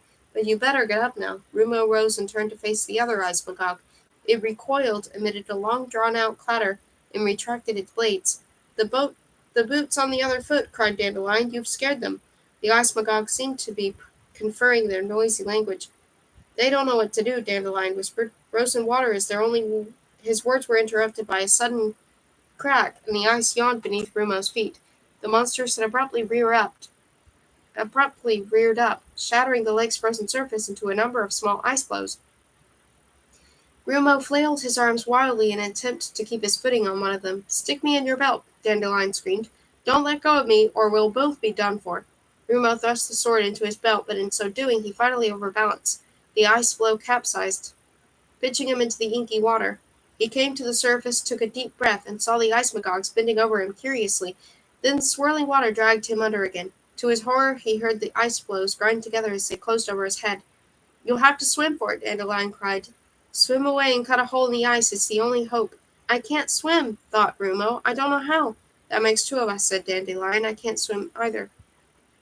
"Then I'll have to die." "I can swim." That was Crindle's deep, dark voice. He was back again. "Crindle, where have you been all this time?" Dandelion demanded. "I haven't been anywhere. I was insulted." "Can you really swim?" "Yes, I can." "Teach Rumo, then, quickly." "No, I'm only breaking my silence to tell you that I could help you, but I won't." "Why should I help someone who won't even do me the tiniest little favor?" "Crindle," Rumo pleaded, "I'm running out of air." "So what? I couldn't care less." "Crindle," Dandelion said fiercely, "if you don't help us, the following will happen. Rumo will drown." But the two of us will sink to the bottom of this lake and lie there for a very long time, just us two, all alone in the icy water, and I swear I'll drive you insane with my yakking." Grindel seemed to be considering this. "Will you promise to kill Skullop the Scyther if we meet him again?" "Yes, yes," Rumo telepathized desperately. "I promise." "Very well," said Grindel. "You must raise your hands above your head with the palms facing outwards, then force your arms to the rear." Rumo followed Grindel's instructions. His head collided with the layer of ice. "You see, it's easy. You simply push the water away, but you must also move your legs. Ever seen a frog swimming?" Rumo imitated the leg movements of a frog and forced his arms backwards at the same time. He glided along under the ice. And again, Rumo's lungs were bursting, but he resisted the fatal temptation to open his mouth and gasp for air. And again, every stroke put a little more distance between Rumo and the ice magogs. But every stroke made the pain in his chest more unbearable. "And again, I can't go on," thought Rumo. "I've run out of air." "And again," Grindel ordered sternly. Rumo performed a final stroke. Red lights were dancing in front of his eyes, and his head was ringing like a bell. "Here," said Grindel, "this is where the ice is thinnest." Rumo drew his sword and drove it into the ice with all his might. "Harder!" He thrust it in again. "Harder still," Grindel commanded. "Go on," cried Dandelion. Another thrust and the blade went right through. Rumo applied his lips to the hole and sucked air deep into his lungs. Ice crystals filled his mouth. He replaced his sword in the hole and levered it to and fro, breaking off bigger and bigger chunks of ice. Before long, the hole was wide enough for him to put his head through. He drank in the ice-cold air like someone dying of thirst. Not far away, he sighted the ice magogs. They were still bending over the frozen expanse between them, probably wondering where their prey had got to. "Rumo can swim," said Dandelion. Rumo leaves the frigid caves behind. Rumo reached the end of the frozen lake after another half-day's march. Although he hadn't encountered any more ice magogs, he felt as if they were keeping up the pursuit by trying to freeze his body at his feet. The lake's frigid expanse seemed to be a single coherent organism whose sole aim was to kill anyone crossed it. Rumo dared not call a halt. He knew that it would have been fatal to sit down and rest. Parts of his clothing and fur were glazed with ice, and physical exertion was all that could save him from freezing to death. He trudged on and on until he suddenly spotted one of the furry little creatures with hooked beaks. It was staggering clumsily around on the ice. "Look," he said, "an animal." He spotted another, then a third, and a fourth. The black dots beyond them could only be more of their kind. Where there are animals," Dandelion observed, "there must be land, unless they're fish, of course." The ice was now swarming with more and more of the furry little creatures,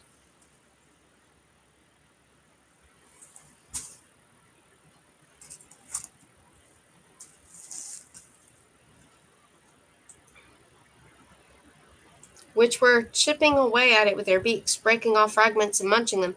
Not far off, Rumo saw the frozen expanse gave way to black rocks overgrown with dark blue moss. The rocks rose in a series of terraces and disappeared into the gloom overhead. Rumo felt better when he stepped on to terra firma, convinced only then that he had finally eluded the ice magogs. He scooped up some powder snow and slaked his thirst. Then he started to climb. The air became warmer when he had been climbing for several hours. When more and more of the furry little creatures were roaming around up here. The holes from which they emerged steadily increased in size from terrace to terrace until they were big enough for Rumo to have stood up in them. The little creatures swarmed around his feet, uttering high-pitched squawks. He looked up. Above him loomed another half-dozen terraces. There was no point in tackling them immediately, he decided. He was tired out and in need of at least a short rest, so he sat down on the ground with his back against a rock. The furry creatures promptly started clambering over him. Dozens of them scrambled on top of him, covering him from head to foot. Then they nestled against him and started to purr. He was enveloped in a warm, live fur coat. "My, aren't they trusting?" said Dandelion. "We ought to kill a few and drink their blood," Crindle suggested. "I really missed you and your constructive ideas," said Dandelion. Good to have you back, Crindle." Rumo was asleep within seconds.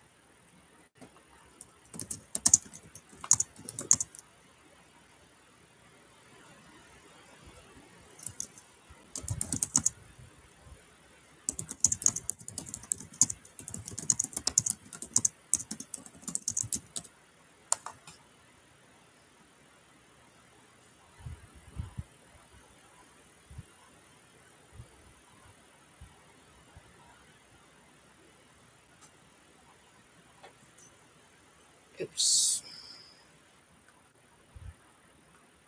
3. The Metal Maiden. Oops. I don't know why I keep doing that.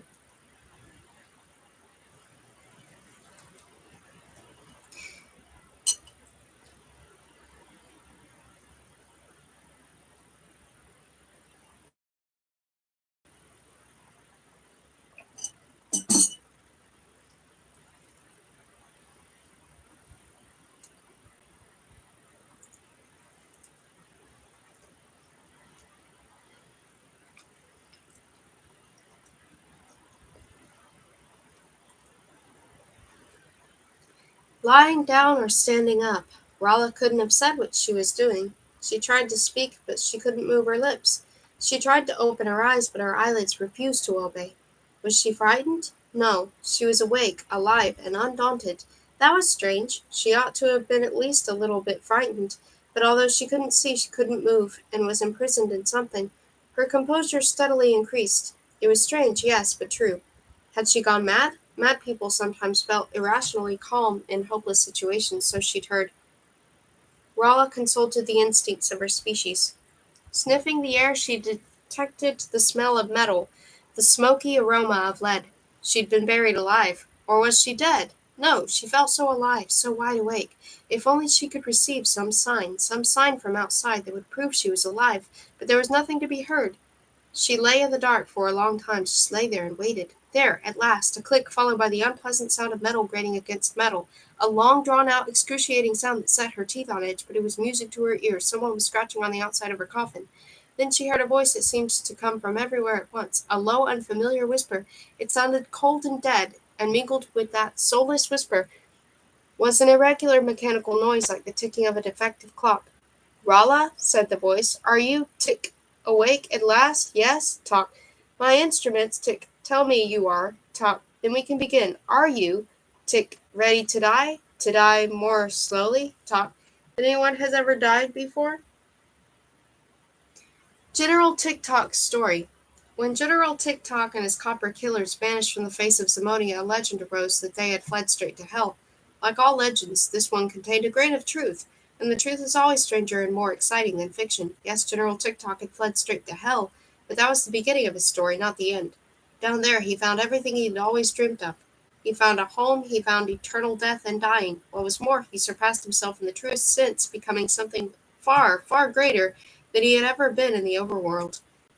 But that was far from being the best thing that befell General Tick-Tock in the netherworld. No, the best thing he found there was love.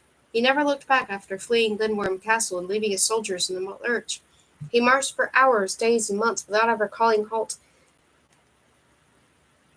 or glancing over his shoulder.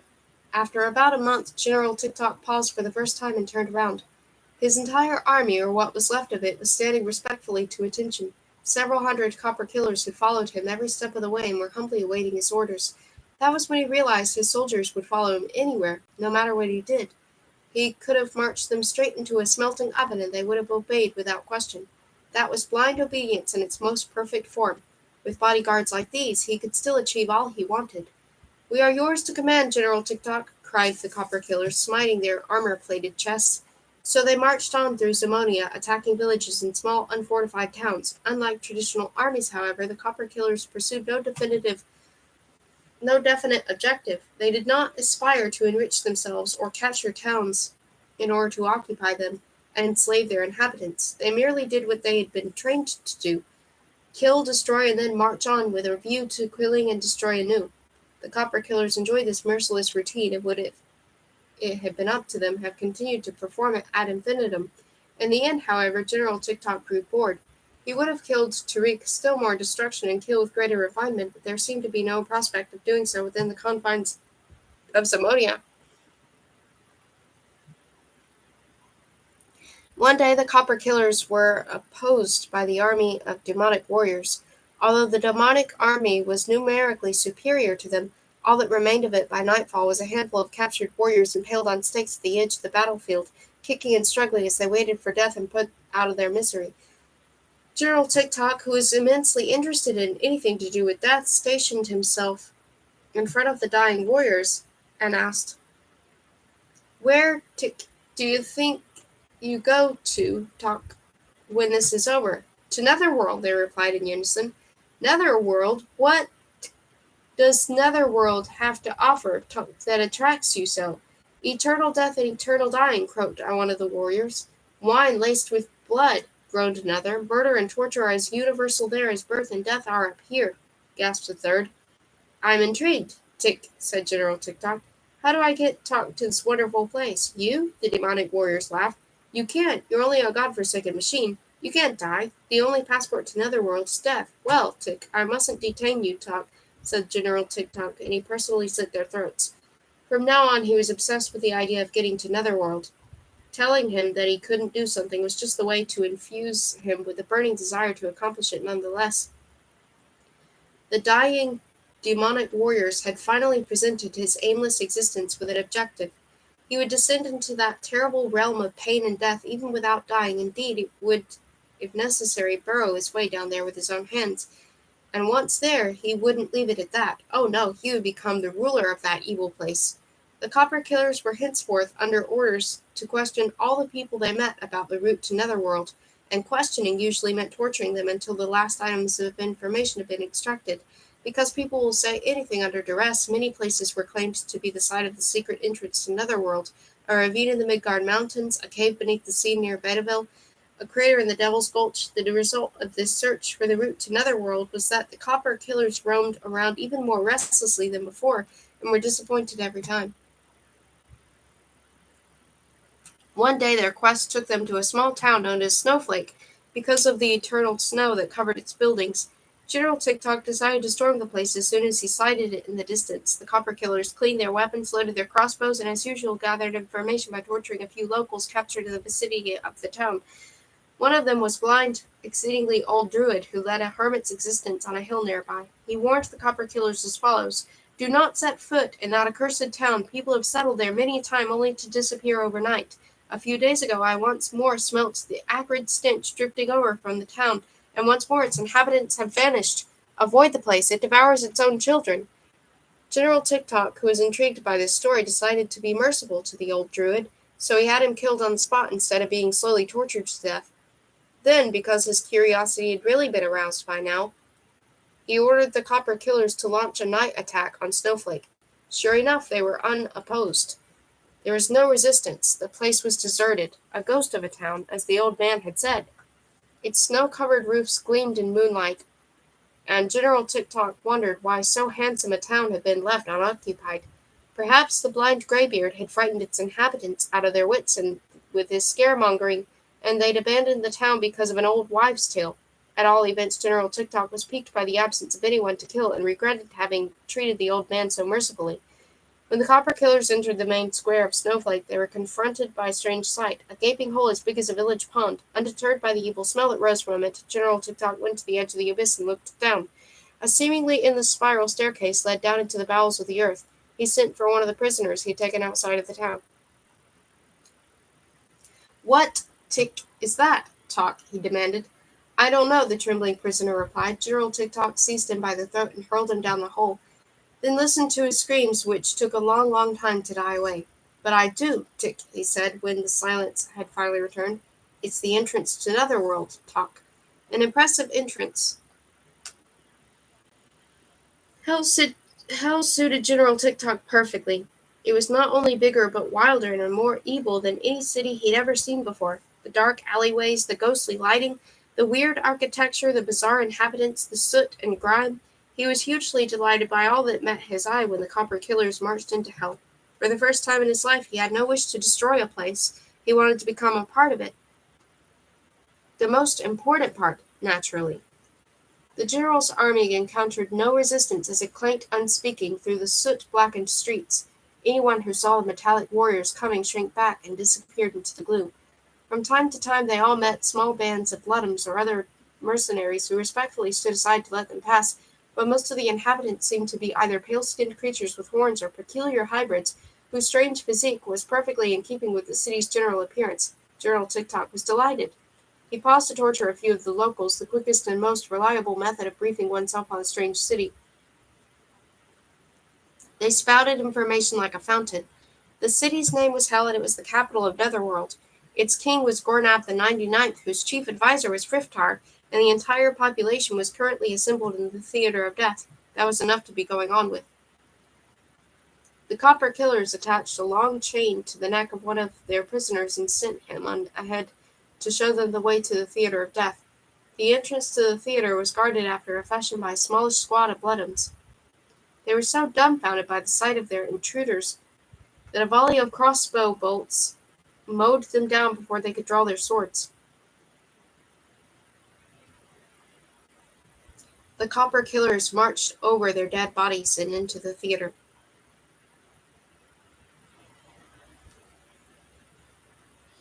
An extremely unequal contest was in progress when, to everyone's astonishment, the invaders paraded in the arena. A platoon of bloodhounds armed with axes and swords was busy butchering some of the prisoners recently imported from Snowflake. They offered little resistance to the Copper Killers before they too were laid low by a volley of crossbow bolts. More and more metallic warriors marched into the arena. The spectators, the king, his chief advisor, and bodyguards all were frozen with horror. The spectacle unfolding before their eyes was past belief. An army of mechanical beings had occupied the theater of death and was aiming crossbows at the audience. For a while, all that broke the deathly hush was the ticking and whirring of those fearsome machines. When General TikTok himself entered the theater and strutted into the middle of the arena, scattered cries rang out as the audience caught sight of the biggest of the metallic warriors. He was even more massive, terrifying, and nightmarish than the rest. Several of the Copper Killers ostentatiously spat fire from their steel mouths. "Which of you, Tick, is the king?" General TikTok called loudly. "I am the Jink," replied Gornab, who had leapt on his throne and was trembling with agitation. "Yes, this is King Gornab Aglen Azadarko Bang Elil Atuna the 99th, Friftar announced, giving his monarch a cursory bow. "I am Friftar, his chief advisor and director of the Theater of Death. May I, on his majesty's behalf, inquire your name and ask about what possessed you to burst in here and kill our soldiers?" General TikTok spun out the interval between Friftar's question and his reply until the suspense became unendurable. The audience held its collective breath. "My name, Tick, is General TikTok," he declared in a voice that carried to the furthest row of seats. "And these, Talk, are my Copper Killers. We have come—" The general inserted another pause for effect. The Copper Killers, many of whom were aiming at the king himself, continued to cover the spectators with their crossbows. "To enter your service," TikTok concluded. Then they went slowly down on his knees and humbly inclined his head in the direction of Gornab the 99th. The theater rang with cries of jubilation.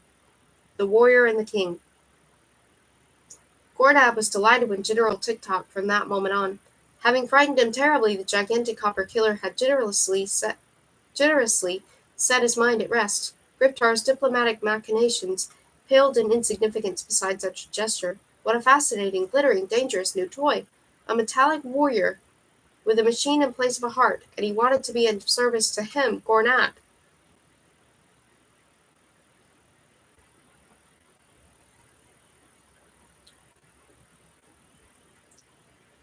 How dearly he himself would have liked to be an immortal, heartless creature of this kind. General TikTok possessed every attribute of which Gornab could only dream. Everlasting good health, invulnerability, inexhaustible energy. Compared to him, Gornab's generals were inexperienced shirkers who had never set eyes on a battlefield larger than the theater's antenna arena, and even then from the safety of the VIP's box.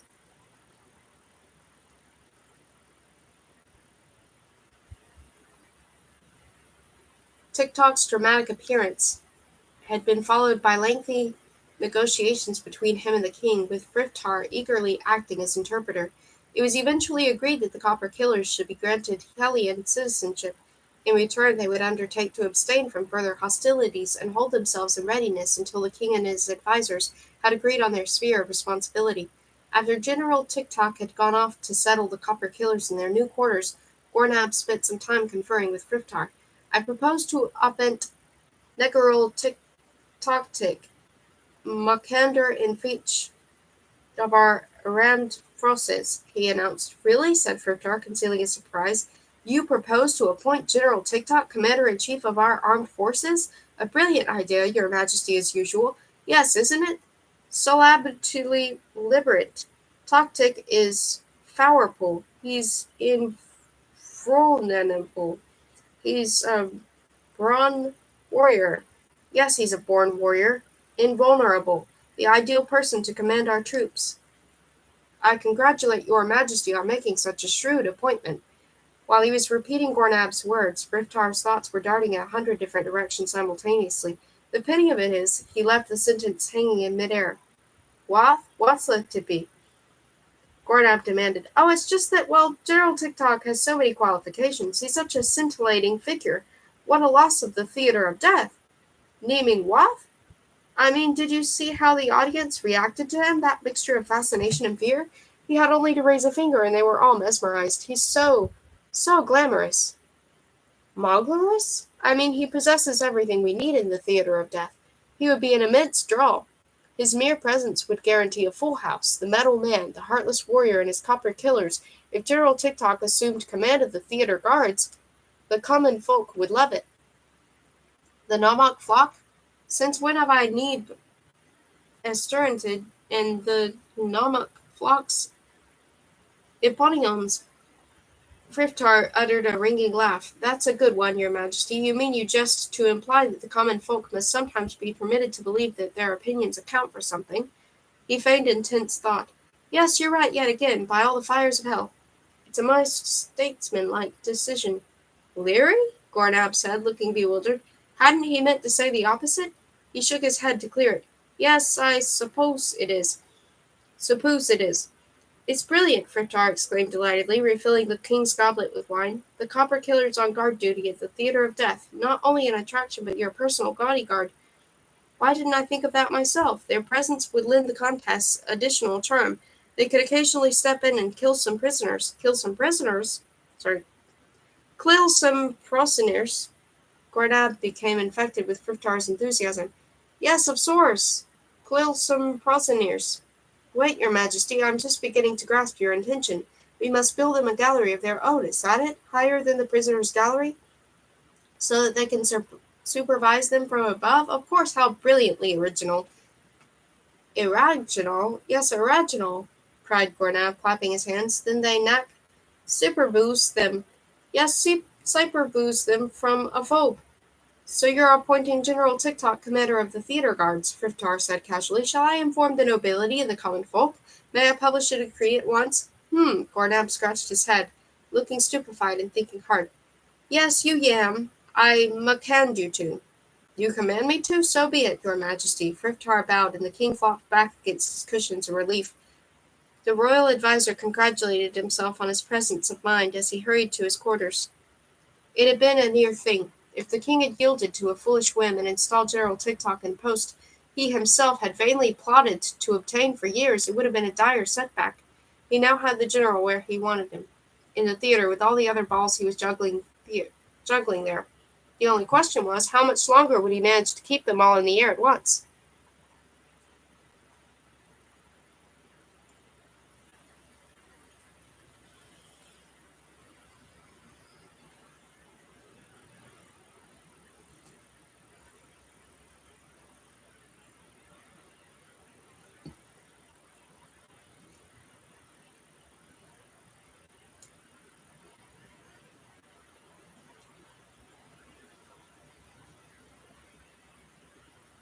I'll be right back.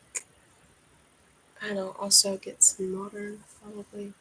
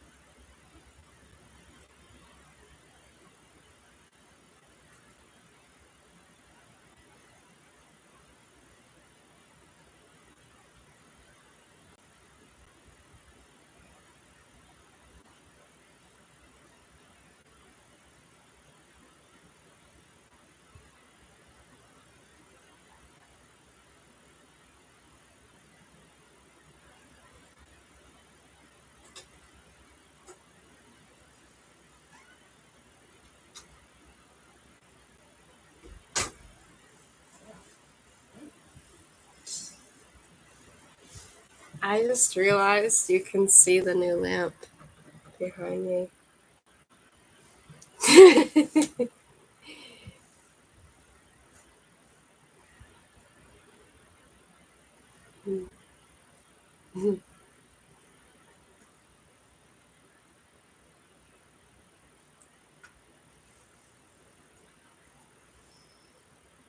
It's so nice though. Like I can switch it, like it has two different light bulbs, so if I don't want it to show as much light from there, sorry, from the top of it there, I can actually switch it so that the light is just coming from down there. You can't see where I'm pointing, but it would, the lower light would be shining instead. Oh, I forgot to bring the water back.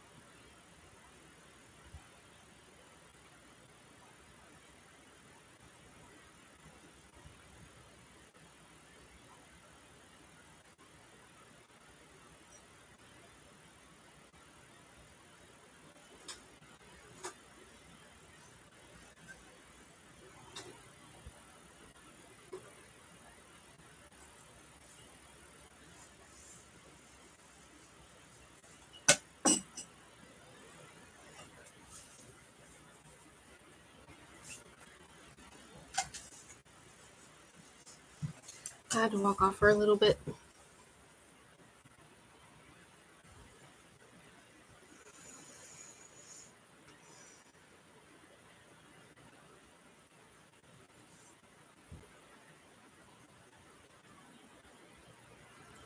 The blue is, or purplish, is it's from the webcam itself. When I have low lighting, it does that. And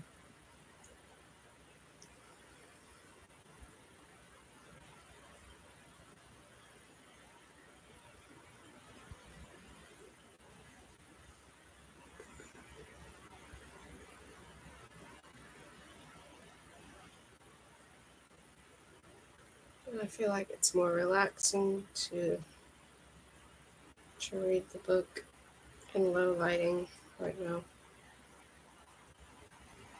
I mean, it's energizing to read the book when I've got overhead lighting, but I don't really, I don't think that's a good idea right now because I'm stressed out already. I don't need overhead lighting.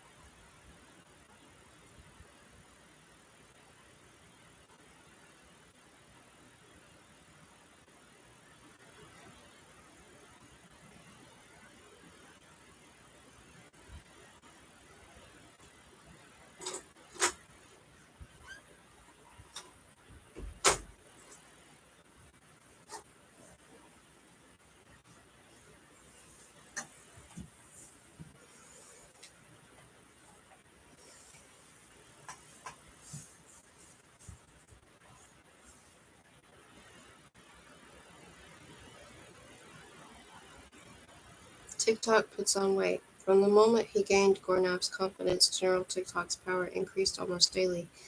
But unlike Priftar, who was constantly expanding his spider web of intrigue and espionage, the general expanded himself in the truest sense.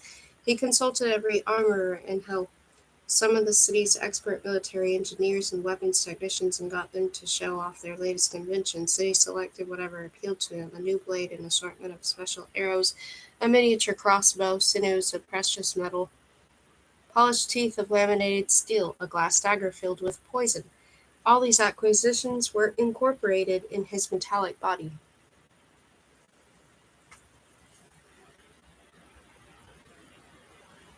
He grew day by day in breadth as well as height, as his innards filled up with ever more sophisticated weapons.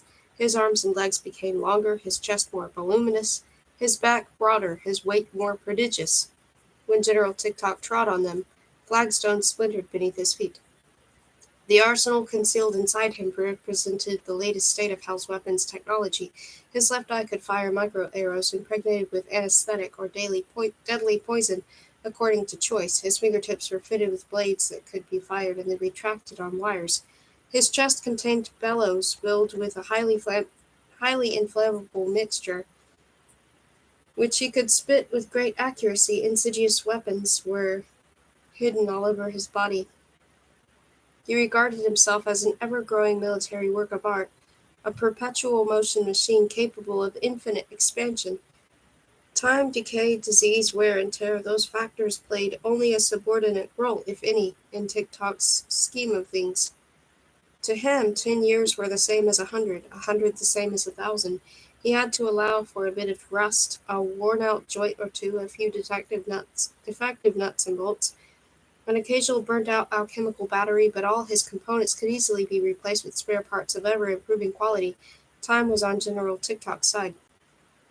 New alloys were being perfected, weapons becoming ever more effective and sophisticated. He looked forward with pleasurable anticipation to the technological advances of the coming centuries.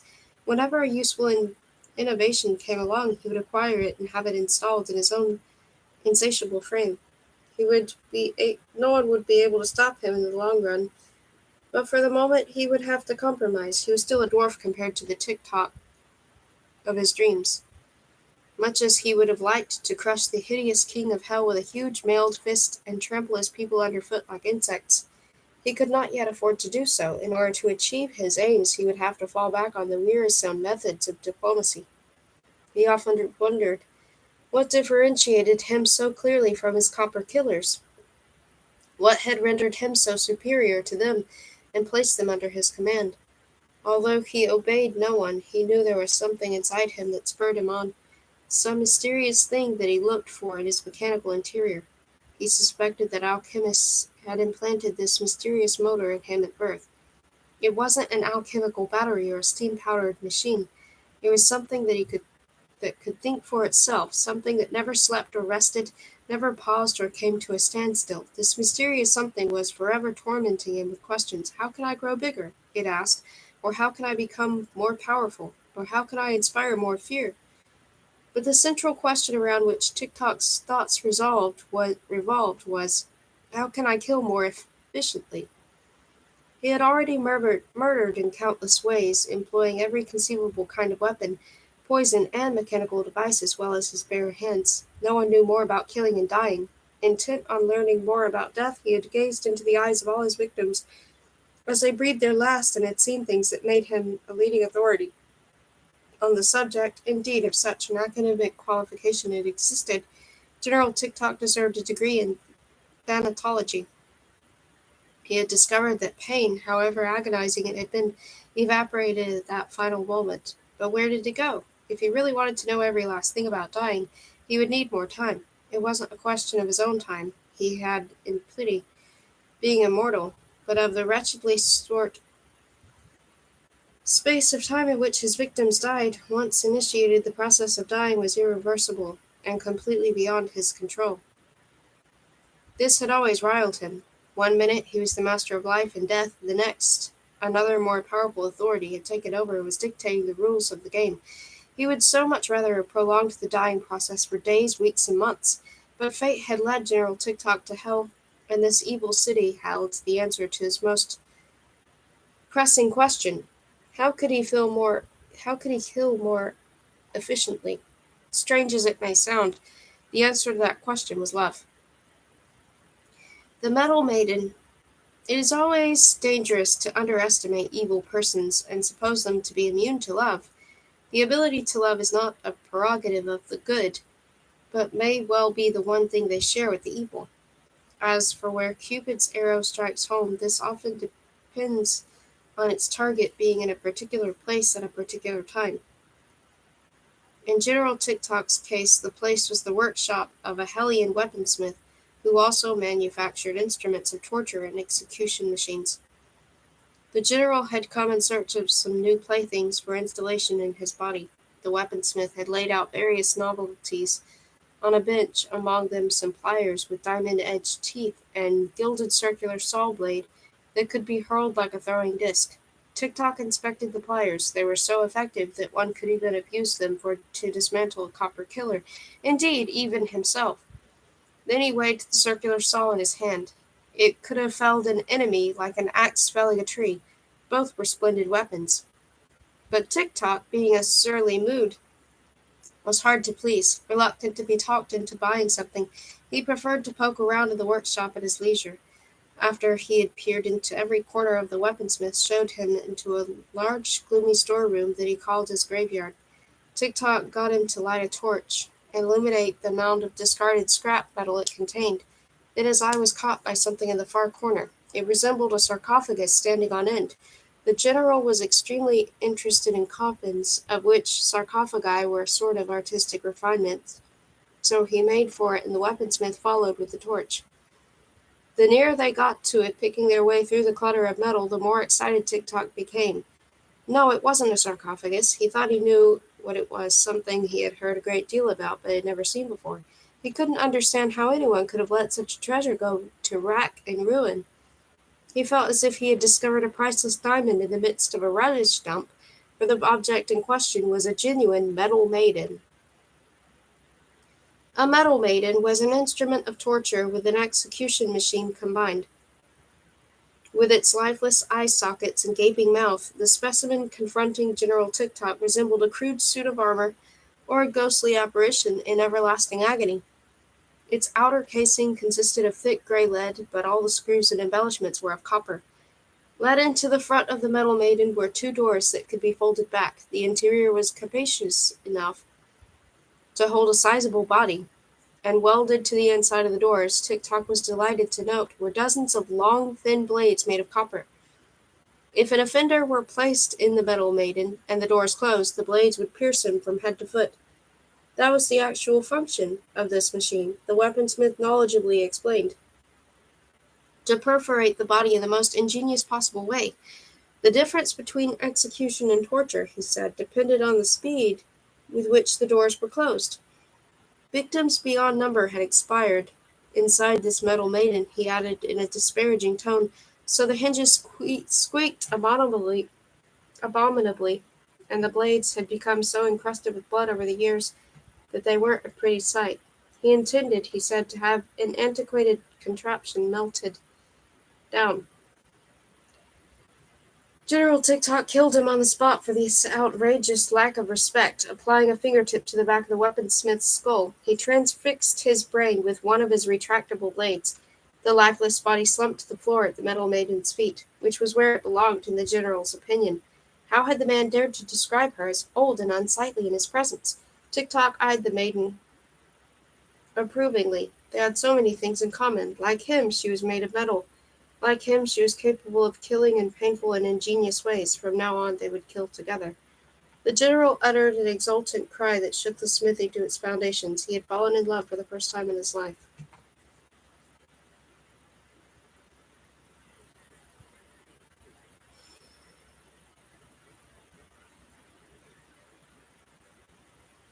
As good as new.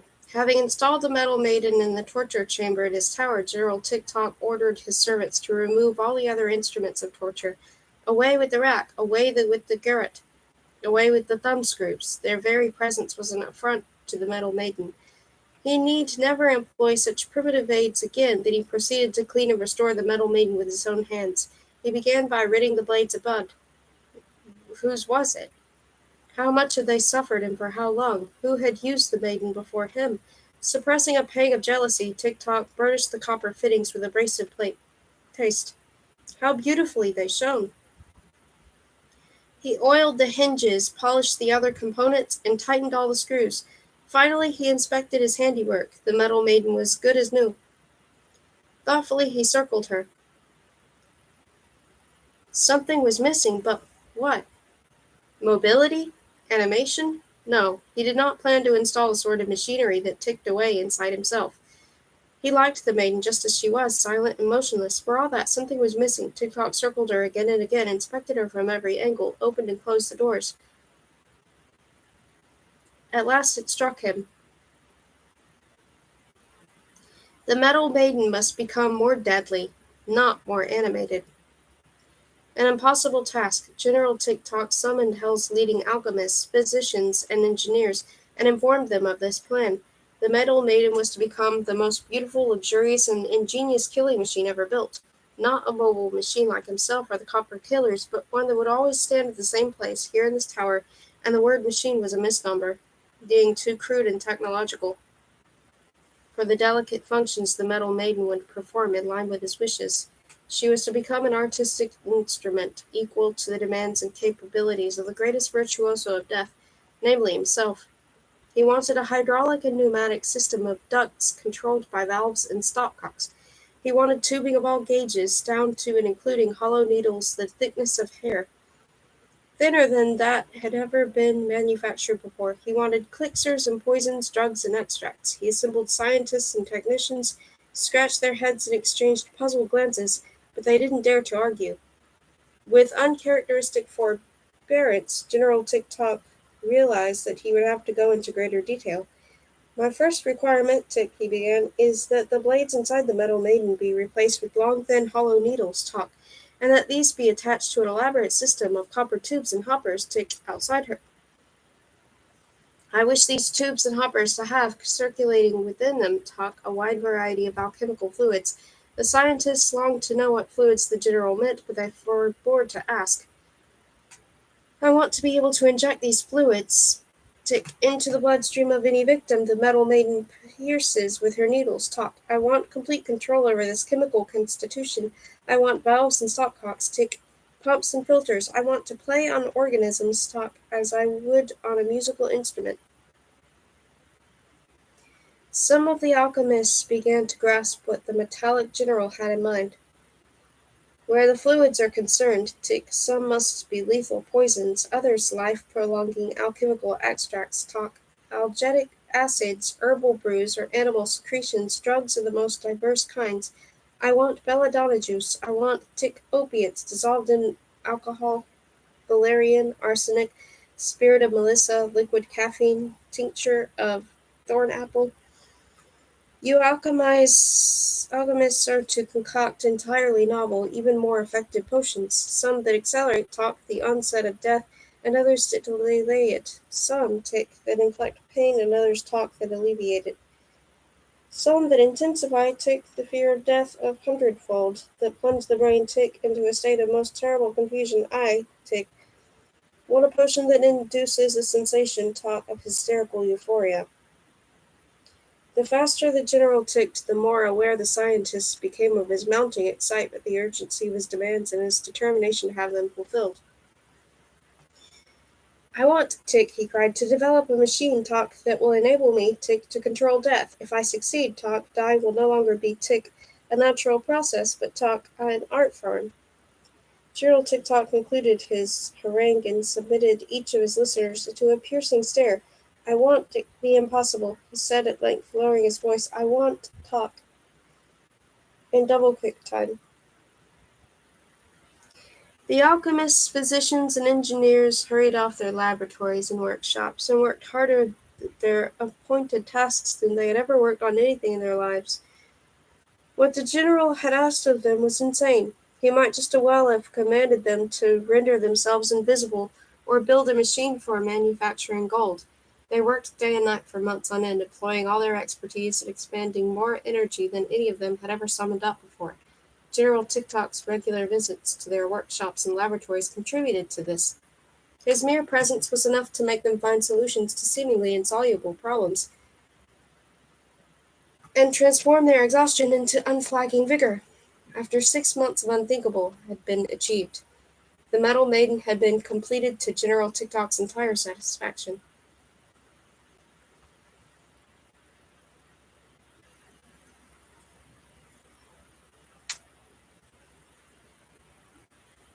The art of killing slowly. However, operating her in a practice proved far harder than he expected. To his growing chagrin, the ensuing experiments compelled General TikTok to acknowledge that art, including the art of killing, was a capricious thing. The first victim to be imprisoned in the Metal Maiden died the moment the needles pierced his body, of sheer fright. The next three survived for only a few minutes because in his excitement TikTok overdosed them with stimulating substances. They expired of heart failure. Although he gradually learnt to restrain himself, none of the Metal Maiden's captives survived for longer than an hour. This much he did realize: the Metal Maiden was a sensitive instrument whose method of operation would have to master by degrees, and that his victims, too, were sensitive organisms that could not simply be swamped with drugs and toxins. But his guinea pigs were also partly to blame. They died because they wanted to die. All of them sought to escape from the Metal Maiden as quickly as possible, and the quickest way of escaping from her was to die. However many restorative drugs TikTok injected into their bloodstream, imprisonment in the Metal Maiden seemed so terrible that they all preferred death. He procured a supply of the most hardened warriors, scarred veterans who would have fought on with cloven skulls or arrows riddling their bodies, but even they survived for more than a day or two, and their coarse oaths desecrated the Metal Maiden's body. If he really wanted to fathom the secret of death, TikTok would have to obtain some considerably tougher guinea pigs. He wanted to prolong the dying process for weeks and months, possibly even for a year. It took another dozen experiments to bring the truth home to him. The Metal Maiden was like a violin without strings. That was the problem. The body of the instrument and the brilliant performer himself were there, but the instrument itself lacked a soul. The noble and extremely complex machine deserved an intimate of the same caliber. Only then would bring forth the kind of music General TikTok dreamt of. It was pointless to go on soiling his precious Metal Maiden with blood, he decided. Better to wait until a worthy test subject fell into his hands. The new gladiators.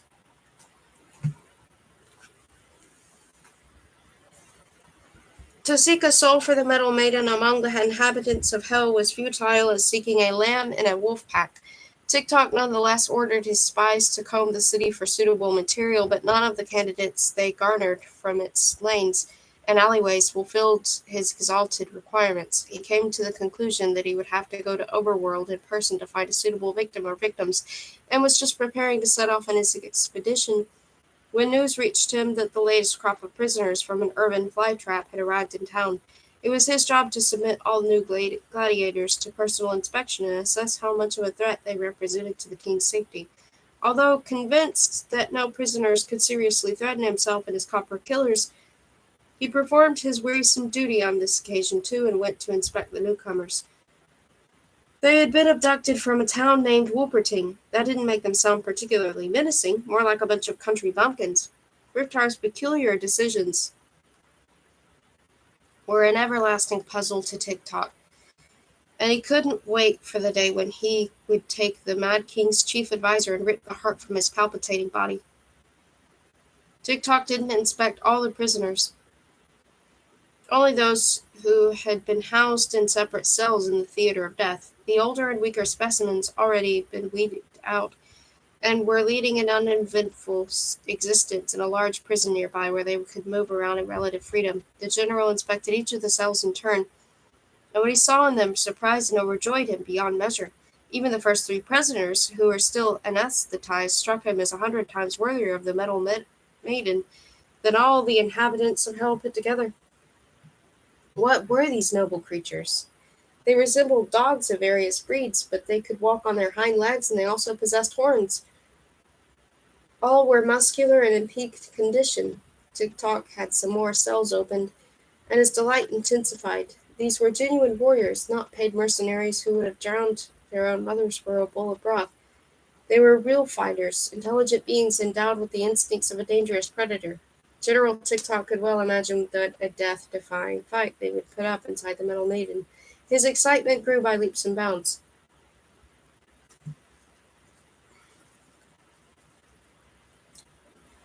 A soul for the Metal Maiden. What a shame to waste such noble creatures on the stupid fun and games in the theater of death. He would have to act quickly to obtain the finest specimens before they lay dead on the sand in the arena. He need only pronounce them a threat to the king's safety, and he could do as he pleased with them. But which ones to take? They all looked so splendid. Irresolutely he went from cell to cell. At least he could dispense with his expedition to Overworld. The warder opened the door of the next cell, and he looked inside.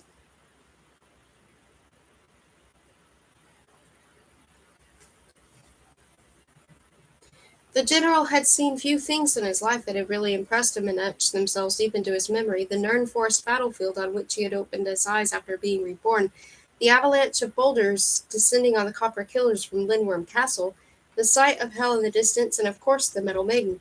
What he saw in this latest cell undoubtedly belonged on the list, but for the presence of a witness he would have gone down on his knees before the spectacle that met his eyes. It was Rala. Still drugged and in chains, with her limbs unnaturally contorted, she lay stretched out on the flagstones. The general stiffened. What a supreme stroke of good fortune! Electric frisons traversed his metal skull, and the alchemical batteries inside him crackled. Had he tried to speak at this moment, he would have only ticked. He had to summon up all his self-control, or he would have torn off the warder's head in sheer ecstasy. Her proportions were absolutely perfect. The Metal Maiden might have been made for her, and her beauty was overpowering.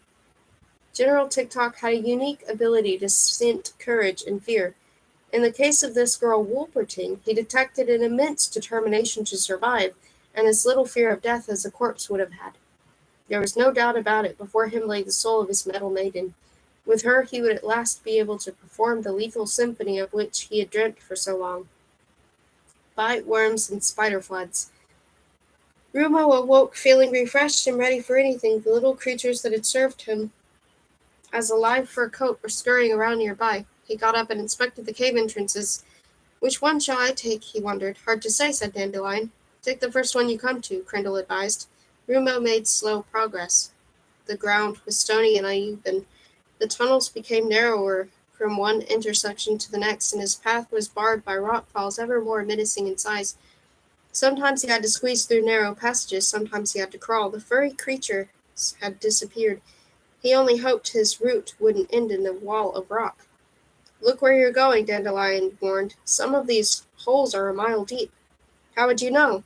I was a miner, remember? If there's anything I know about, it's caves. I'm a troglotroll. There's a tectonic movement here. You can tell from the rock formations. Those sharp ridges were created by earthquakes. One little geological hiccup, and we'll be cooped up in here forevermore. Ha ha, you think that's funny? It wouldn't be a new experience, not for me, said Dandelion. Ever heard of a miner's sense of humor? At work we used to take it in turns to visualize the most appalling disasters. It's an antidote to fear. Some slimy liquid dripped onto Rumo's neck. Dangling from the roof of the tunnel were insects the length of his arm, colorless and eyeless, but equipped with long antennae. Don't worry, they only eat carrion, said Dandelion. They don't eat your eyes until you're dead. They're partial to eyes, probably because they don't have any themselves. Indignantly, Rumo brushed away the antennae of the insect that was trying to explore his face. It's always the same in poor lighting, Dandelion complained. Nature has a field day when it thinks no one's looking. Too true, Crindle chimed in. I served in the Midgardian Cave Wars. 3 years fighting underground, I saw creatures that should really be banned. You can say that again. Life assumes strange forms when there's no sunlight. Chalkworms, soil spiders, tunnel rats, roof crawlers, frigid moths, lava worms, polypodious limpets, transparent leeches, phosphorescent snails, you name it. It's almost as if ugliness really goes to town when there's no one around to see it. Romo ascended a natural stairway of tiled granite blocks. A yard-long millipede came towards him. He politely stepped aside and watched it march past, scything the air with its pincer-like jaws. It too appeared to be blind. Yes, bite worms are best avoided, said Dandelion. They're harmless, actually, provided you're awake and can elude them. But heaven help you if you're asleep. They'll go right through you. They creep into your ear, nibble their way through your brain, and down your neck and come up by your feet. Bite worms don't make detours. You're right, said Crindle. I knew a demonic warrior who had a bite worm go through both legs while he was asleep twice, in through the upper thigh, going one way, and out through the lower thigh on the way back. He had to walk on his hands after that. Did you know there are subterranean mushrooms with the characteristics of carnivorous plants, and a species of octopus that can get by without water and lives in mounds of scree? The creatures have arms 200 yards long. You could set up house in their suckers. I know, said Crindle. Ever heard of the Mineramelian? Up to 40 feet long, and it can take on the shape and color of any kind of rock. You could stand on one and never know it. That's nothing, said Dandelion. Did you know there are subterranean mosquitoes so small they can fly straight up your nostrils and into your brain and lay eggs there? They grow to the size of watermelons? It happened to one of my fellow miners. We were walking along a tunnel together, and suddenly his head swelled up like a pumpkin, and then bang, it exploded before my very eyes, and out flew millions of baby spider floods, Crindle broke in darkly. Oh man, spider floods are something else. Whole tunnels are suddenly inundated with wool spiders the size of your fist. You can try to breathe without getting any of the hairy creatures in your mouth, but it's quite impossible. Take it from me. Rumo groaned. He was finding the route arduous enough without having to listen to Crindle and Dandelion blathering. For some time now, he had been compelled to proceed at a crouch to avoid the jagged rocks protruding from the roof of the tunnel. Innumerable plump slugs were crawling around on them, leaving trails of luminous violet slime in their wake. It struck him that the composition of the tunnel floor was changing. More and more often he trod on yielding soil or sand and pebbles. Very few rocks here, he said. That means we've gained height, Dandelion replied. We're reaching the upper layers. They're looser. Rumo could now detect familiar smells again. Soil, leaf, mold, rosin. Strangely enough, he felt he'd been here before. But that was impossible, of course. It smells of forest, he said. The ground became steadily moister and softer. It squelched at every step as if you were walking on waterlogged moss. Thousands of slugs were burrowing through the soil or clinging to the tunnel's walls and roof and daubing them with phosphorescent violet slime.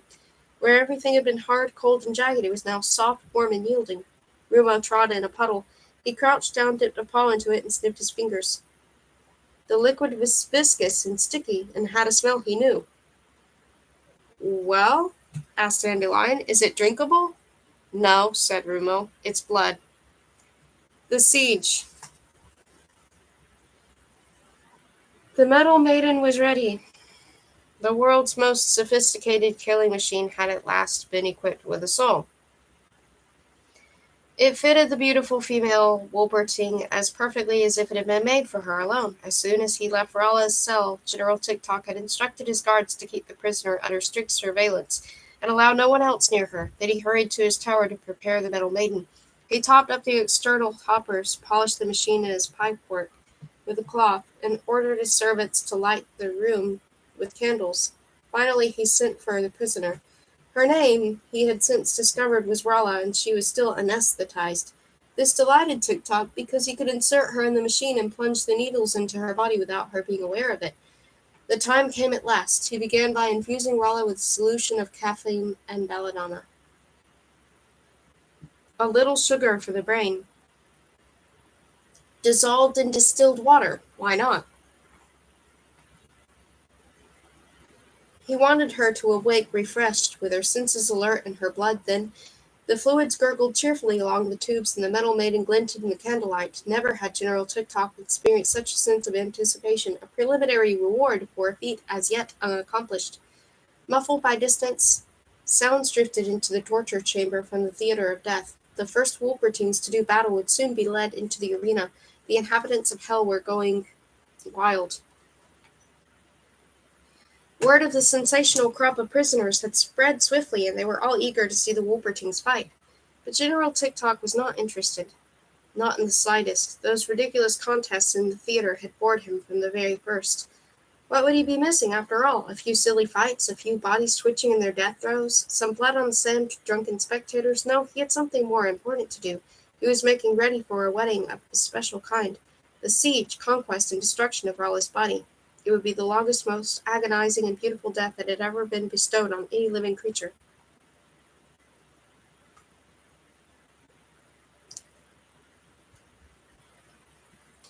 Ushan versus Roboglob. Ushan DeLuca entered the arena by the northern gate. Pandemonium reigned on the spectators' benches. The Hellings were shouting, laughing, chucking bread and fruit around, and paying little attention to the new arrival in the theater of death. Ushan was in the best of spirits. He walked with a spring in his step, smiling and waving to the audience. He had been captured and taken to a city full of bloodthirsty netherworlders. He and all his friends had been enslaved, and he was about to be slaughtered in combat before an audience. Apart from that, he couldn't have felt better. Why?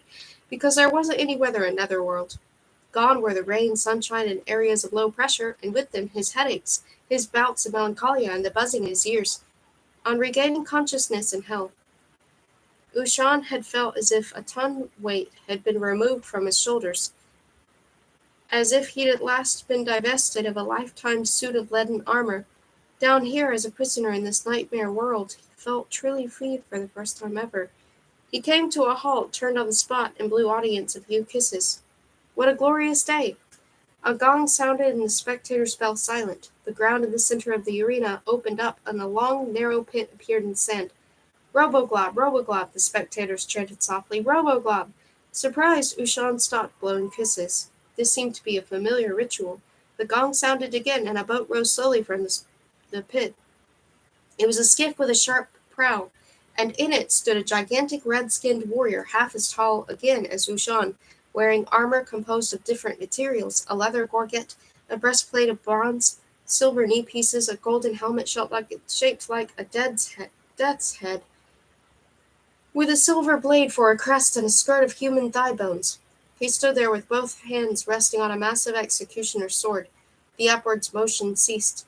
The boat came to a rest and the warrior got out. The applause rose to a fever pitch. Roboglob the ferryman, Roboglob the ferryman, chanted the audience louder and louder.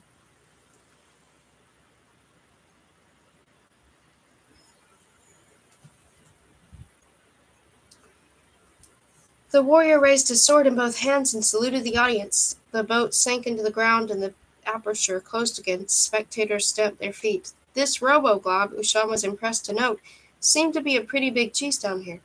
The story of Roboglob, the ferryman. Roboglob was an Osirian, one of the last descendants of a tribe of warlike giants from the north of Samonia. He was known as Roboglob the ferryman, because he could be relied on to convey all his opponents to the realm of death on streams of blood.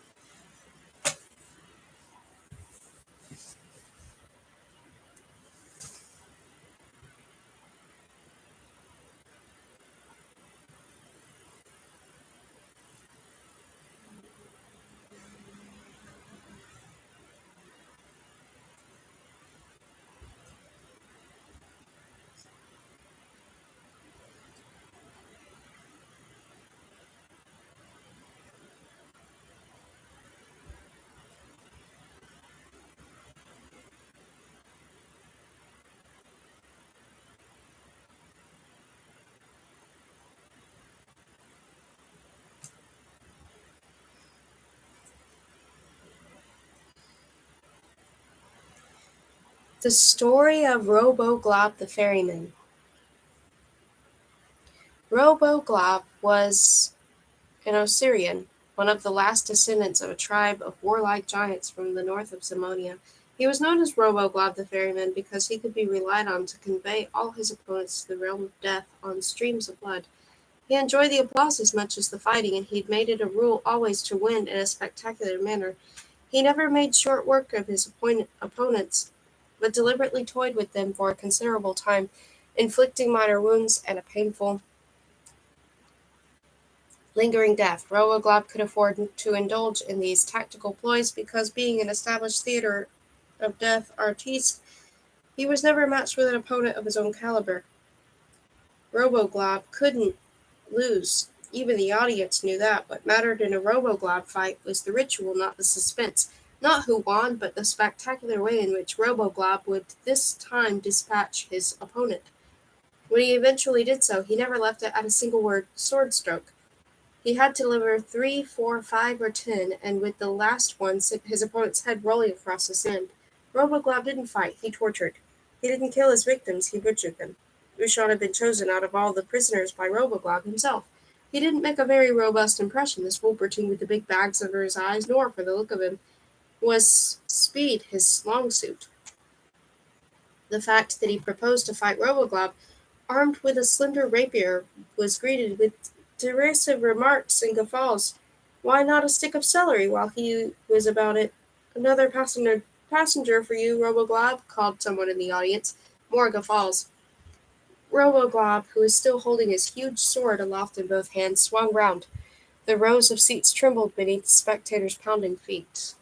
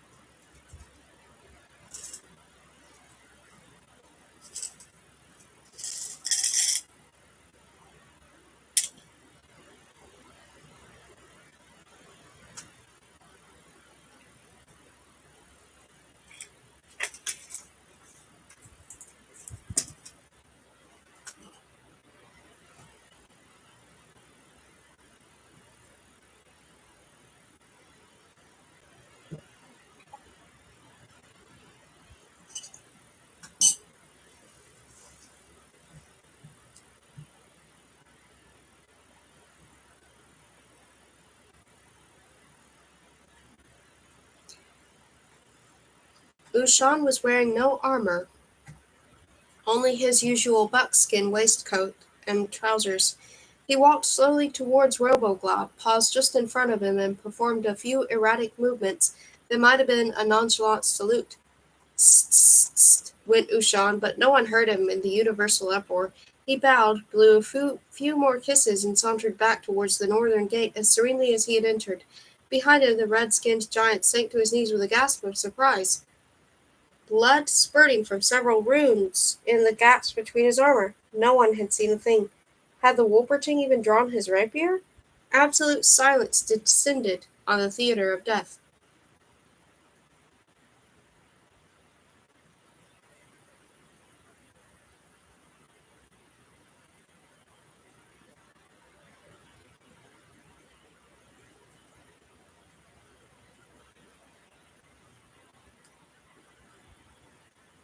With a clatter, Robo-Glob fell face down on the sand and lay quite still.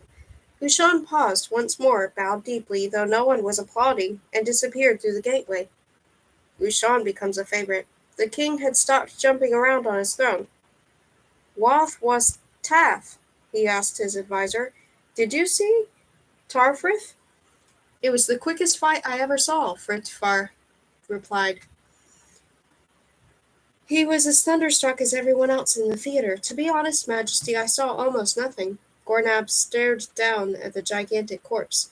The sand around it was turning red. "Blogorob is dead," he whispered dully. "Blogorob the Merry Fen is dead. Yes, Friftar translated mechanically. Robo-Glob the ferryman is dead. It seems these Wolpertines really are as good at fighting as they're rumored to be. Perhaps they shouldn't be judged by their outward appearance. I shall find out his name and put him down on the list of favorites. Yes, said Gornab. Took him down on the slit of Rafford's. Friftar bowed to conceal his surreptitious smile. The spectators were completely taken aback. Everyone was talking excitedly. It was just as he had hoped. These Wolpertines might prove to be the finest crop Hell's first urban flytrap had ever yielded. Nirnblood. Blood? Crindle asked incredulously. The real thing, you mean? Rumo was still kneeling beside one of the many red puddles on the tunnel floor. The sample he'd just taken was sticking to his fingers. He had difficulty in wiping it on his clothes. It smells of blood, he said, and rosin. Where have I smelt that combination before? Blood and rosin, said Dandelion. That puts me in mind of Nirn Forest. The Nirn's blood was full of rosin. We'd better get out of here, said Rumo. I don't like the smell of this place. The words were hardly out of his mouth when a tentacle darted from the puddle. It was blood-red and shaped like a muscular arm. 5 finger-like offshoots reached for Rumo's wrist, closed around it, and started to drag him down into the puddle. What is it? Shouted Dandelion. What's the matter? Rumo tried to pull his arm away, but the tentacle was immensely strong. Draw me, Crindle commanded.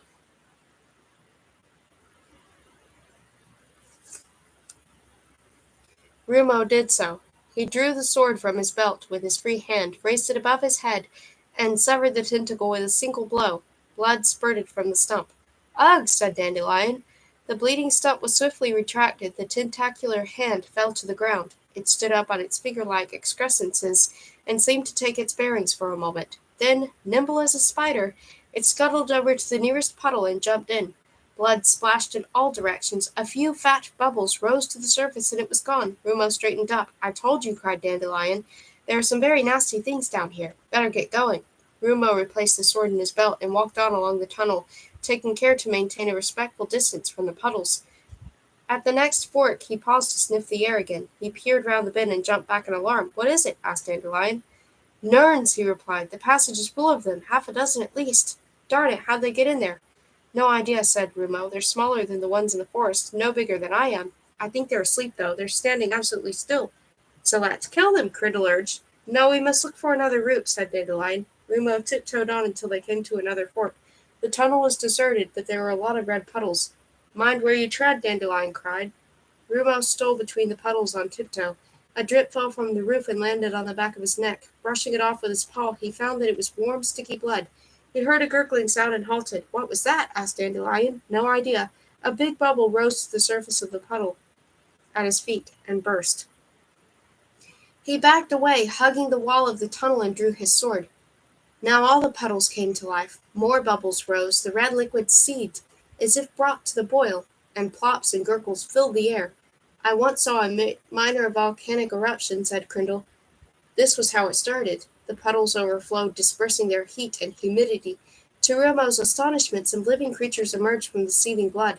They clambered out, steeped in the red liquid from head to foot, and staggered around on 8 spindly little legs. Rumo recognized the tiny creatures. They were leafkins. He was witnessing the birth of some young Nirns. Within moments, the floor of the tunnel was covered with toddling leafkins. Rumo couldn't have taken another step without treading on one and alerting its Nirn parents. He pressed still closer to the wall and kept quite still. This place is just a regular Nirn factory, said a high-pitched voice. He looked down. A furry little creature was sitting at his feet with leafkins toddling all around it. Hello, Rumo, it said, looking up at him pertly. So we meet again. Rumo gave a start. He couldn't recall having introduced himself by name to any of the little creatures, nor had he noticed that they could speak. It's me, Yggdrasil, it said in nasal tones. Don't you remember? Yggdrasil? Rumo was puzzled. The Nirn forest oak, down here? Look, my friend, the little creature piped, indicating the aerial roots that dangled from the walls, geographically speaking. You're immediately beneath Nirn Forest, only a few 100 feet below the place where we met. I told you, my roots go deep. Down here I prefer to communicate through kronks. Kronks, Rumo repeated, bending down for a closer look. The creature drew itself up and spread its forepaws. That's right, I'm a kronk. Kronks are burrowing animals, equipped with beaks, distantly related to the marmot. They're in the original inhabitants of the netherworld. There aren't that many other species down here if you don't count insects. What are you doing in this desolate place? The Kronk eyed Rumo curiously. I'm looking for my sweetheart. What? Still looking for Rolla? Didn't you give her your casket? The Kronk put its forepaws on its hips, looking reproachful. She was kidnapped, Rumo explained. It happened while I was in Nern Forest.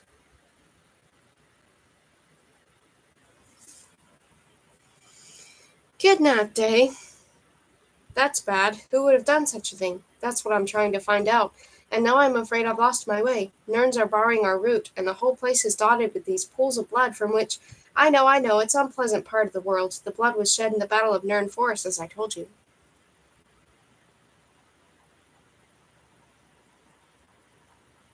The confounded stuff simply won't dry up down here. It contaminates the soil and breeds nerns as well as other nasty things. Tentacles, blood spiders, etc. It's disgusting. The Kronk elbowed an obtrusive leafkin aside. Come on, it piped. You'd better get out of here before these brats starts bawling and alerts its parents. How can I without treading on them? I'll clear a path for you, said Yggdrasil. Kronks enjoy the freedom of Leatherworld. Just larger animals pay no attention to them. Just follow me. The Kronk hurried on ahead, thrusting leafkins aside and enabling Rumo to follow its footsteps.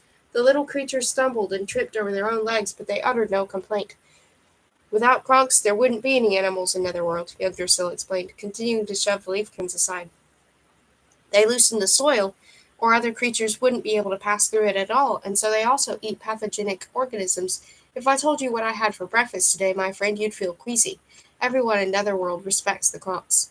They eventually came to a tunnel where there were no pools of blood, no nerns, or leafkins. The Kronk came to a halt. We're safe here, it said. Rumo couldn't smell any nerns. He replaced the sword in his belt. The Kronk pecked away at his boots with a beak. Now, it said, you must tell me more about this Rala business, Rumo sighed. To cut a long story short, she and all my friends have been carted off to a city by the name of Hell. Kronk recoiled. Hell, oh dear! The little creature started to waddle round in its circle, looking agitated. That's very bad news. Hell of all places. Oh dear, oh dear. What do you know about hell? Asked Rumo. The Kronk came to a stop and eyed him sympathetically. Only rumors. My roots don't extend that far. They're nasty rumors, though. One big madhouse, that's hell. Crazy King Gornav rules it with an iron fist. Oh dear, oh dear. The Kronk started circling again, uttering plaintive little cries. All the same, said Rumo, I've got to get there. Do you know the way? The way to hell? Oh dear, oh dear. My roots only extend so far. The way to hell. Oh my goodness. Will you show me the way? The Kronk halted again. Of course, it said. Of course I will, my boy. But first what? Asked Rumo. The Kronk hung its head and shuffled from foot to foot. Well, Rumo insisted. First, said the Kronk, clearing its throat, I have a little favor to ask. What is it? The Kronk gave Rumo a look of entreaty. May I see the finished casket? Oh, so that's it, said Rumo, sounding relieved. He took the casket from his pouch, removed the oil paper wrapping, and put it on the ground in front of the Kronk. Casket and Kronk were about the same size. There, said Rumo. What do you think of it? The Kronk inspected the casket wearily and exhaustively, crawled round it, gave it a gentle tap with his beak. Well, Rumo asked hesitantly. The Kronk was breathing heavily, at a loss for words. It's beautiful, it said at length in a tremulous voice. A top-quality casket. Rumo heaved a sigh of relief. The little creature circled the casket once more, admiring it from every angle. It flapped its arms helplessly, and Rumo could see that its eyes were filled with tears. This casket, it's... Words fail me. It began to weep. Boo-hoo, it went. Why are you crying? Asked Rumo. Boo-hoo, sobbed the Kronk. It's because I'm so moved. It's the first time anything good came out of me. A genuine work of art. Until now, all my branches were good for was hanging people. The Kronk gave a sniff. And now I'm a casket for your sweetheart. Boo-hoo. There, said Rumo, gently patting Kronk on the back with one finger. He was beginning to feel uncomfortable. The Kronk wiped away its tears and gazed at him with wide, bloodshot eyes. If you don't win her heart with that, it cried dramatically. You never will. It's the most beautiful casket in the world. Your opinion means a lot to me. Truly it does, said Rumo. Many thanks, but I must try to find her before I can give it to her. Will you show me the way? Will I? Cried Yggdrasil, alas, alias the Kronk. I'll show you the way to your beloved's heart. Follow me through the darkness to the light. And it bounded off along the tunnel with Rumo struggling to keep up.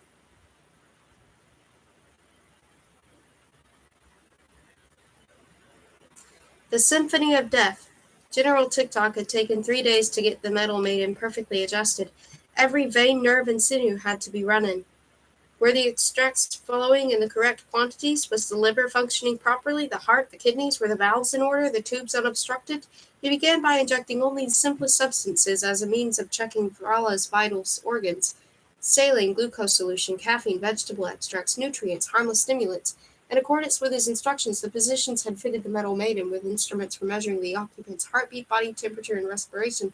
But TikTok's favorite toy was a calibrated dial that combined all these readings and showed, as a percentage, how much life still remained in his victims. If the needle registered 100, they were very much alive and in the best of health.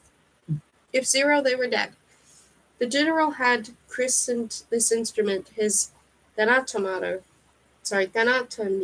or death meter. He turned a little wheel, caffeine started flowing, and Rala's heart beat a trifle faster. He opened a valve, releasing some pepper extract, and she became warmer. He closed the valve again, and her temperature sank. And so it went on throughout the first day. TikTok played with his controls, pressing buttons, turning wheels, and opening valves.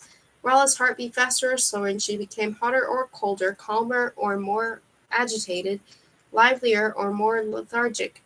He inflicted no pain and injected no drugs, nor did he make her ill. The metal maiden functioned like a well-oiled machine. That evening, General TikTok flooded Rala's bloodstream with valerian, and she slept soundly for hours. The second day began with a hearty breakfast, plenty of caffeine and glucose solution. General TikTok's bride had to be physically and mentally alert, because her ordeal would now begin in earnest. Today he proposed to try out various poisons on her and administer small doses of drugs to test their effect for subsequent use in larger quantities. He infused Rala with arsenic, belladonna, and extract of fly agaric, though only in tiny doses, and carefully cleansed her blood with medicaments between each. These infusions caused slight nausea and mild hallucinations, but nothing serious, for TikTok only wanted to observe Rala's reactions to such substances. And she reacted perfectly. Previous candidates had flown into a panic well before this stage, but Rala's heartbeat and breathing remained regular, and the thermometer steadfastly registered 100. Finally, General TikTok sent her into a deep sleep with a generous dose of spirit of Melissa. The third day also began with some stimulating extracts and plenty of glucose. Then General TikTok made Rala ill. Whatever it was he infused her with, her tongue swelled up and tasted acidic. Her eyes began to smart, and her throat closed up as if she had a heavy cold. After that, he cured her in a trice with some concentrated herbal extracts and an alchemical drug developed for the purpose. TikTok repeated the same trick several times that day. He made Rala ill and then cured her. Nausea, dizziness, headache, fever, breathlessness. The symptoms disappeared as quickly as they had manifested themselves. The general had prepared remedies that would, within seconds, cure any infection he caused. To end Rala's sufferings, he had only to open a stopcock, turn a wheel, or adjust a valve. He was beginning to master his instrument. The limits of Rala's endurance were still unknown to him, but he already guessed how much pain he could inflict, and how much it would be better to leave in abeyance. Wasn't that how love, too, worked? Wasn't it a question of discovering the other person's boundaries and respecting them?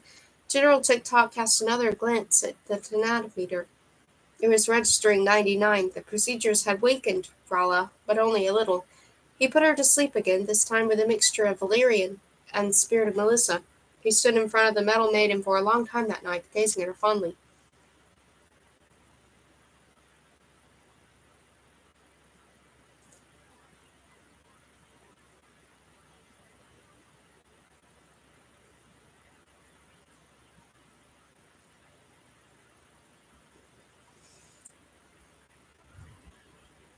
Although Rala had now spent a considerable time inside the metal maiden, she could not have said how long her imprisonment lasted.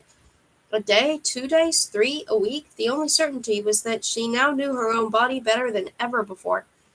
Despair had overwhelmed her when the effects of the anesthetic wore off. Never had she been in such a hopeless predicament. She succumbed to despair and rage by turns, but not to fear.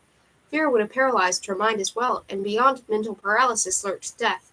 Rala was determined to think. It was the only form of activity still open to her. She rejected fear as she had hitherto rejected death.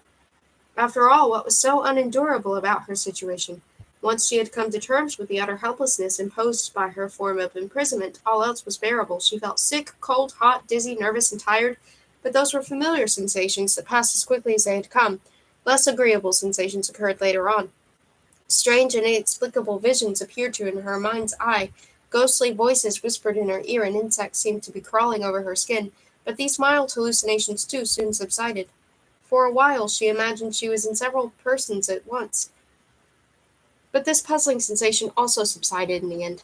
At some stage, overcome with profound fatigue and relaxation, she had gone to sleep. Rala had grasped that someone outside was doing all these things to her for reasons as mysterious as the methods he used to torment her. She had spent these days as if in constant motion. Never had she felt as active as she did now, when unable to move as much as millimeter. Only now did she realize how much life there was inside her, even when asleep, or how the blood sped through her veins and her heart kept pumping away. Her body housed as much hectic activity as a big city, and it was even more hectic now that the enemy was at the gates and laying siege to her. No, there were no grounds for fear and despair, no more, at least, than in any besieged city whose inhabitants were ready to defend themselves. Urs changes his mind. Urs entered the theater of death prepared to die without a fight. What was more, because he would offer no resistance, he intended to cast his sword at his opponent's feet. For several days now, Urs had been watching the contests in the arena from the prisoners' gallery, chained and powerless to intervene. Although he still didn't know how the Wolpertines had wound up in this sick world, or what its inhabitants' motives were, he had fathomed the theater's iniquitous function and grasped that it was inescapable. There was no hope of breaking out. Each Wolperting was escorted into the arena by a whole squad of heavily armed soldiers supervised by copper killers with their crossbows at the ready. No outside help could be expected, so one's only recourse was to conform to the system and become one of the theater's gladiators. Until now, the Wolpertines had been exclusively matched with mercenaries and other hired killers, but Urs knew it was only a matter of time before a Wolpertine was forced to take up arms against one of its own kind. This, Urs realized, would be the beginning of the end of its breed, and he couldn't endure the thought. He would rather die than be compelled to watch one Wolpertine kill another. All the fights had ended in the Wolpertine's favor. Whether matched with one or several opponents, wild beasts or experienced killers, every Wolpertine had left the arena alive except for Ornt el Okro, who had been executed in such a cowardly manner. Ushan de Luca's fight had set the pattern. Not long afterwards, Bala of Betaville had scored an impressive victory over a pair of mercenaries. Olek of the Dunes, armed only with a sling, had defeated a whole gang of them, and none of the Wolpertines compelled to follow him into the arena and sustained a single serious wound. But Ur's mind was made up. He had never killed anyone in his life, and he wasn't going to start now. Today was the day he would bid farewell to his nightmare world, and he wanted to combine that farewell with a profession of faith by refusing to draw blood. A small army of Bloodums and Copper killers escorted him from his cell to the northern gate. Only there were the Wolpertines permitted to select a weapon from an assortment lying on the table. Urs picked up a short sword at random and strode out into the arena. Scattered applause greeted him. Although the spectators had learned to respect the Wolpertines, they were far from inclined to cheer them on. Urs's opponent was a tall, muscular hogling, covered with bristly black hair. His mane was braided into plaits, with countless colored beads, teeth, small bones in them. He wore a huge gold nose ring between his tusks and a loin-cloth consisting of a dozen swords in leathern scabbards. "What's your name?" Urs asked when he reached him. Not that he was really interested in his opponent's name. He needed it in order to utter his last words. "Kill me, so-and-so." And he intended to cry, and he wanted to get the name right. Evel the Octopus. "My name is none of your business, little doggy, but I'll tell you it because it's the last thing you'll hear in this world. My name is Evel." Urs's paw tightened on the hilt of his sword. Evel? It was someone of that name who had killed Cora Morak, his foster father. Evel the Octopus? The hogling inclined his bristly black head. "Did you ever come across a Cora Morak?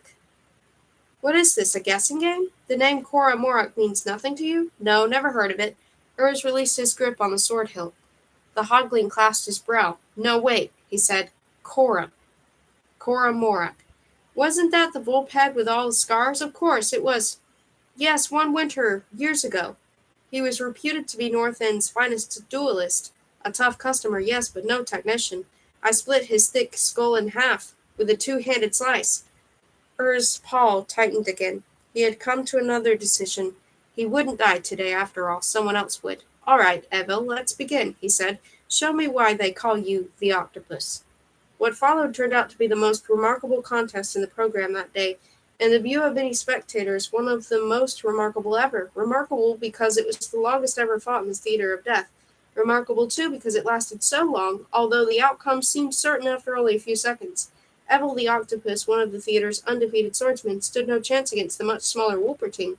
He never even got a chance to display the dexterity that had earned him his nickname. Urs severed a sinew in his right wrist in the first minute, so he could only fight on with his left arm. Between the first minute of the duel and its grisly conclusion, Urs inflicted as many wounds on his opponent as the latter made vain attempts to land a single blow. In the end, after fighting for several hours, Ebel begged Urs to put him out of his misery. But the most remarkable feature of this fight was that Urs refused even to administer the coup de grace. In order to end his torments, Ebel was compelled to fall on his sword. "Who is Taff Tingerwolf?" asked Gornab, when he saw Ebel stretched out in his own blood. The interminable fight seemed to have put him into a trance from which he was only just awakening. What's his name? What's his name? His name is Urs, replied Frithtar, who, as director of the Theater of Death, had done his homework. I kyle him, Gornab declared. I've venner niece anyone linfict so chum nape on his Nentopo. Tup him on the slit of Raforitz. I've never seen anyone inflict so much pain on his opponent either, said Frithtar. A great talent. I shall naturally put him down on the list of favorites. A typey Nagero Toktik wasn't Chingwa. Where's he neeb all tishmite? Yes, your majesty, a great pity General TikTok wasn't watching. I don't know where he's been all this time. They say he's shut himself up in his tower and doesn't want to be disturbed. I should feel happier if he performed his duties at the theater occasionally. Shall I command him in your name to present himself here? No, no, the king said quickly. He probably miss you. I won't to disturb him. Yes, your majesty, General TikTok is probably busy with important matters for the benefit of health. Frithtar clapped his hands, and loaves were distributed among the audience free of charge. Then he added Urz's name to the favorite performers list. In Yggdrasil's domain. I've got roots all over the place down here, squawked the Kronk, although it was indefatigably leading the way. Panting hard as it surmounted the obstacles in its path, it never stopped talking. Yggdrasil was seizing the chance to hold a conversation. There's another and another and another. See them? These roots are my eyes and ears. I'm omnipresent down here. My world exists wherever they grow, but it ends wherever they don't. From my point of view, you're going nowhere, so to speak. I've no idea what goes on outside these tunnels. I'm dependent on rumors. I occasionally question the travelers who get lost in my labyrinth like you, but they're few and far between. And anyway, you never know where you are with the types of you meet down here. I see, said Rumo. Hey, said the Kronk. I didn't mean you. You're different. You're on the romantic mission. You've got a casket to deliver. Tell me more about the City of Hell, Rumo said. I've nothing to offer but rumors, as I say. I once met a bandit who used to shuttle back and forth between Hell and Overworld. He was quite talkative. He told me the inhabitants of Hell are white-skinned devils who torture their prisoners to death in a big theater. Things like that. Know what I mean? What are Vrahawks? Asked Rumo. The Kronk paused and turned round. Rumo halted too. Vrahawks? You want to know what Vrahawks are? To be frank, the things I've heard about them are so monstrous I barely dare repeat them. I can't even guarantee that the Vrahawks really exist. Some say they're omnivorous giants, others that they're transparent and equipped with more legs than a spider. Many people claim that their stench is a lethal weapon in itself. The Kronk hurried on with Rumo at its heels. How far can you take me? Rumo asked. As I told you, my boy, Yggdrasil replied. My roots mark the boundaries of my domain. I can take you there, but it's not much further now. After that, you'll have to fend for yourself. You've been a great help already, said Rumo. Don't run away with the idea that I envy your mobility. Mobility doesn't last. In my philosophy, all living creatures are trees. Each of them puts down roots sooner or later. You'll do so yourself someday, mark my words. And then you'll put on annual rings and grow old and fat, like me. Perhaps, said Rumo. What will you do if Rala is dead? Yggdrasil asked abruptly. What? It's an unpleasant thought, I know, but haven't you ever considered it? No. And you don't want to, eh? Yes, no, I mean. You like words in one syllable, don't you? Yes. The tunnel had widened, and Rumo noticed that the aerial roots dangling from the walls, formerly so profuse, had grown rarer. The Cronc's voice, too, seemed thinner and reeder. Well, my sphere of influence is coming to an end, said Yggdrasil. I didn't mean to be sentimental or anything like that, but when you set off into the unknown with our casket, I shall almost feel that I am going with you, that I am surpassing myself, so to speak, in casket form. Said Rumo. Is a syllable? Asked Yggdrasil. I shall miss our profound conversations. The tunnel ended in a vast open space. Massive tree trunks loomed up ahead, veiled in pale blue mist. Rank upon rank of huge trees stretched away for as far as the eye could see.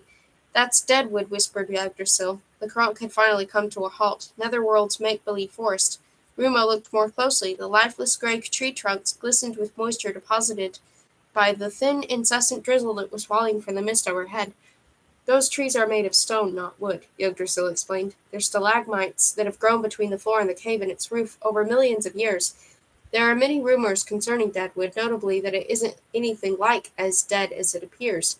It only remains for me to tell you to be careful. I will be, Rumo promised. Once you're past Deadwood, you'll be considerably closer to your destination. Be guided by the black toadstools growing on those stone tree trunks. They point in the direction of hell, so it said. The Kronk raised an admonitory paw. One more thing, you mustn't eat those black toadstools. Not on any account, no matter how hungry you are. They're the only form of food in Deadwood, but they're said to drive you insane. According to another rumor, they turn you into one of the ghosts reputed to dwell in the mist above the trees. You've heard a lot of rumors, said Rumo. Yes, Yggdrasil sighed. We must part here. Remember, it's only hearsay, and all I've told you about the things you may need on the rest of your journey. The best of luck, Rumo, and take good care of that casket. The Kronk zigzagged back into the tunnel and disappeared into the gloomy labyrinth. Rumo turned and set off in the stone forest.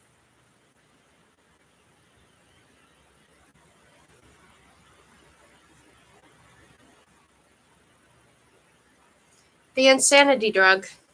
For the first time ever, General TikTok was feeling proud of something other than himself. He was proud of himself as well, of course, and of having put his audacious scientific and technological theories into effect, but he was proudest of all of Rala. Although he had sensed from the first that her will to live was exceptionally strong, he had not expected her to display such utter contempt for death. She had now been imprisoned in the Metal Maiden longer than any test subject before her, and the thanatometer had never once registered less than 80. The honeymoon period had ended long ago, and the pain he was now inflicting on Rala far exceeded anything her predecessors had endured. What fortitude and what fury! He had never come across such courage on any battlefield, not in 100 enemies combined. And to think of all he'd done to her recently. For an entire day he had enhanced her physical sensitivity to the utmost with an elixir, and then infused her bloodstream with fluids that caused muscular spasms. They must have hurt like dagger thrusts, yet she hadn't cried out once. Greatly accelerated pulse rate and breathing, of course, and a few twitches, yes, but very little reaction otherwise, and her bodily functions had readjusted themselves automatically. Then she'd fallen asleep from sheer exhaustion. What a brave girl! Yes, TikTok was proud of Rala. Because any relationship should be based on mutual respect, however, he proposed to teach her some respect the next day. For this purpose, he would turn his attention to Rala's most sensitive organ, her brain. He went over to his poison cupboard, took out a flask, and gazed at the label for a long time. Some weeks ago, he had instructed one of his alchemists to develop a drug that would instill fear, and the contents of his flask were the product of that alchemist's labors. Many drugs were capable of instilling fear, but they all contained some contrary element, some property conductive to happiness or relaxation, with which the result they caused an alternation of euphoria and panic. The alchemist had proceeded to extract the euphoric elements from the poisons he selected, thorn apple, deadly nightshade, and deadwood toadstools, by breaking them down into their chemical constituents and isolating the disruptive elements, but then he blended the extracts of the three poisons into a single toxin capable of inducing hallucinations of the most horrific kind. Before taking his new drug to General TikTok, however, the alchemist had second thoughts. Would it really be capable of meeting the general's requirements, as everyone in hell now knew? Any underling who failed to satisfy him signed his own death warrant. How could he boost the effects of the drug so terrible to a degree that TikTok's satisfaction would be guaranteed? Then the alchemist had a trailblazing idea. He had to pay off a few old debts, bribe a few people, and make all kinds of promises, but he eventually obtained what he wanted, a tiny test tube containing a single drop of red liquid.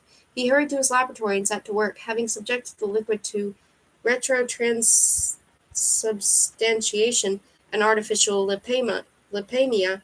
He dehydrated and liofilized until it was left with a minute quantity of red powder resembling ground saffron. Then he dissolved the powder in alcohol and blended the resulting tincture with his toxic essence. In layman's language, the alchemist had laced his poison with a tiny sample of Gornab the 99th's blood, thereby lending it to the requisite dash of genuine insanity. Hara's first and last fight. Hara looked at the sword in his hand. It felt heavy, cumbersome, stupid, ridiculous. He knew what knives were for. They were for cutting bread, but swords? What good were they? Hara knew, of course, that swords were aids to fighting and killing, but those were activities he rejected. This attitude hadn't made his life as Wolperting any easier, but there it was. Although he had been born into a species whose members had an exceptional aptitude for fighting, he simply had no wish to fight. That was why Hara of Midgard had become a teacher, because he felt called upon to inform the younger generation that a Wolperting could get through life without brandishing a sword. Having retired to bed in Wolperting a few days ago, happy in his belief, he now found himself, heaven alone he knew where, standing in an arena in front of thousands of outlandish creatures, with a sword in his hand. Anyone would think they expected him to use it. The only wound Hara had ever inflicted with a sword was the notch in a skirmish between two rival gangs of schoolboys playing truant, and the sword that Hara had swung a trifle too hard had been made of wood. He had almost died of shock when Jolly the Gloomberg collapsed and lay inert in a pool of blood. But when Jolly had opened his eyes, and Hara had sworn never to touch a sword again, he gave the thing in his paw another look of distaste and tossed it to the sand. As if this were a signal, the ground promptly opened and two cages rose to the surface from the cellars of this theater of death. Inside the cages, insofar as Hara could see their inmates through their massive bars, were two creatures with bristly gray fur and impressively large teeth. Their heads, which were covered in short, snow-white hair, could have been mistaken for death's heads, had it not been for their darting yellow eyes. What were they? Hara's knowledge of biology was quite sufficient for him to teach it when standing in for a colleague from time to time, but he couldn't place these animals, or perhaps they were wild apes. Frithtar gave a discreet signal. There was a click, and the cage door swung open. The creatures seemed temporarily flummoxed by their newfound freedom. They lingered irresolutely in their cages, grunting in a puzzled manner. Hara noticed that each of them was carrying a heavy club. Perhaps I'd better go, he thought, but where to? The arena gates were shut. The animals ventured out of their cages at last. Although seemingly intimidated by the spectators' laughter, they bestirred themselves and grew angry when bombarded with loaves and fruit. They bounded across the arena, screeching and flourishing their clubs until Hara caught their eye. He continued to stand there, watching them as they prowled around him. Yes, they were apes. He was convinced of it. Their gait indicated that beyond doubt. The first blow caught Hara between the neck and shoulder blade. He was astonished how little it hurt. All he really felt was a jolt. His body was evidently capable of secreting a substance that neutralized pain, however intense. That knowledge was a comfort, but Hara disliked the way in which he'd acquired it. He would sooner have read it in a book. The second blow landed on his head, and the third and fourth blows left him stretched out on the sand. No, thought Hara. He would never become a hero in this world. Not by any definition of the word to be found in Zamodia's heroic sagas.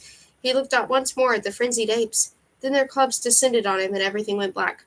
Frithtar bent over Gornab. Deadwood apes, he told the king in self-important tones. Wild specimens I ordered to be caught and trained especially for your majesty's delectation. We taught them to be afraid of fire and wield clubs. I'm sure they'll give us a lot more entertainment in the future. Frithtar smiled complacently. It really had been time to make some attempt to restore the Helling's pride and self-esteem. He had noticed with mounting displeasure how irritated they were by the contests in which the Wolpertings took part. Dozens of the theater's best fighters had been worsted by them, and he had lost such crowd pullers as Rob Glob the ferryman, the Black Twins, and Evil the octopus. The time had come at last for another Wolperting to bite the dust, and it was he himself who had selected an elderly white-haired specimen as club fodder for the Deadwood apes. What a spooted fight tath was, hissed Gornab. What were you king-thing of, eh? Frithtar was puzzled. He noticed only now that there had been no applause. On the contrary, he could hear boos and catcalls. Slit into them, Gornab snarled. They're oobing. You had knuckle. Frithtar was utterly dumbfounded. He hadn't foreseen such a reaction. Fights of this kind had invariably gone down well, and the king himself had always been enthusiastic about them. And now the spectators were booing, and the king was furious. Had the theater of death undergone some change that had escaped his sensitive antennae? He struggled for words. Well, I thought, he began. You toff? Gornab said venomously. Since when have you toff? From now on, veal the kin-thing to me, you clum duck. The king's eyes were blazing with the combined insanity of all the Gornabs. Frithtar waited that he was about to say with the greatest care. One word out of place, one injudicious gesture, and the situation might have become lethal. Forgive me, your majesty, I was mistaken, he said in a voice trembling with subservience. Permit me to assure you that the next fight I arrange will do justice to your sublime requirements and the wishes of the people. I bow my head in the profoundest shame and humility. Yes, Wabbit, snarled Gornab. Wabbit while you've still cog one. Frithtar withdrew at a crouch, walking backwards. He knew when to stick his neck out and when to retract it, and he intended to keep his head on his shoulders for the foreseeable future. You go back and ribble.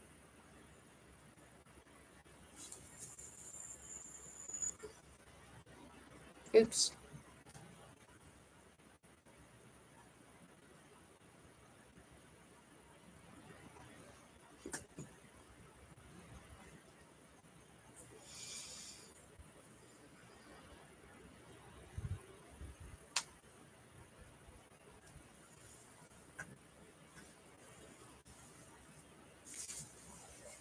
I'm gonna have some more water.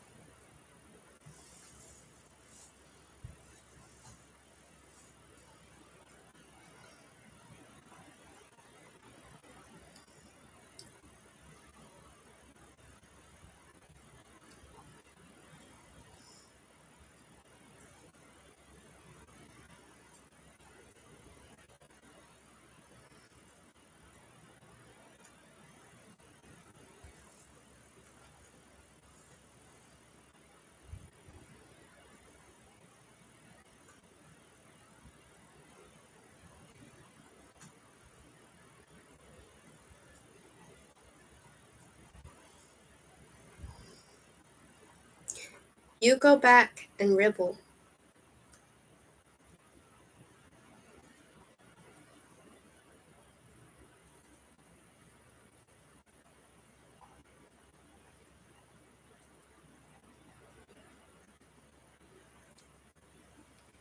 What a dreary place, said Dandelion. Stone trees with their tops lost in the mist. Everlasting drizzle, no wonder nothing grows here but these ugly black toadstools. If young Drusilla had been right, it was really easy to get your bearings in Deadwood. Growing on most of the stone tree trunks was a profusion of black toadstools, with little pointed caps, and they all pointed the same direction, towards hell, so Rumo hoped. They also grow in the great forest, said Crindle. In my youth, when I was living there, I had to live on almost exclusive diet of them for 6 whole months. You get used to them. You have the wildest dreams and hear crazy music from other dimensions. For a month I thought backwards and saw everything in black and white, and shh, said Rumo. He had come to a halt. What is it? Dandelion asked. Two voices, said Rumo, somewhere among the trees not far off. Perhaps it's the ghost of Yggdrasil mentioned. Do they sound dangerous? No, it isn't ghosts. It's two people having an argument. What about? Rumo strained his ears. They're talking nonsense, he said at length, but they're talking about hell. I'm going to waylay them. Good idea, said Crindle. Then we'll torture and kill them. Oh, sure, Dandelion sighed. Let's do that. Rumo materialized in front of the two figures like a ghost. It had been child's play to creep up on them under cover of massive tree trunks. He stepped out between the two of the stone columns and barred their path. They were startled out of their wits, but Rumo's own surprise was not inconsiderable because the creatures bore no resemblance to any he had ever encountered before. The taller of the two barely came up to his chest, scrawny with albino white skin and two small horns. It was curiously attired and armed with a thin wooden spear. The other figure looked even more peculiar. Half as tall as its companion, it had the head and pincers of a crab, and legs of a chicken. As if that were not enough, it wore a funnel on its head and it was dressed in a small barrel. Rumo was at a loss for words. A Wolpertine! Gasped the taller of the two. It levelled its trembling spear at Rumo. Correct, said Rumo. I'm a Wolpertine. Who are you? My name is Yucabak, said the taller of the two. And I'm Ribble, said the other. Where have you come from, and where are you going? We've come from hell, said Yucabak, and we're going to Overworld, said Ribble, on behalf of Urs the Snows. They both pointed upwards. Rumo was genuinely staggered by this. Urs? He said. You know Urs of the Snows? The Helling and the Homunculus. Yukobak and Ribble were representatives of the two most numerous ethnic groups in Hell. Yukobak was an upper-class Helling, distantly related to the royal Gornabs, and thus a member of the city's aristocracy. Ribble, by contrast, belonged to the lowest caste. He was a homunculus, one of the alchemically created hybrids that formed the underclass of Hellian society. Yucabaks was a far-flung family that wielded considerable political influence in the city, maintained contact with its political and military leaders, and boasted several members of the royal household. He had enjoyed an education reserved for very few Hellings and was expected someday to occupy a senior position at court. Ribble had no family at all. Like every homunculus, he possessed neither father nor mother that had emerged from the alchemical brew known to the inhabitants of Hell as mother soup. The homunculi were made to perform the city's most menial tasks. They had no rights and were fair game, so killing a homunculus was not a crime to anyone from Hell. Yucabak and Ribble were as far apart socially as any two individuals could be. Ribble had long been Yucabak's personal servant. He had escorted him to school and received the same education as his master. He was his conversational equal, his foremost adviser on matters of vital importance, and not that anyone else knew it, his true and faithful friend. To the outside world, they carefully preserved a semblance of their master-servant relationship, because friendships between Hurlings and homunculi were one of the city's greatest taboos, and the truth would have cost Ribble his head. When the two friends were alone together, they became dangerous revolutionaries and enemies of the state.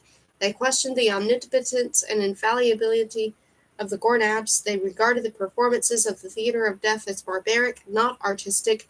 They loathed the city's depressing architecture and atmosphere. They resented the alchemists' oppression of the arts. Yucabak secretly painted little pictures of hell going up in flames. Ribble wrote subversive poems that ridiculed the king. They proudly showed each other their works, only to hide them in alarm immediately afterwards. They were not only rebels, therefore, but artists and philosophers, libertarians and visionaries. There was no burning issue they had not already subjected to merciless discussion. Had the Red Prophecy been correctly interpreted? Was hell really the center of Netherworld? Was it right to raid cities on the surface and enslave their inhabitants? Was it really true that sunlight in overworld, reduced you to ashes if you exposed yourself to it for too long? Or that the air up there slowly poisoned you?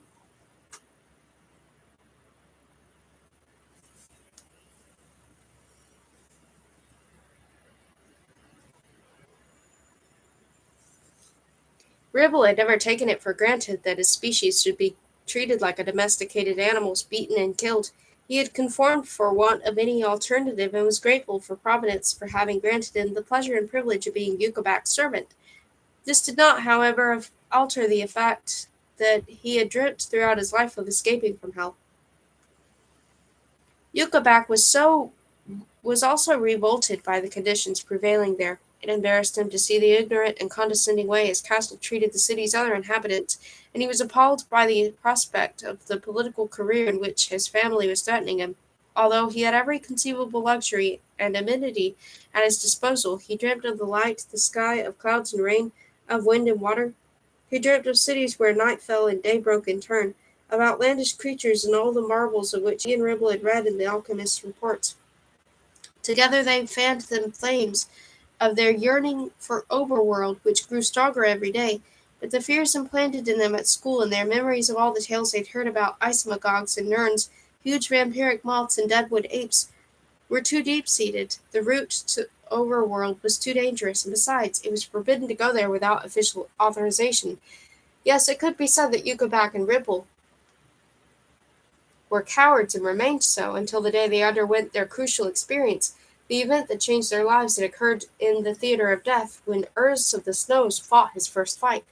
Yucabak had detested the theater even as a child. He'd felt sick the very first time his parents had compelled him to watch a fight, and little had changed over the years. He and Ripple thought it barbarous to slaughter defenseless slaves for fun, but they regularly attended these social functions because they hadn't had the courage to rebel. Even the fight between Ushandaluka and Roboglob, the celebrated gladiator, had made them think twice, but it had all been over too fast. Suddenly, one of the theater's so-called favorites was lying dead in the sand, vanquished by a slave.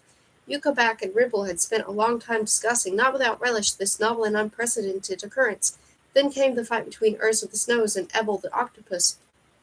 It was the most exciting duel Yucabak and Ribble had ever witnessed. The far smaller Wolperting had not only refused to die, he had even refused to kill his opponent by giving him the coup de grace. That was revolutionary. If Yucabak and Ribble had ever seen a real-life hero, it was Urs of the Snows. His name had spread like wildfire after the fight, and they'd sat up all night talking their heads off. It was a sign. That prisoner, who had defied the whole Hellion system, was their pointer to Overworld, their signal to risk an escape at last. Yucabak and Ribble decided to go via Wolperting because it contained the nearest entrance to Overworld. The entrance was open, too. They knew from their lessons at school that an urban flytrap was always harvested in two stages. First, the entrance was opened, and the inhabitants were anesthetized and carried off, the whole army being required to cart them away. Later, some of the Hellion troops returned to the city to eliminate all traces of its former occupants, carry out various architectural improvements, and close the entrance once more for many, many years, possibly for decades. If we don't go now, Ribble had said, we never will.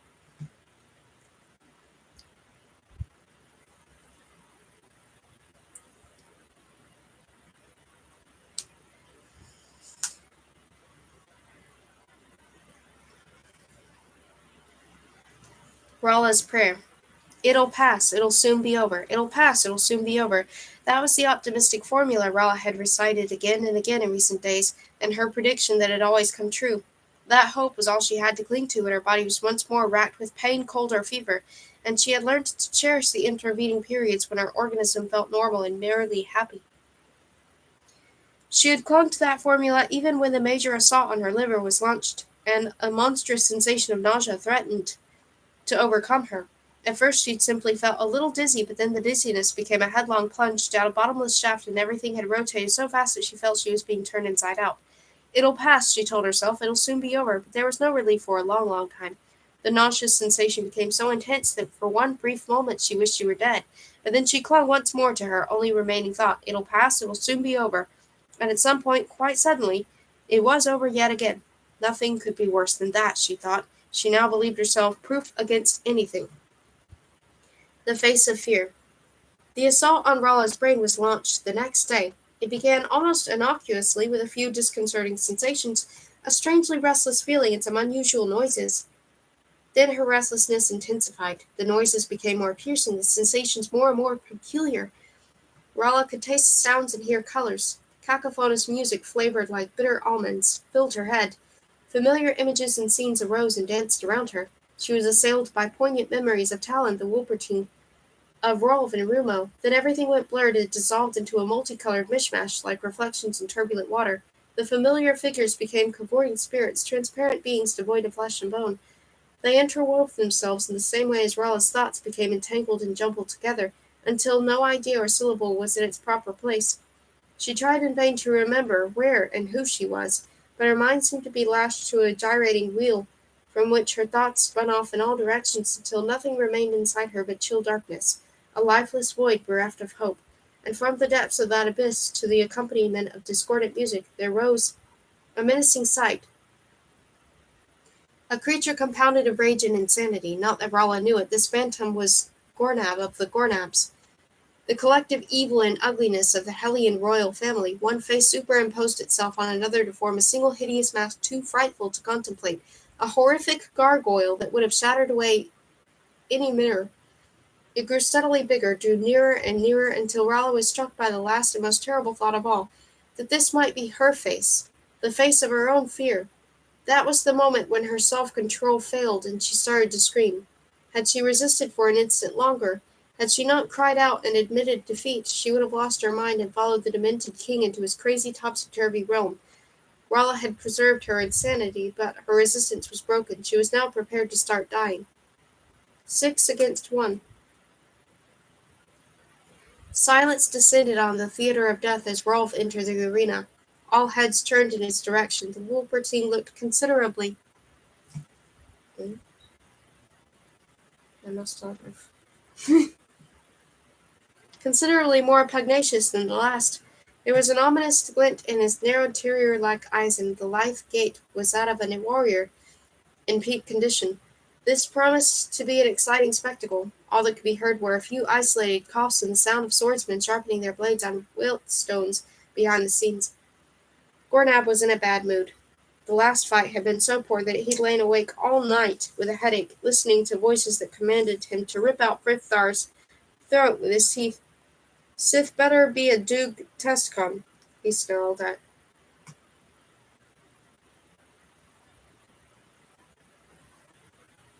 his chief adviser. "Wise other you may fnid yourself down in an area with a sraud in your hnad." Frithtar strove to take his threat calmly. "I can assure your majesty that this will be an excellent contest. I have put together a really unique combination of warriors."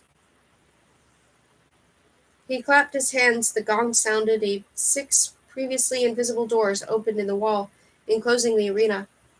From them emerged 6 heavily armed gladiators. The first was a Montanic giant armed with a huge golden axe. The second a Volphead with a trident. The third a Bloodham with a ball and chain. The fourth a Hogling with 2 swords. The fifth an Alcerian with a scythe. The sixth a Greenwood dwarf with a spear. Rolf, standing in the middle of the arena, turned slowly on the spot and inspected his adversaries. He himself was armed with 4 knives stuck in his belt. He had had ample time to reflect on his situation since regaining consciousness in hell. As he saw it, he was in a fearsome and dangerous place, but it wouldn't be the first time he'd escaped from a hopeless predicament. The worst thing was, he didn't know Rolla's whereabouts. He had no doubt she was still alive because he would have sensed something as final as his twin sister's death, so his most urgent task was to find and release her. Rolf's strategy was simple in the extreme. Until he got an opportunity to do so, he would defeat anyone who came up against him.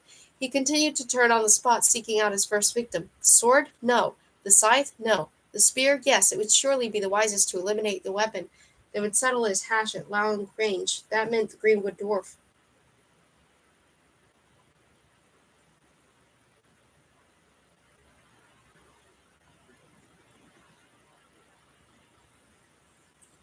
The white fire. All at once, Rolf's body was transfixed by a sound, inaudible to anyone else in the theater. It was as if someone had plucked a taut string that ran right through him, from the top of his head to the soles of his feet. The sound was shrill and high-pitched like a cry of pain. Although Rolf had never experienced anything of the kind before, he instantly knew what it meant. Someone, somewhere, at this very moment, was doing something terrible to Rala. His whole body bent like a bow. He threw back his head and let the cry escape. It emerged in the form of a protracted howl that silenced the last whispers in the auditorium and made his encircling opponent's hair stand on end.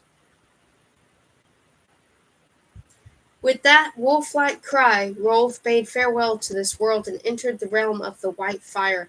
He growled softly and bared his teeth, gripped one of his knives between them, and held another two at the ready, one with the blade facing upwards, rolled one downwards. The audience had already watched several Wolpertings fight in the theatre of death. Discounting two elderly specimens, they had all acquitted themselves bravely and defeated their opponents with ease. But what this Wolperting accomplished with his knives surpassed anything they had ever seen before. He wasn't merely fast, he seemed to be in several places at once.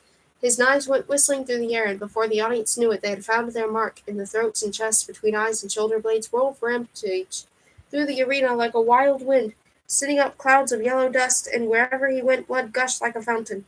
When Rolf of the Forest fought his first duel in the theatre, time seemed to stand still. Then the dance of death ceased as abruptly as it had begun, and Rolf stood panting in the center of the arena, besmirched with blood, as a painter with paint after an artistic frenzy. He was still in his other world, in the midst of the white fire, but his opponents lay dead on the sand. The spectators rose to their feet and broke into a storm of applause such as the theatre of death had never heard before.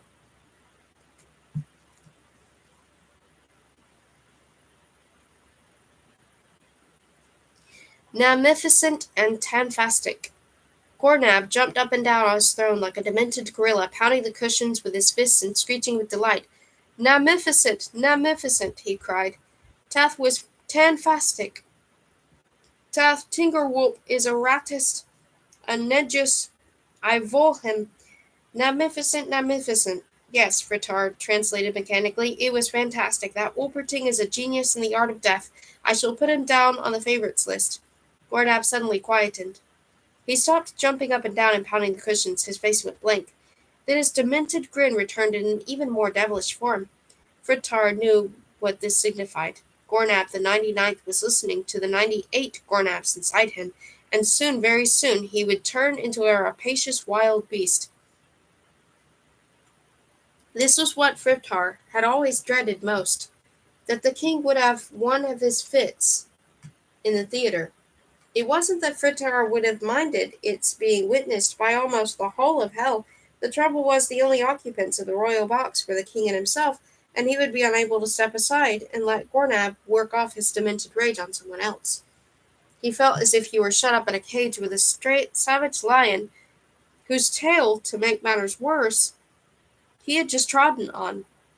A thin thread of saliva trickled from the corner of Gornab's mouth as he slowly wagged his head to and fro. His lips mouthed inaudible words, presumably in response to the commands of the Gornabs inside him. Frittard sighed. He had naturally allowed for this worst of all scenarios, but it was a humiliating business. He sidled behind Gornab and hid beneath the throne, like a child sheltering from an imminent earthquake. He had hardly taken cover when Gornab's fit of manic fury erupted with unprecedented violence. An ape-like screech rang through the theatre as the king leapt on to the protective balustrade, seized the nearest guard, a full-grown bloodham nearly twice his size, by the throat, and yanked him into the box with one mighty jerk.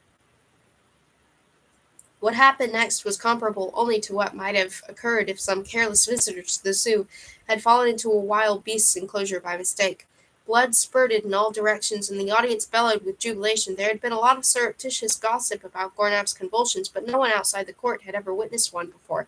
This paroxysm surpassed everyone's expectations. The dwarfish king persevered until he had extinguished every last spark of life in the soldier's body. Then he lay down on the corpse and fell into a deep sleep. Frittard crawled out from under the throne, beside themselves with delight. The spectators craned their necks for a look at the blood-stained royal lunatic. Gornab's chief adviser bent over his snoring form. He couldn't help grinning. Fate was forever surprising with his whimsical ways. The hostages. Yuko back and Ribble walked on ahead. Rumo, ever vigilant, at pains to intimidate his two prisoners, followed them with his sword drawn. I suppose you realize you're sending us to certain death, said Yuko back. Rumo said nothing. They'll throw me back in the mother soup, Ribble said plaintively, and Yukovak will be sent to the theater of death. We've committed high treason. Where's Rala? Rumo demanded sternly. Yukovak groaned. We've already told you umpteen times. We don't know this Rala or any other Wolpertings. We saw Urs of the Snows at the theater, that's all. Tell me more about the theater, Rumo commanded. What, again? Yukovak protested. You already know all there is to know. You know more about hell and urban flytraps and the whole of the netherworld than most of its inhabitants, yet still you insist on dragging us back there. It's tantamount to a death warrant. I'm merciless by nature, said Rumo. Ribble paused abruptly and turned round. Know something? He said. I don't think you're half as tough a nut as you make out. You're all right. Rumo and Yukovak halted too. Really? Said Rumo. What gives you that idea? If you were really cold-blooded, you'd have killed one of us to impress the other. Why guard two prisoners when one would do? A really tough nut would have acted differently. Ribble, cried Yukovak. Don't put daft ideas into his head. Rumo seemed to be lost in thought. Yukovak, Ribble, he said suddenly. I'd like to introduce two friends of mine. Yukovak and Ribble stared at each other. There was no one in sight but themselves and the Wolperting. Rumo held out his sword. They shrank back. Don't be afraid, he indicated the two halves of the blade. These are my friends. This one is Crindle and that's Dandelion. Wrong way round, Dandelion protested. Yukovak and Ribble drew closer together. The Wolperting might not be vicious, but he was obviously insane. Pleased to meet you, said Dandelion. Let's kill them, growled Crindle. They can hear you, Rumo told his prisoners, but you can't hear them. Only I can. In my head, understand? Absolutely, Yukovak nodded vigorously. In your head, Ribble chimed in. They're dangerous demonic warriors, said Rumo, the fiercest of their race. That's not true, Dandelion protested again. Yes, it is, said Crindle. Their brains were smelt into these blades. They speak to me. Rumo held the sword to his ear and listened, seemingly lost in thought. Yukovak and Ribble went on, nodding eagerly. Yes, Rumo said with a faraway look in his eyes. They're unpredictable fellows, bloodthirsty, implacable. I'm under their spell. All I have to do is they say. I have to do all they say. It's an ancient curse. We understand, said Ribble. A curse.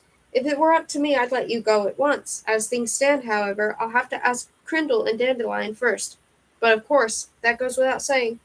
Rumo muttered something unintelligible to the sword, then held it to his ear again. He listened intently and nodded several times. At length he lowered it. Crindle and Dandelion say I must compel one of you to devour the other unless you obey, said Rumo. That's just not true, cried Dandelion. I didn't actually say that, said Crindle, but it sounds like me. Rumo shrugged his shoulders. I'm sorry, but you must accompany me to hell. The curse, you understand. Yukovak and Ribble nodded again. Very well, said Yukovak. We'll take you to hell, but it's pointless. There are sentries guarding every route into the city, and they'd arrest a Wolverine like you on sight. We had to forge some official documents just to get out of the place. You'll be going to your own execution, and ours. I'll worry about those problems when we get there, Rumo decreed. Hey, Ribble said suddenly. There is one way into hell that isn't guarded. Really? Said Rumo. Yes, I know a way through the sewers that leads straight to the heart of hell, straight to the theater of death. Good, said Rumo. Then you'll remain my prisoners until you've guided me through the sewers to the theater. Yukovak glared at Ribble. Don't look at me like that, Ribble told him. He was such a skillful interrogator, how could I help it? Ribble's story. There had been a time in Ribble's life when Yukovak played no part in it, quite in a long time. In fact, because between his birth and the beginning of his domestic service lay a period which the average homunculus would have found quite eventful enough. Like any newborn homunculus, Ribble had felt extremely confused on emerging from the alchemical mother soup. He was a bewilderment no one could have felt unless he'd been pitched out into the world as an adult. Homunculi had a harder time of it than anyone else. The soup boiled, a few extremities and organs for the most diverse life forms, because fused together, and another homunculus emerged from the cauldron. No crawling, no breastfeeding, no teething. Homunculi came into the world full grown and had to manage as best they could.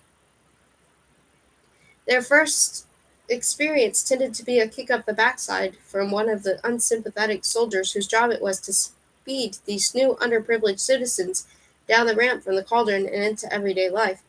It was like that with Ribble. Someone shoved him so hard that he tumbled down the ramp and found himself in the urban bustle of hell, where new citizens were promptly inspected and their aptitudes assessed. Hemmed in on all sides by hellings, mercenaries, and other homunculi, Ribble was grabbed, turned round, and pawed by rough hands. It was there at the foot of the ramp that newborn slaves were appraised and assigned various occupations, and there that their fate was decided. Crabs, pincers, eyes on stalks, amphibian, lights water. He'll make a tunneler. Off to the sewers with him, said someone. Ribble didn't understand a word because although homunculi came into the world full grown, they still had to acquire the power of speech. He was led away and consigned to the sewers of hell. If someone had compiled a list of all the possible occupations in hell and arranged them in order of status, the one at the very top would have been king and the one at the very bottom tunneler. Ribble spent the first few years of his life keeping the walls of the underground cave system that had been converted into a sewer free from vermin and carriers of disease. Saponic leeches, oil snakes, dungworms, suckerfoot spiders, bacteriomorphs, bacteriomorphs, plague frogs, troglodytes, speleovampires, these were the true masters of this dark, damp domain, and their dissemination had to be kept within bounds if they weren't some day to take over hell itself. Tunneling was not only an unhealthy occupation, but probably the most dangerous in the whole of Netherworld. Large or small, nearly all the creatures in the sewers were dangerous in one way or another, venomous, infectious, vicious, vampiric, or all four combined.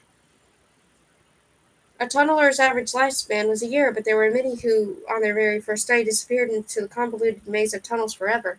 Ribble had spent into this underground world, armed with a long rope and a rusty trident, and he was probably more surprised than anyone when he made it back to the surface after his first day's work.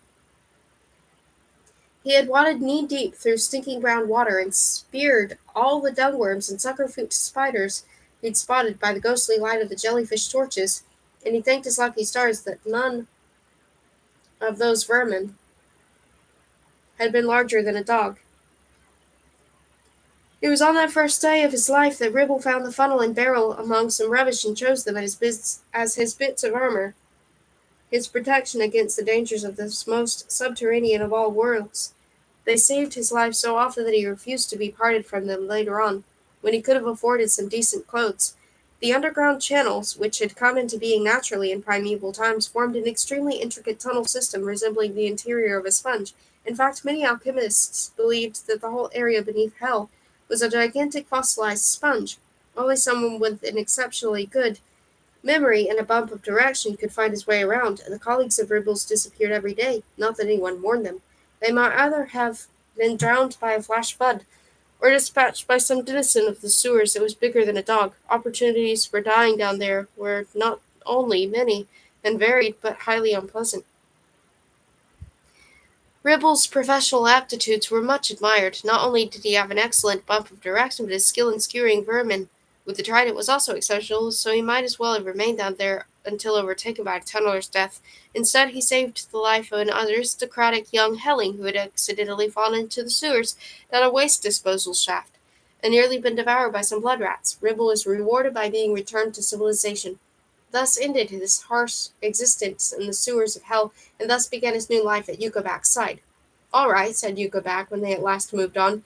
"So we're doing you one favor after another. We've given away all our nation's secrets, and we're trying, at the risk of our own lives, to smuggle you into hell. Now I think it's your turn. To do what? To talk. We've still got a long way to go, and I'd be interested to hear what prompted you to go to hell, in defiance of all common sense. We'd like to at least know what we're risking our lives for. Who's this mysterious Rala?" "But I'm not good with words," said Rumo. "Just leave out the boring parts," Ribble advised. "Stick to the exciting bits."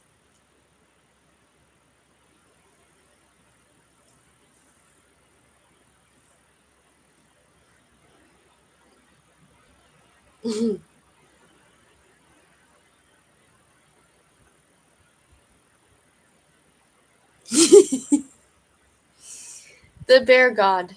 Rala was ready to die. The pain, the chills, the fever, the nausea, all those she could have borne, but not this hideous, demented face. Whoever it was out there, he had won. No one could defeat an opponent who had forged an alliance with insanity. Rala simply wanted to fall into a dreamless sleep, free from pain and fear. "Rala?" She froze. Who had called her name? Was it that voice from outside again? "Don't be frightened, Rala. It's only me." Rala's inner eye could see nothing but utter darkness. "I've come a long way." Something was emerging from the darkness. "Yes, I've come a very long way, little daughter." A massive black form emerged from the gloom, and Rala could now see that it was Talon. Talon the Claw, formerly the wild bear god, her foster father and fellow hunter. "Hello, Rala," said Talon. Hello, Talon. I thought you were dead, said Rala. After all that had happened lately, nothing that went on in her head surprised her. I hardly dare to say this, said Talon, but I can't afford to beat about the bush under present circumstances, so tell me, my girl, is what I see here really the way it looks? What does it look like? It looks like you're trying to die? That's right. You can't be serious. I certainly am. Look, far be it from me to meddle in your affairs, but, well, being dead myself, I can tell you it's nothing to write home about. I can't stand it any more, Rella whispered. I see. The pain, you mean? The pain I can take. Something worse than pain? Horror, talon, fear. I know it's hard to endure. Did you come back from the dead to tell me that? What? Yes, no, now you've made me lose my thread. Get to the point, Talon, then I can die and we can be together. That's not a good idea. I died too soon. A stupid mistake. You should learn from my mistakes. It wasn't a mistake. You couldn't help it. I could have run away when that stick flew towards me, said the bear. Listen, Talon, I can't take it any more. I'm tired and frightened. I want to sleep. So you already said. Do you remember what we used to do in the woods? Hunt, you mean? Precisely. We used to hunt rabbits. It was fun. Not for the rabbits. True, but do you remember what the rabbits did? They ran. Correct. And how did they run? They zigzagged from one hiding place to another. That's exactly what they did, the little devils. Remember how often they got away? Often. Yes, my girl, very often, Talon grinned. See what I'm getting at? You mean I should run away? That's my Raleigh, you're a clever girl. Let's run the way we used to in the old days in the woods. Talon gave Raleigh a look that almost made her laugh. How can I? I can't move. I'm trapped inside a machine.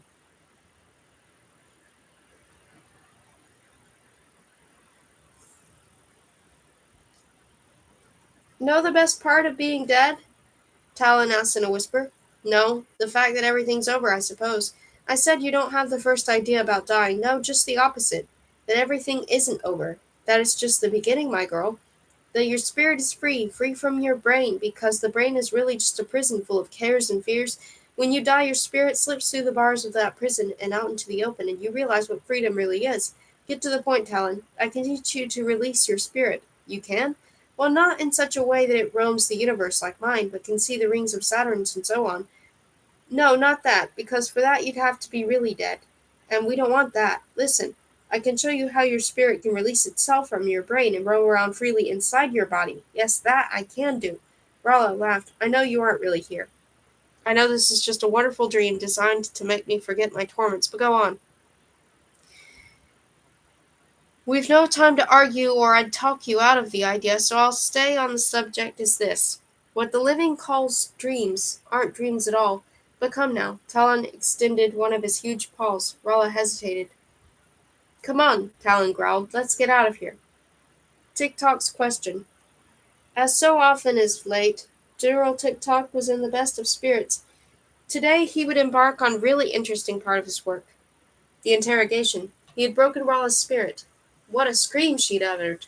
No, not just a scream, a fanfare that signaled the commencement of a new chapter in their relationship. Today he would start to converse with her, and in her company take up the trail of death. Today she would begin to die in earnest. This was a great moment. He must not profane its uniqueness by talking any old dribble.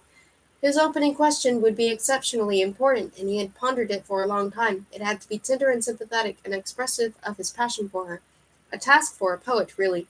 So General Tick-Tock was extremely proud that he himself had thought of the appropriate words.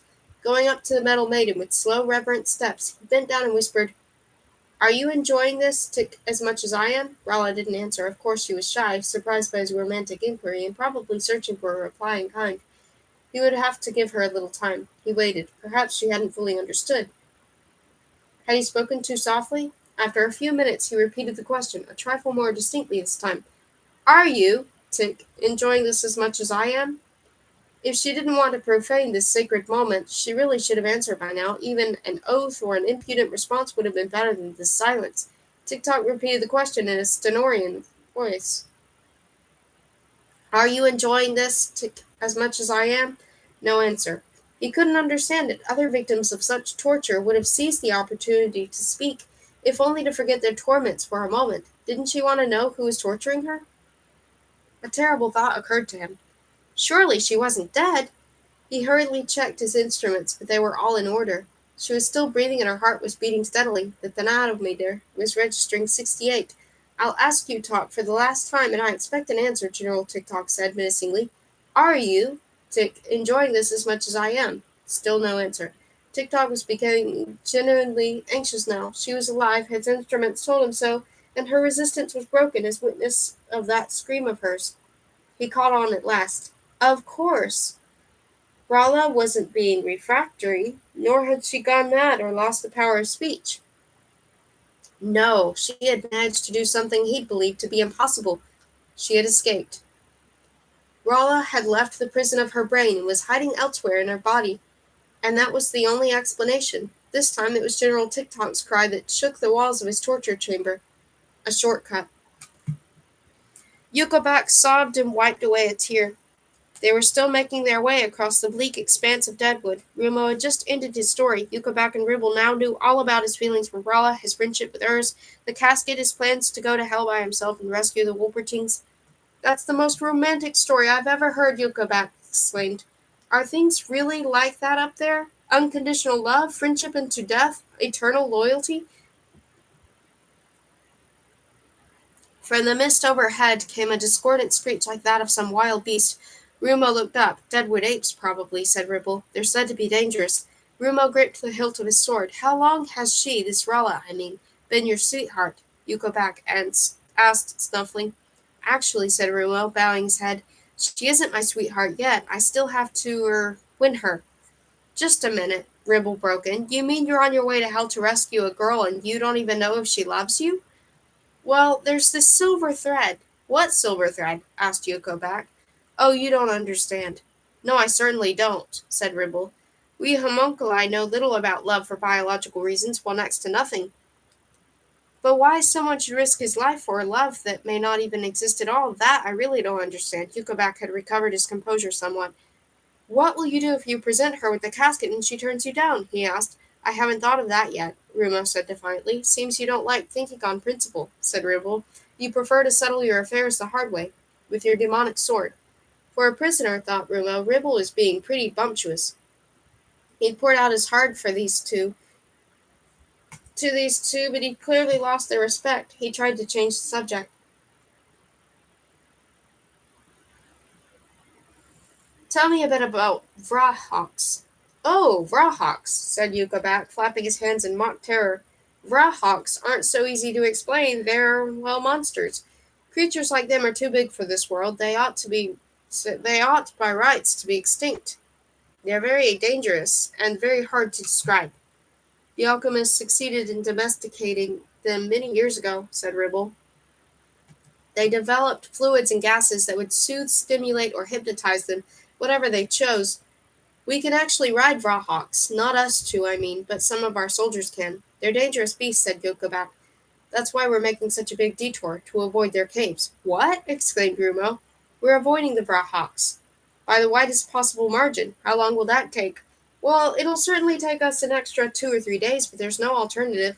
We can't march straight through the middle of them. Rumo laughed uneasily. One moment, said Rumo. Does that mean we could save 2 or 3 days if we go via the Vrahawk caves? That's right.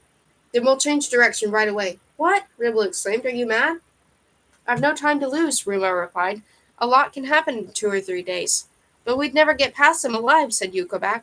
You originally said it was impossible to get into hell, Rumo retorted, and now we've actually got a guide. Yukovak gave Ribble a venomous look. This is all your fault, he hissed. The Vrahawks, that's all we needed.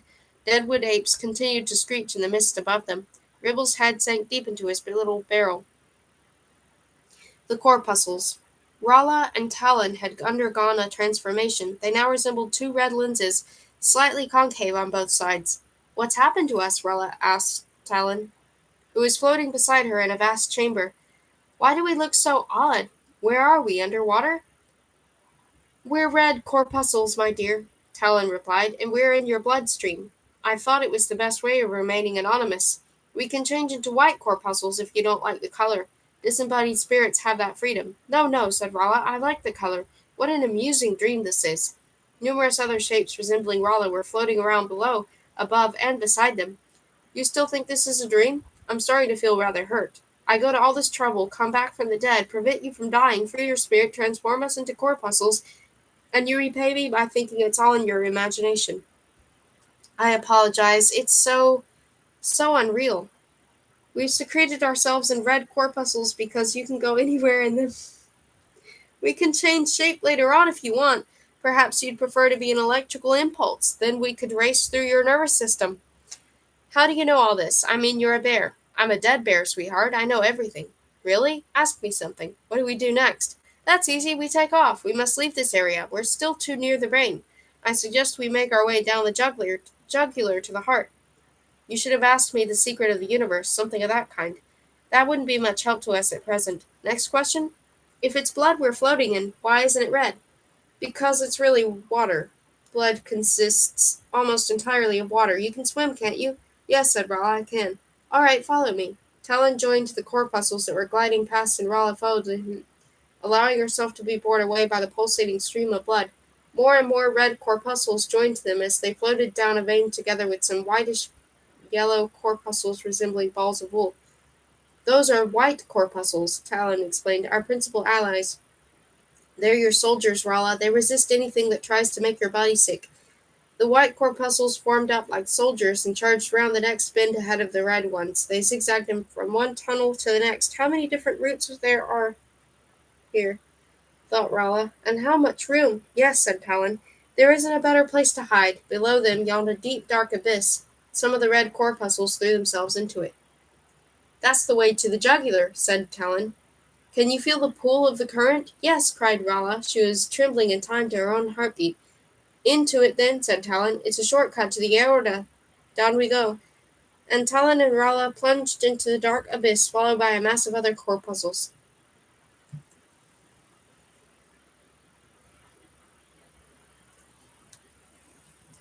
The poison cupboard. General Tick-Tock was beside himself with rage, but there was no doubt about it. Rala had escaped. She was still there physically, of course, imprisoned inside the metal maiden with 100 needles pinning her there like a butterfly. She was alive, too, as the tenometer's rising needle showed, but her spirit had fled. Her brain has deserted. Tick-Tock could now have flooded it with as many poisons as he chose, and it would have been no use. He picked up the flask containing the dementia drug and hurled it at the wall, shattering it into 1,000 pieces. For the first time in his life as a copper killer, the general couldn't help laughing. This surprised him because he hadn't known he was capable of it. His metallic peals of laughter sounded so awful that he gave a start and promptly suppressed them. What, he wondered, was so funny? A girl had tricked him. That was funny.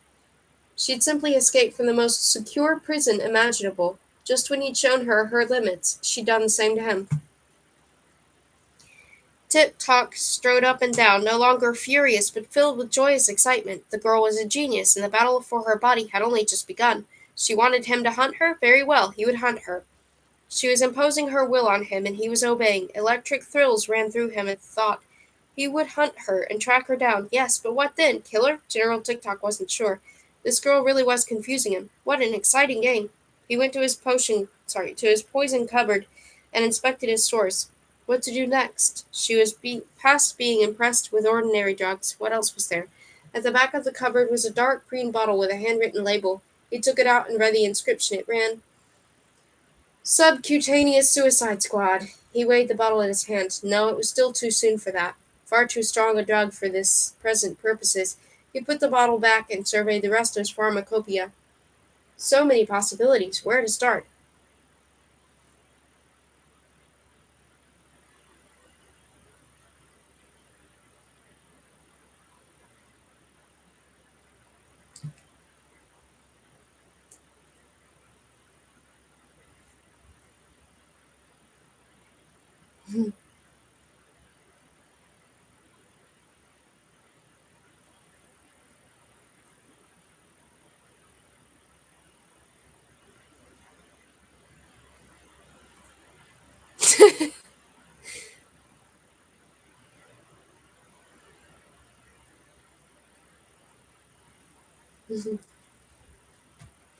Friftar's inspection. Rolf sat in his gloomy cell, gnawing at the steel bands that enclosed his wrists.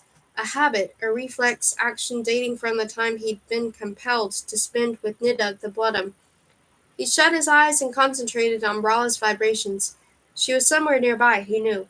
Two things had lately preoccupied Rolf more than the fact of his imprisonment. The first was the sound he'd heard in the arena. For days he had been unable to think of anything else. It echoed and re-echoed in his ears, and Rolla's fear-contorted face had appeared in his mind's eye again and again. This recollection had suddenly been followed, when he tried once more to scent her, by an indefinable sensation of relief. Since then his sister's face had seemed tormented no longer, but cheerful and relaxed, sometimes even amused.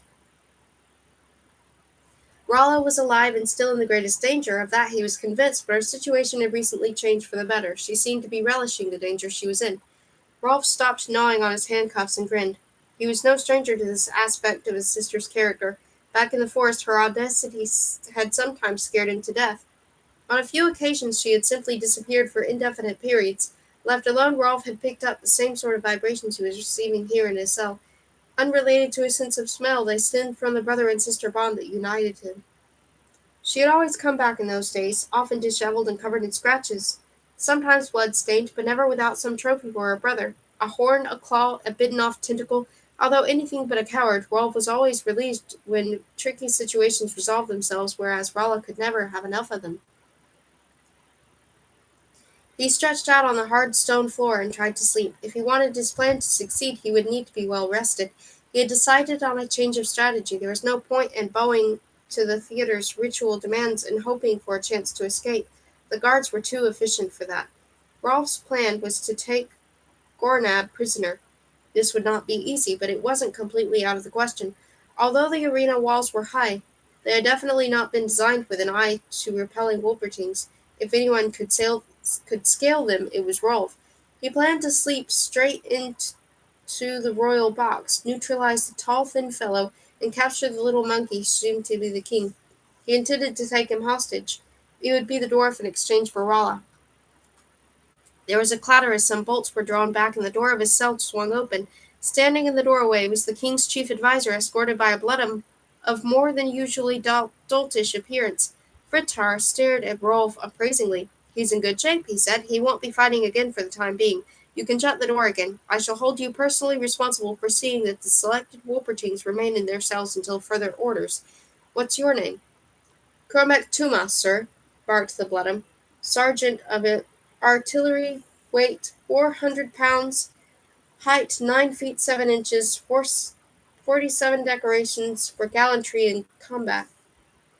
"Yes, yes," Fritar said dismissively. "Now take me to the prisoners who call themselves Ushan Deluca and Urs of the Snows. I want to give them another once-over."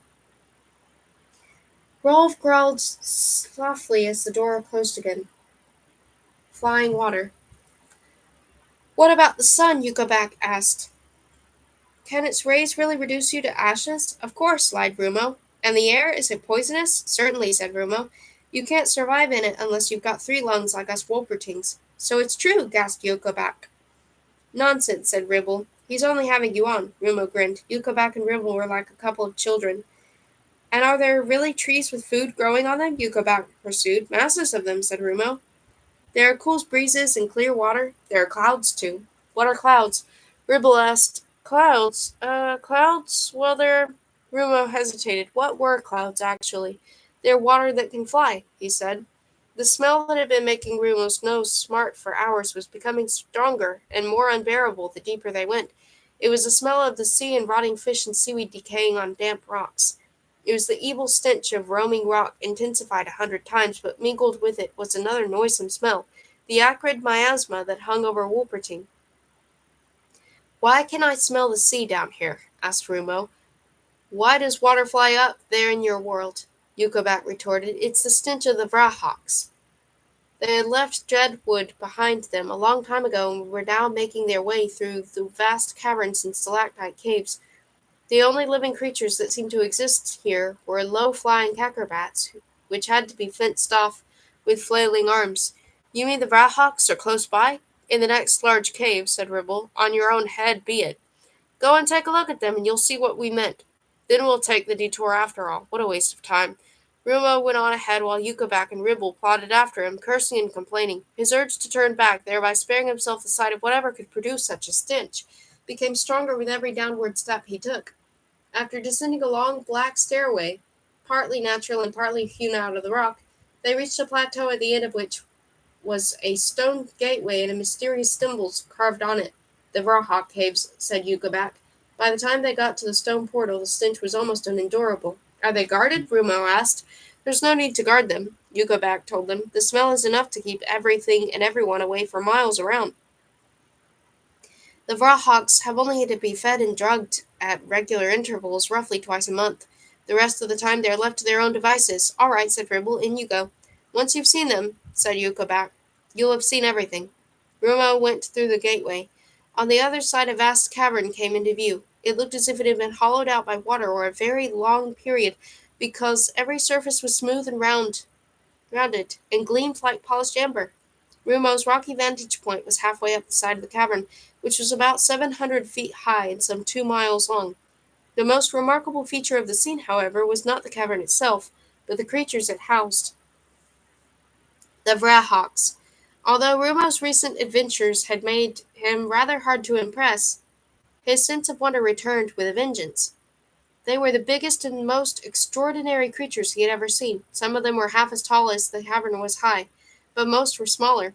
Many were 200, many 100, and some only 30 feet in height. But they all seemed huge to Rumo, even though he was looking down on them from above. The sight of them put him in mind of many creatures at once, of the big armor-plated sea spiders and phosphorescent jellyfish that dwelt in the pools of roaming rock, but also of the sightless insects that scuttled over the walls of Netherworld. They were vaguely reminiscent, too, of Nerns, although Vrahooks had more legs, a dozen in all. If Rumo had been asked to describe them in detail, he would have soon run out of words. 12 sea spiders' legs encased in yellow horn and growing out of a pale blue crab-like body, Yokoback recited. No eyes, no ears, and no wings, but approximately 400 long, dangling white antennae. The upper surface of the body consists of extremely hard armor plate, whereas the bloated underbelly is enclosed in a transparent membrane through which can be seen the bluish pulsating internal organs, among them a total of 12 hearts. Located in the center of the stomach is a long transparent trunk that can reach the ground when fully extended. The Vrahawks use this trunk in order to smell, breathe, and feed. I earned a commendation for that description in biology class. Yukaback gave a little bow. They can sleep and walk at the same time, Ribble amplified. Vrahawks are sleepwalkers. This wholly unnatural behavior is caused by the hypnotic substances the alchemists inject them with. They stagger around in their sleep and wake up whenever they come in contact with something that doesn't belong in their hideous world, then use their trunks to suck it into their transparent innards. Anything that moves and isn't a Vrahawk or one of the parasites that graze on them gets sucked up that way. When they've eaten something, you can see their blue intestines digesting it for hours.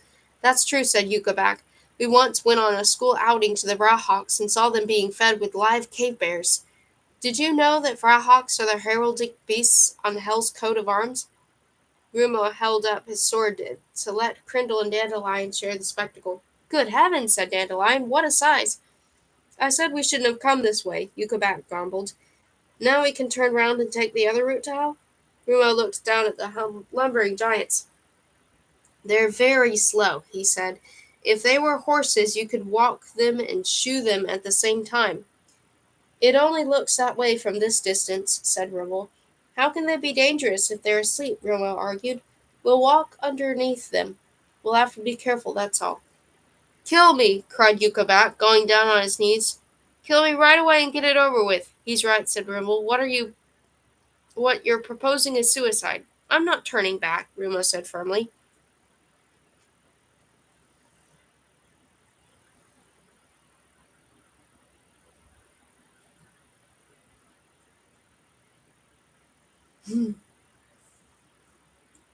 A forest of legs. Immediately beneath the Vrahawks, the stench was even more infernal. Climbing down into the cavern had been easy, but once there, Rumo recognized the full extent of the danger. Running down the giant creature's legs were glutinous secretions, big drops of which sometimes fell off and landed on the floor with a splash. The amber-colored rock was slippery, being almost covered with the stuff. Yukaback, who was bringing up the rear, vomited noisily into the layer of evil-smelling mist that hovered above the ground in places.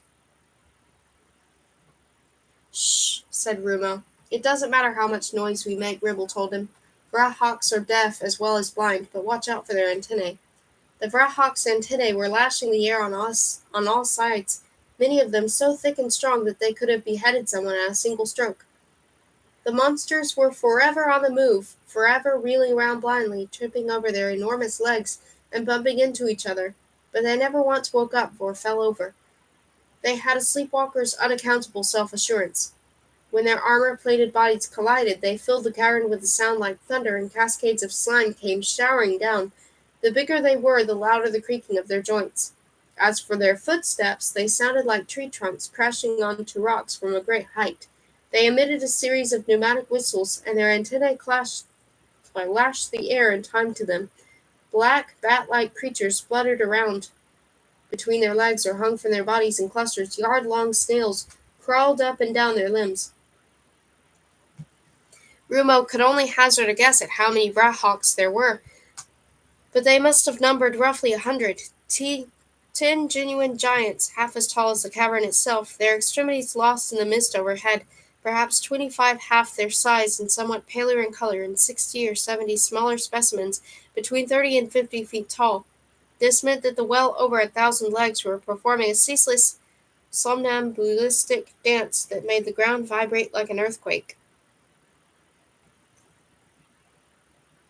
Rumo gave the signal to advance, urging Yuka back and Ribble ahead of him with his sword. The smallest Vrahawks worried him most. Their movements were quicker and more unpredictable. Their antennae lashed out more viciously, and their legs kept coming dangerously close. Huge blobs of slime landed just beside the trio, adding to the layer already on the ground. Yuka tripped and slid into the viscous mass on his back, whereas Ribble glided over it like an ice skater. "We'll never make it," cried Yuka, close to tears. Rumo reproached himself for having put the childish creature in such a dangerous situation and resolved to take more care of him. Two of the biggest monsters bumped into each other in their sleep. There was a crash like the sound of two huge wooden ships colliding. A curtain of slime descended, enveloping Yuka from head to foot and knocking him to the ground.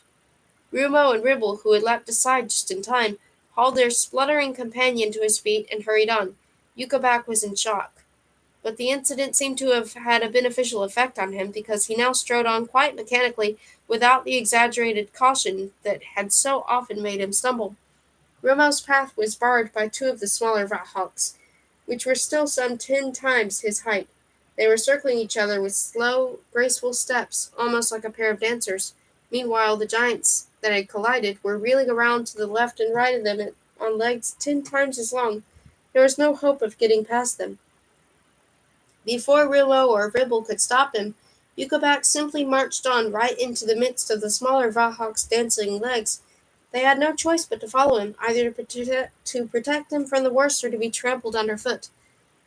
They proceeded as carefully as possible, crouching low and tucking their heads in, whereas Yuka, quite heedless of the creature's lashing antennae, strode on straight as a ramrod.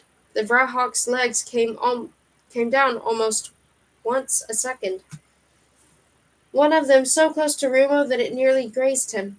In a flash it was raised again. The knee joint creaked like a tree about to fall, and he hurried on. Yuka, it seemed, was already outside the danger zone. He simply walked on and halted when he saw that he was past the cavorting Vrahawks. He beckoned to Rumo and Ribble, smiling as though they were out on a picnic. Now it was Ribble's turn to slip on the slime and fall headlong. Rumo was about to help him up when a whole bunch of antennae descended on them, so he threw himself face down in the slime. The antennae passed close overhead and were then retracted. Rumo and Ribble scrambled to their feet and hurried on. Panting hard, they reached Yuka side. "What kept you so long?" he asked with a foolish grin. Rumo turned. The Vrahawks were still dancing round each other, but at a safe distance. Rumo, Yuka and Ribble were enveloped in a malodorous pall of mist, but they scarcely noticed it. They had already endured such evil smells. Ribble pointed into the mist. "The exit to hell must be over there," he panted. As if in response to an order, Yuka turned, marched off in the direction indicated, and disappeared into the vaporous gloom. Rubo and Ribble hastily followed him. They heard a dull thud.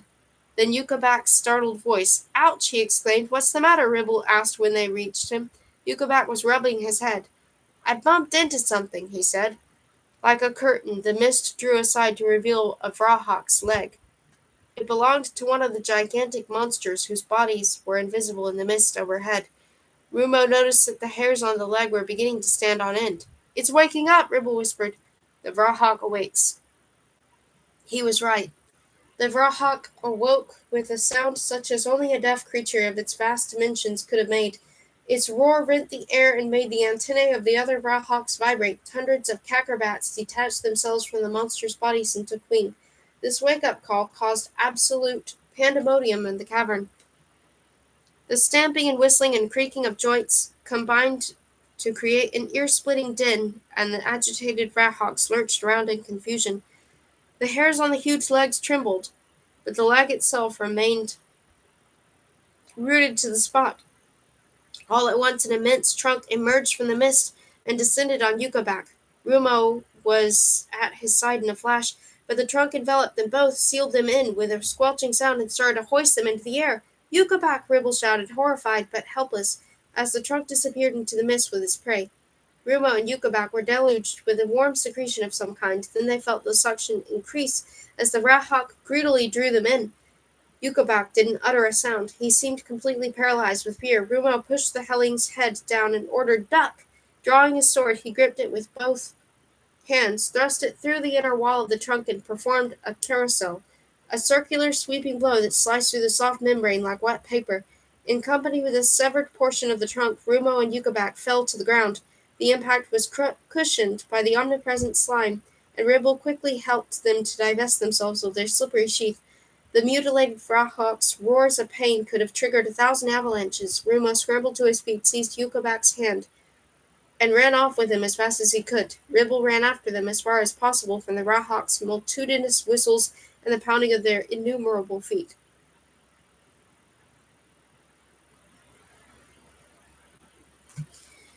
Bacteriological warfare. Rala's body had become a battlefield. She and Talon were members of a defending army, hurrying from hideout to hideout in their beleaguered city, while the enemy forces unleashed one attack after another. Prickly bacteria roamed the plasma, losing off their arrows at anything that moved. Toxins were sluiced through Rala's bloodstream, killing every living thing that failed to escape in time. Her nervous system trembled, shaken by a thunderstorm of electrical impulses, and her lungs were pumped full of alchemical gases.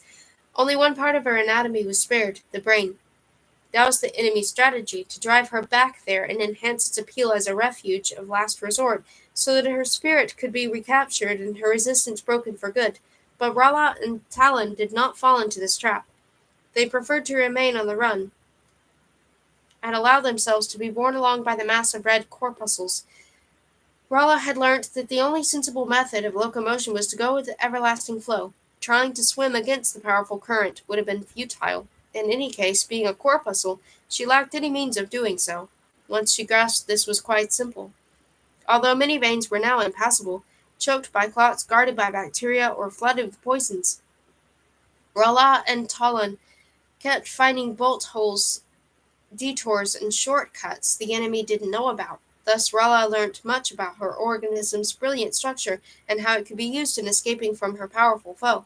She could see her own defense forces mustering and hurling themselves at the invaders from all directions. Everything was in constant motion, swirling and seething, pumping and effervescing.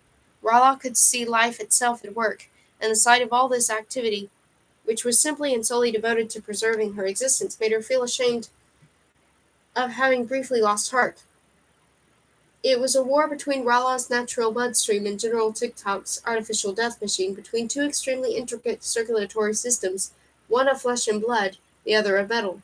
TikTok's soldiers were microbes of bacteria, viruses and toxins. Rala's were red and white corpuscles. It was a battle between disease and health, such as often rages in many organisms, but never as relentlessly, dramatically, and ingeniously as in Rala's body.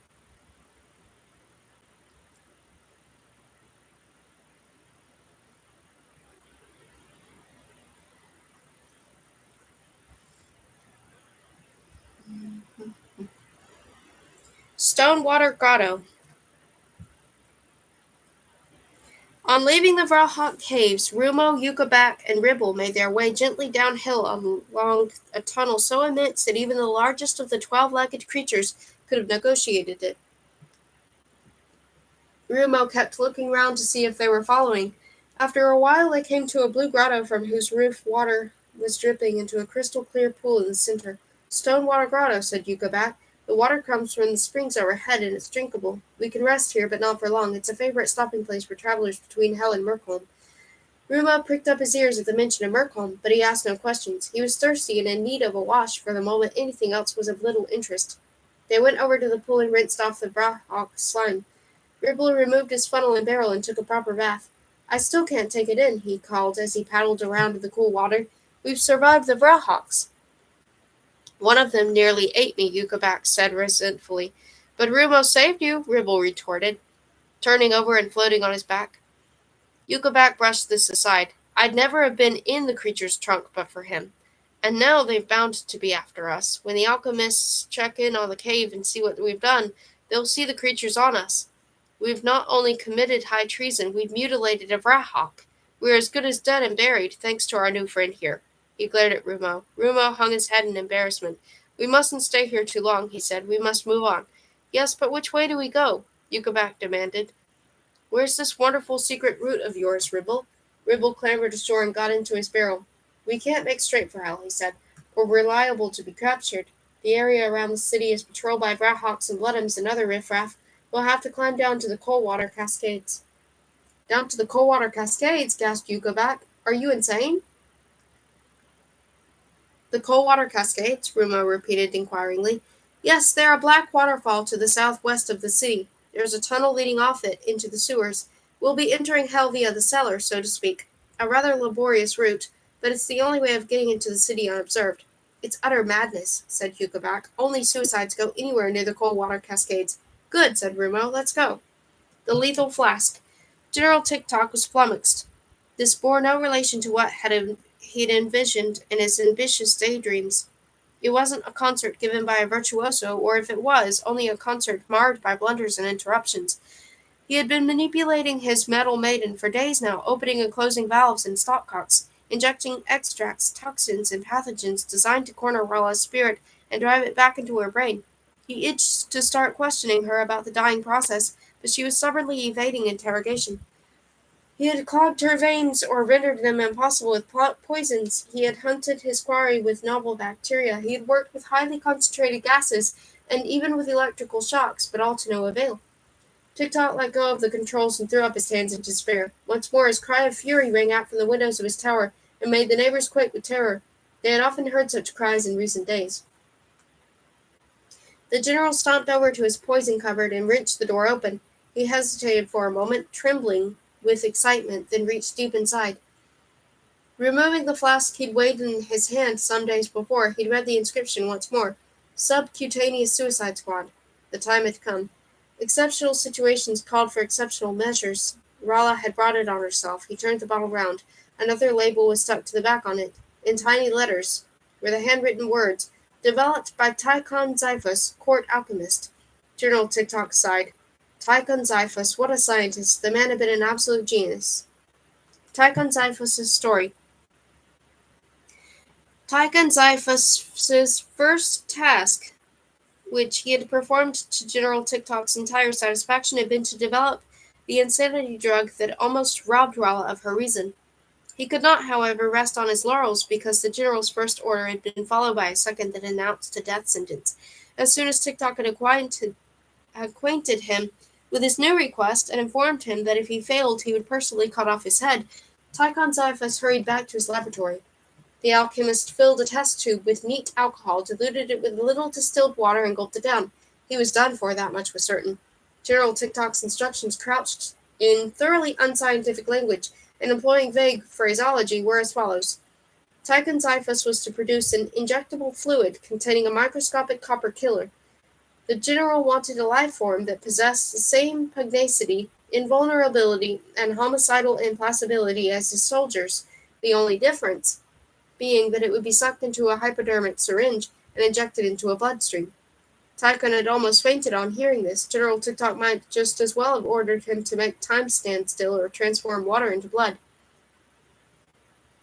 The commander of the Copper Killers seemed to have shared the naive popular belief in the omnipotence of modern alchemy, but even that science had its limits. Tychon was well aware that the alchemists themselves were to blame if their abilities were grossly overrated by the laity. Their eternal secrecy, their professional hocus-pocus, and the unfounded claims made by disreputable members of their profession all had combined to lend them an aura of infallibility. The alcohol had a soothing effect. Tychon marshalled his thoughts. He consigned his fears to the bottom drawer of his mind and fished out the spirit of research. Why should the problem be insoluble? Alchemy tackled the seemingly impossible. He downed another little vial of alcohol. You grew into a job, so it was said. If he succeeded, he might become one of the most influential alchemists in hell, so to work. Tychon jotted down countless ideas in notebooks during the days and nights that followed. Viruses, acids, bacilli, bloodworms, cellibores, red death bacteria, blackleaf, green scabies, Grillsundian influenza, every disease, deadly poison, dangerous life form went down on the list. Which pathogens had which effects when coupled with which toxins? The permutations were endless, and combinations an increasingly aggressive and lethal nature came into being. Tychon Cyphus was drawing up a logarithmic system of death. After completing his theoretical research, he got down to practicalities. On the following days and weeks, his laboratory became the center of a strange phenomenon. All the small animals within a radius of a half-mile, cats and dogs, rats and mice, disappeared. At the same time, the district took on a new smell. The air became filled, day and night, with a mysterious cloying odor that emanated from Tychon's laboratory, which was piled high with the cadavers of the unfortunate creatures on which the alchemist had carried out his experiments. Tychon had blended pathogens like an artist mixing paints, and did so with great ingenuity.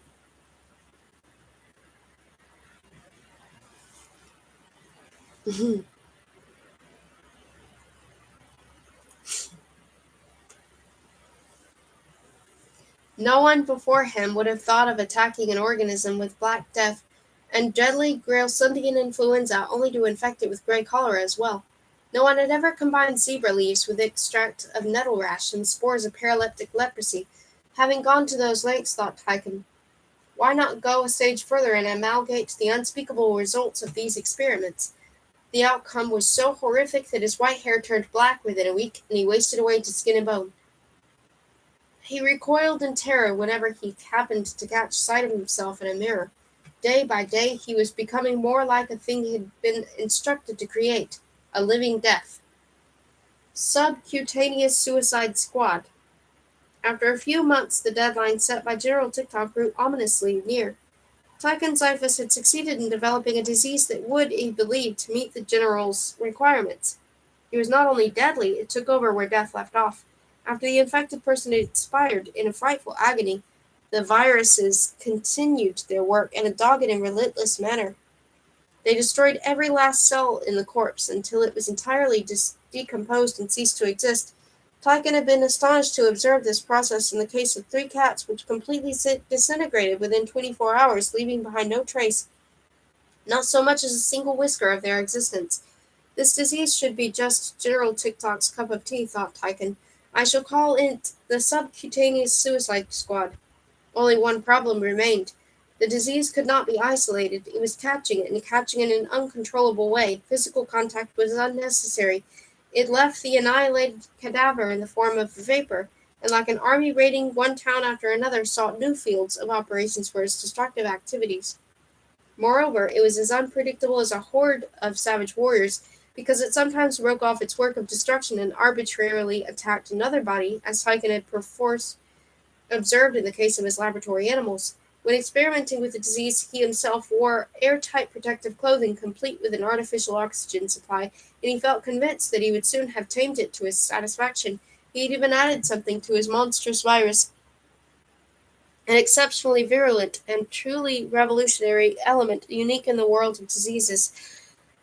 This additional surprise he intended to present to General TikTok as a gift, secretly hoping that it would enable him to rise still further in the court alchemist hierarchy. All that remained was to make Subcutaneous Suicide Squad die in company of the body it had infected.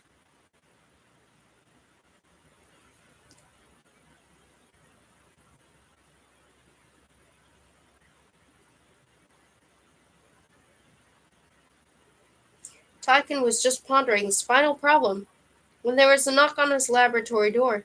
It was two of General TikTok's soldiers who instructed him to report immediately. There was no point in arguing, he knew, so he packed up his papers and a syringe filled with the deadly virus and went off to see the general. The demonstration. How far, Tick, have you got with your work, Talk? General TikTok demanded when Tychon Xyphus appeared before him, knees knocking. I've developed a deadly disease of unprecedented potency, said Tychon. But TikTok raised his hand. No buts, Tick, in my presence. Never say but or no or impossible, Talk.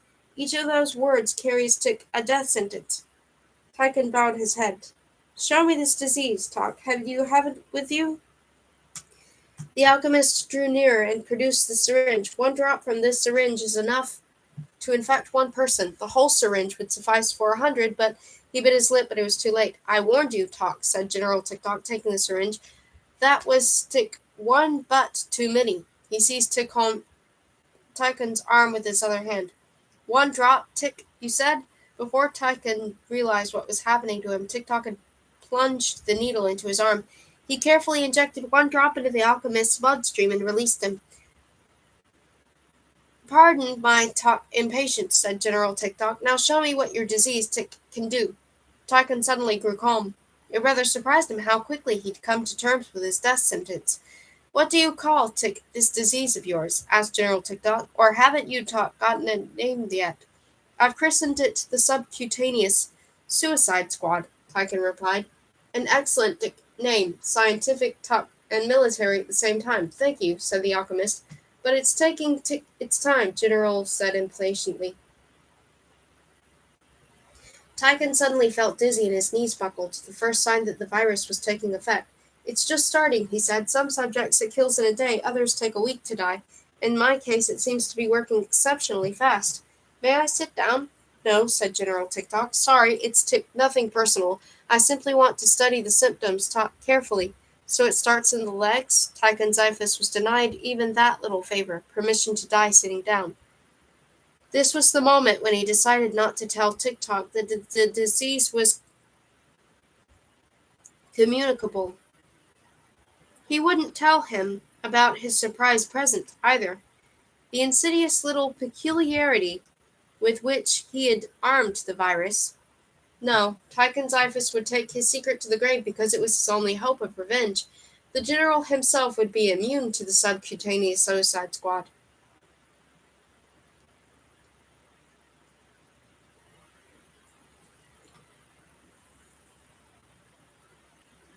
If Tychon died now, the virus would probably decay within an hour because TikTok, being a machine, could not be infected and there would be no living organisms in the vicinity to which the disease could transmit itself. It was possible, however, that one out of all the pathogens in the syringe might get a chance to thwart the general's plans. Tychon had given them the necessary equipment. He was leaving behind an army so small to be seen, too small to be seen, but powerful enough to defeat the strongest foe.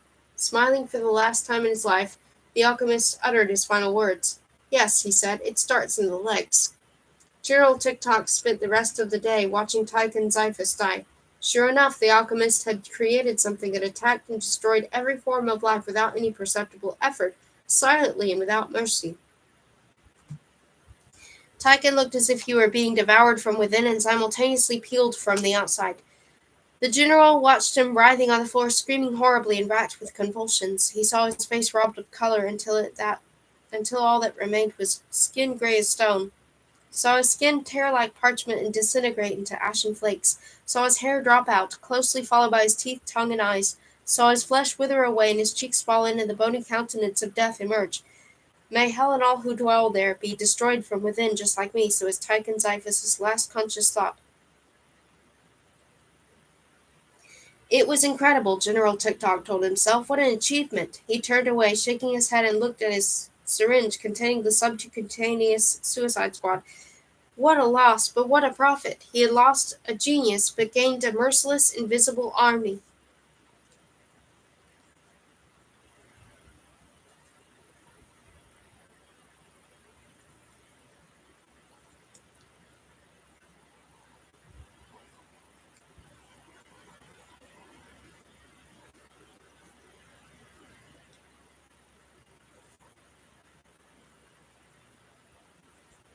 The capital of Netherworld.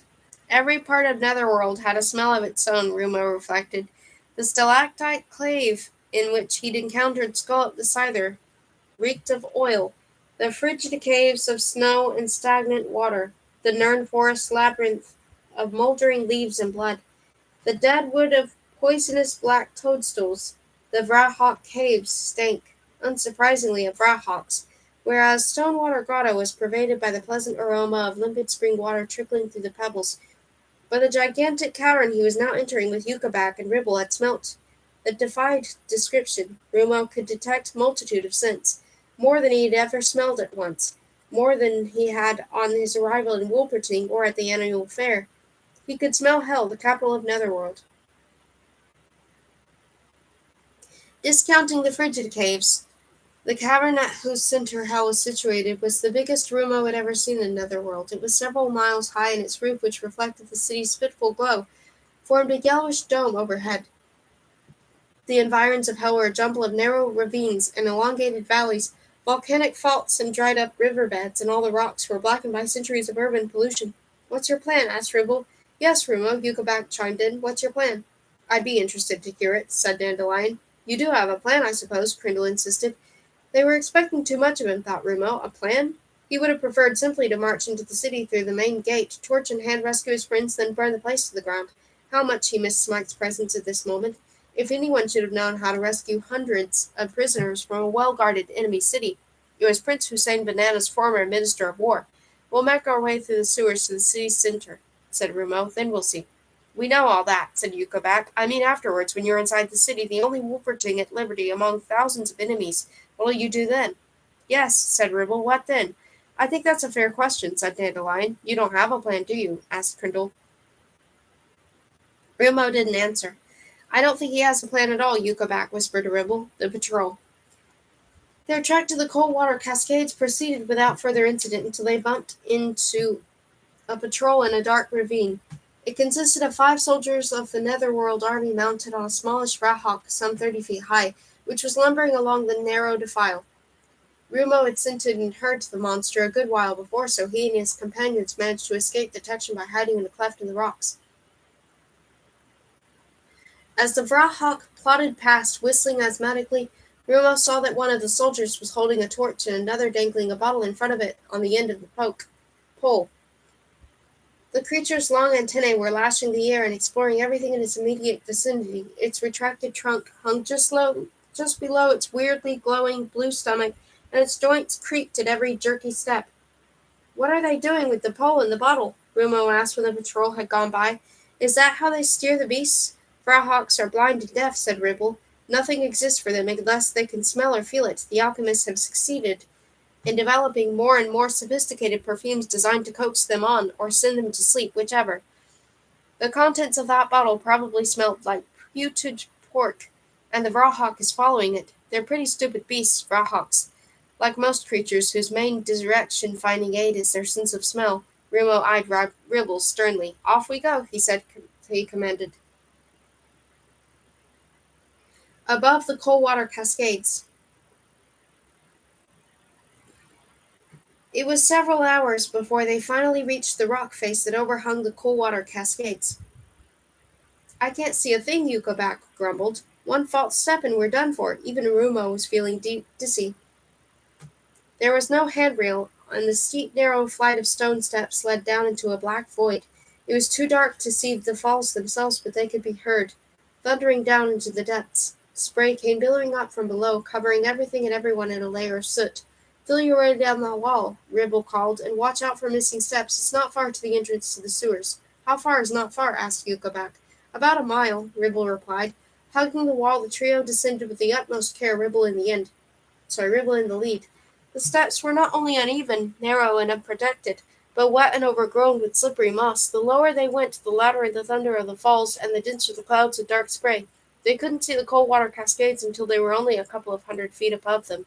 3 inky black torrents that spurted down from the rock face and plunged into the depths where the sooty spray engulfed them. Rumo pressed still closer to the wall. "Where's the entrance?" Yucca shouted. "Where are the GT sewers?" "Straight ahead," Ribble shouted back. Only a little further. Descending a few more steps, they came to a doorway hewn into the rock. The sewers, Ribble announced like a proud host welcoming them to his private domain. The smell issuing from the doorway could have put a Vrahawk to flight. In the bowels of hell, Rumo, Yukabak, and Ribble were standing in a shallow stream of soot-stained water, dimly illuminated by a light source secured to the wall of the tunnel. It was a glass vessel with a phosphorescent jellyfish imprisoned in it. A jellyfish torch, Ribble explained. They're hanging everywhere. Phosphorescent jellyfish are immersed in liquid nutrient and continue to dispense light until they die. That's what I call progress. In my day, this place was black as the ace of spades. We had to make do with candles on our helmets. If a drop of water fell on them, you'd had it. He looked around. We must go that way, he said, pointing to the left. That leads to the main sewer. He waddled on ahead with Rumo and Yukabak at his heels. What's that nasty smell? Yukabak asked. Ribble indicated the dark stream. Down here it's the soot that stains the water, but on the upper levels it's, well, you know. Yukabak instinctively withdrew 1 foot from the water. Ribble nodded gravely. We must take great care. Most of the creatures down here are as primitive as their surroundings, if you know what I mean. What sort of creatures do you mean? Asked Yukabak. Well, dungivores, for example. Soot snakes, octopods, giant nippers, multibrachial. What's a dungivore? A big hairy creature with 6 legs. Yukabak shuddered. And it eats, yes, and that's not all, said Ribble. As you can imagine, any creature that has to live on dung is far from being a delicacy. What a disgusting place, Yukabak said angrily. It's not so bad, Ribble told him. The water's always nice and warm and sometimes make the most amazing finds. It's incredible the things people throw away. He pointed down a side tunnel. That's the way the city center. The rear guard. It was the most hideous creature Rala had ever seen, constantly mutating, and it folded parts of its anatomy outwards, sucked other parts in, put out tentacles or spikes, opened snapping mouths, then closed and swallowed them again, contorted its skin into wrinkles and furrows, changed color incessantly, exuded clouds of dark slime, turned transparent, even black as pitch, then produced a series of monotonous clicks from somewhere inside itself. But the creature's most surprising feature was its ability to swim against the current. Rala had seen no other organism in her bloodstream capable of doing that. What's that? She asked Helen. They were hiding in a capillary and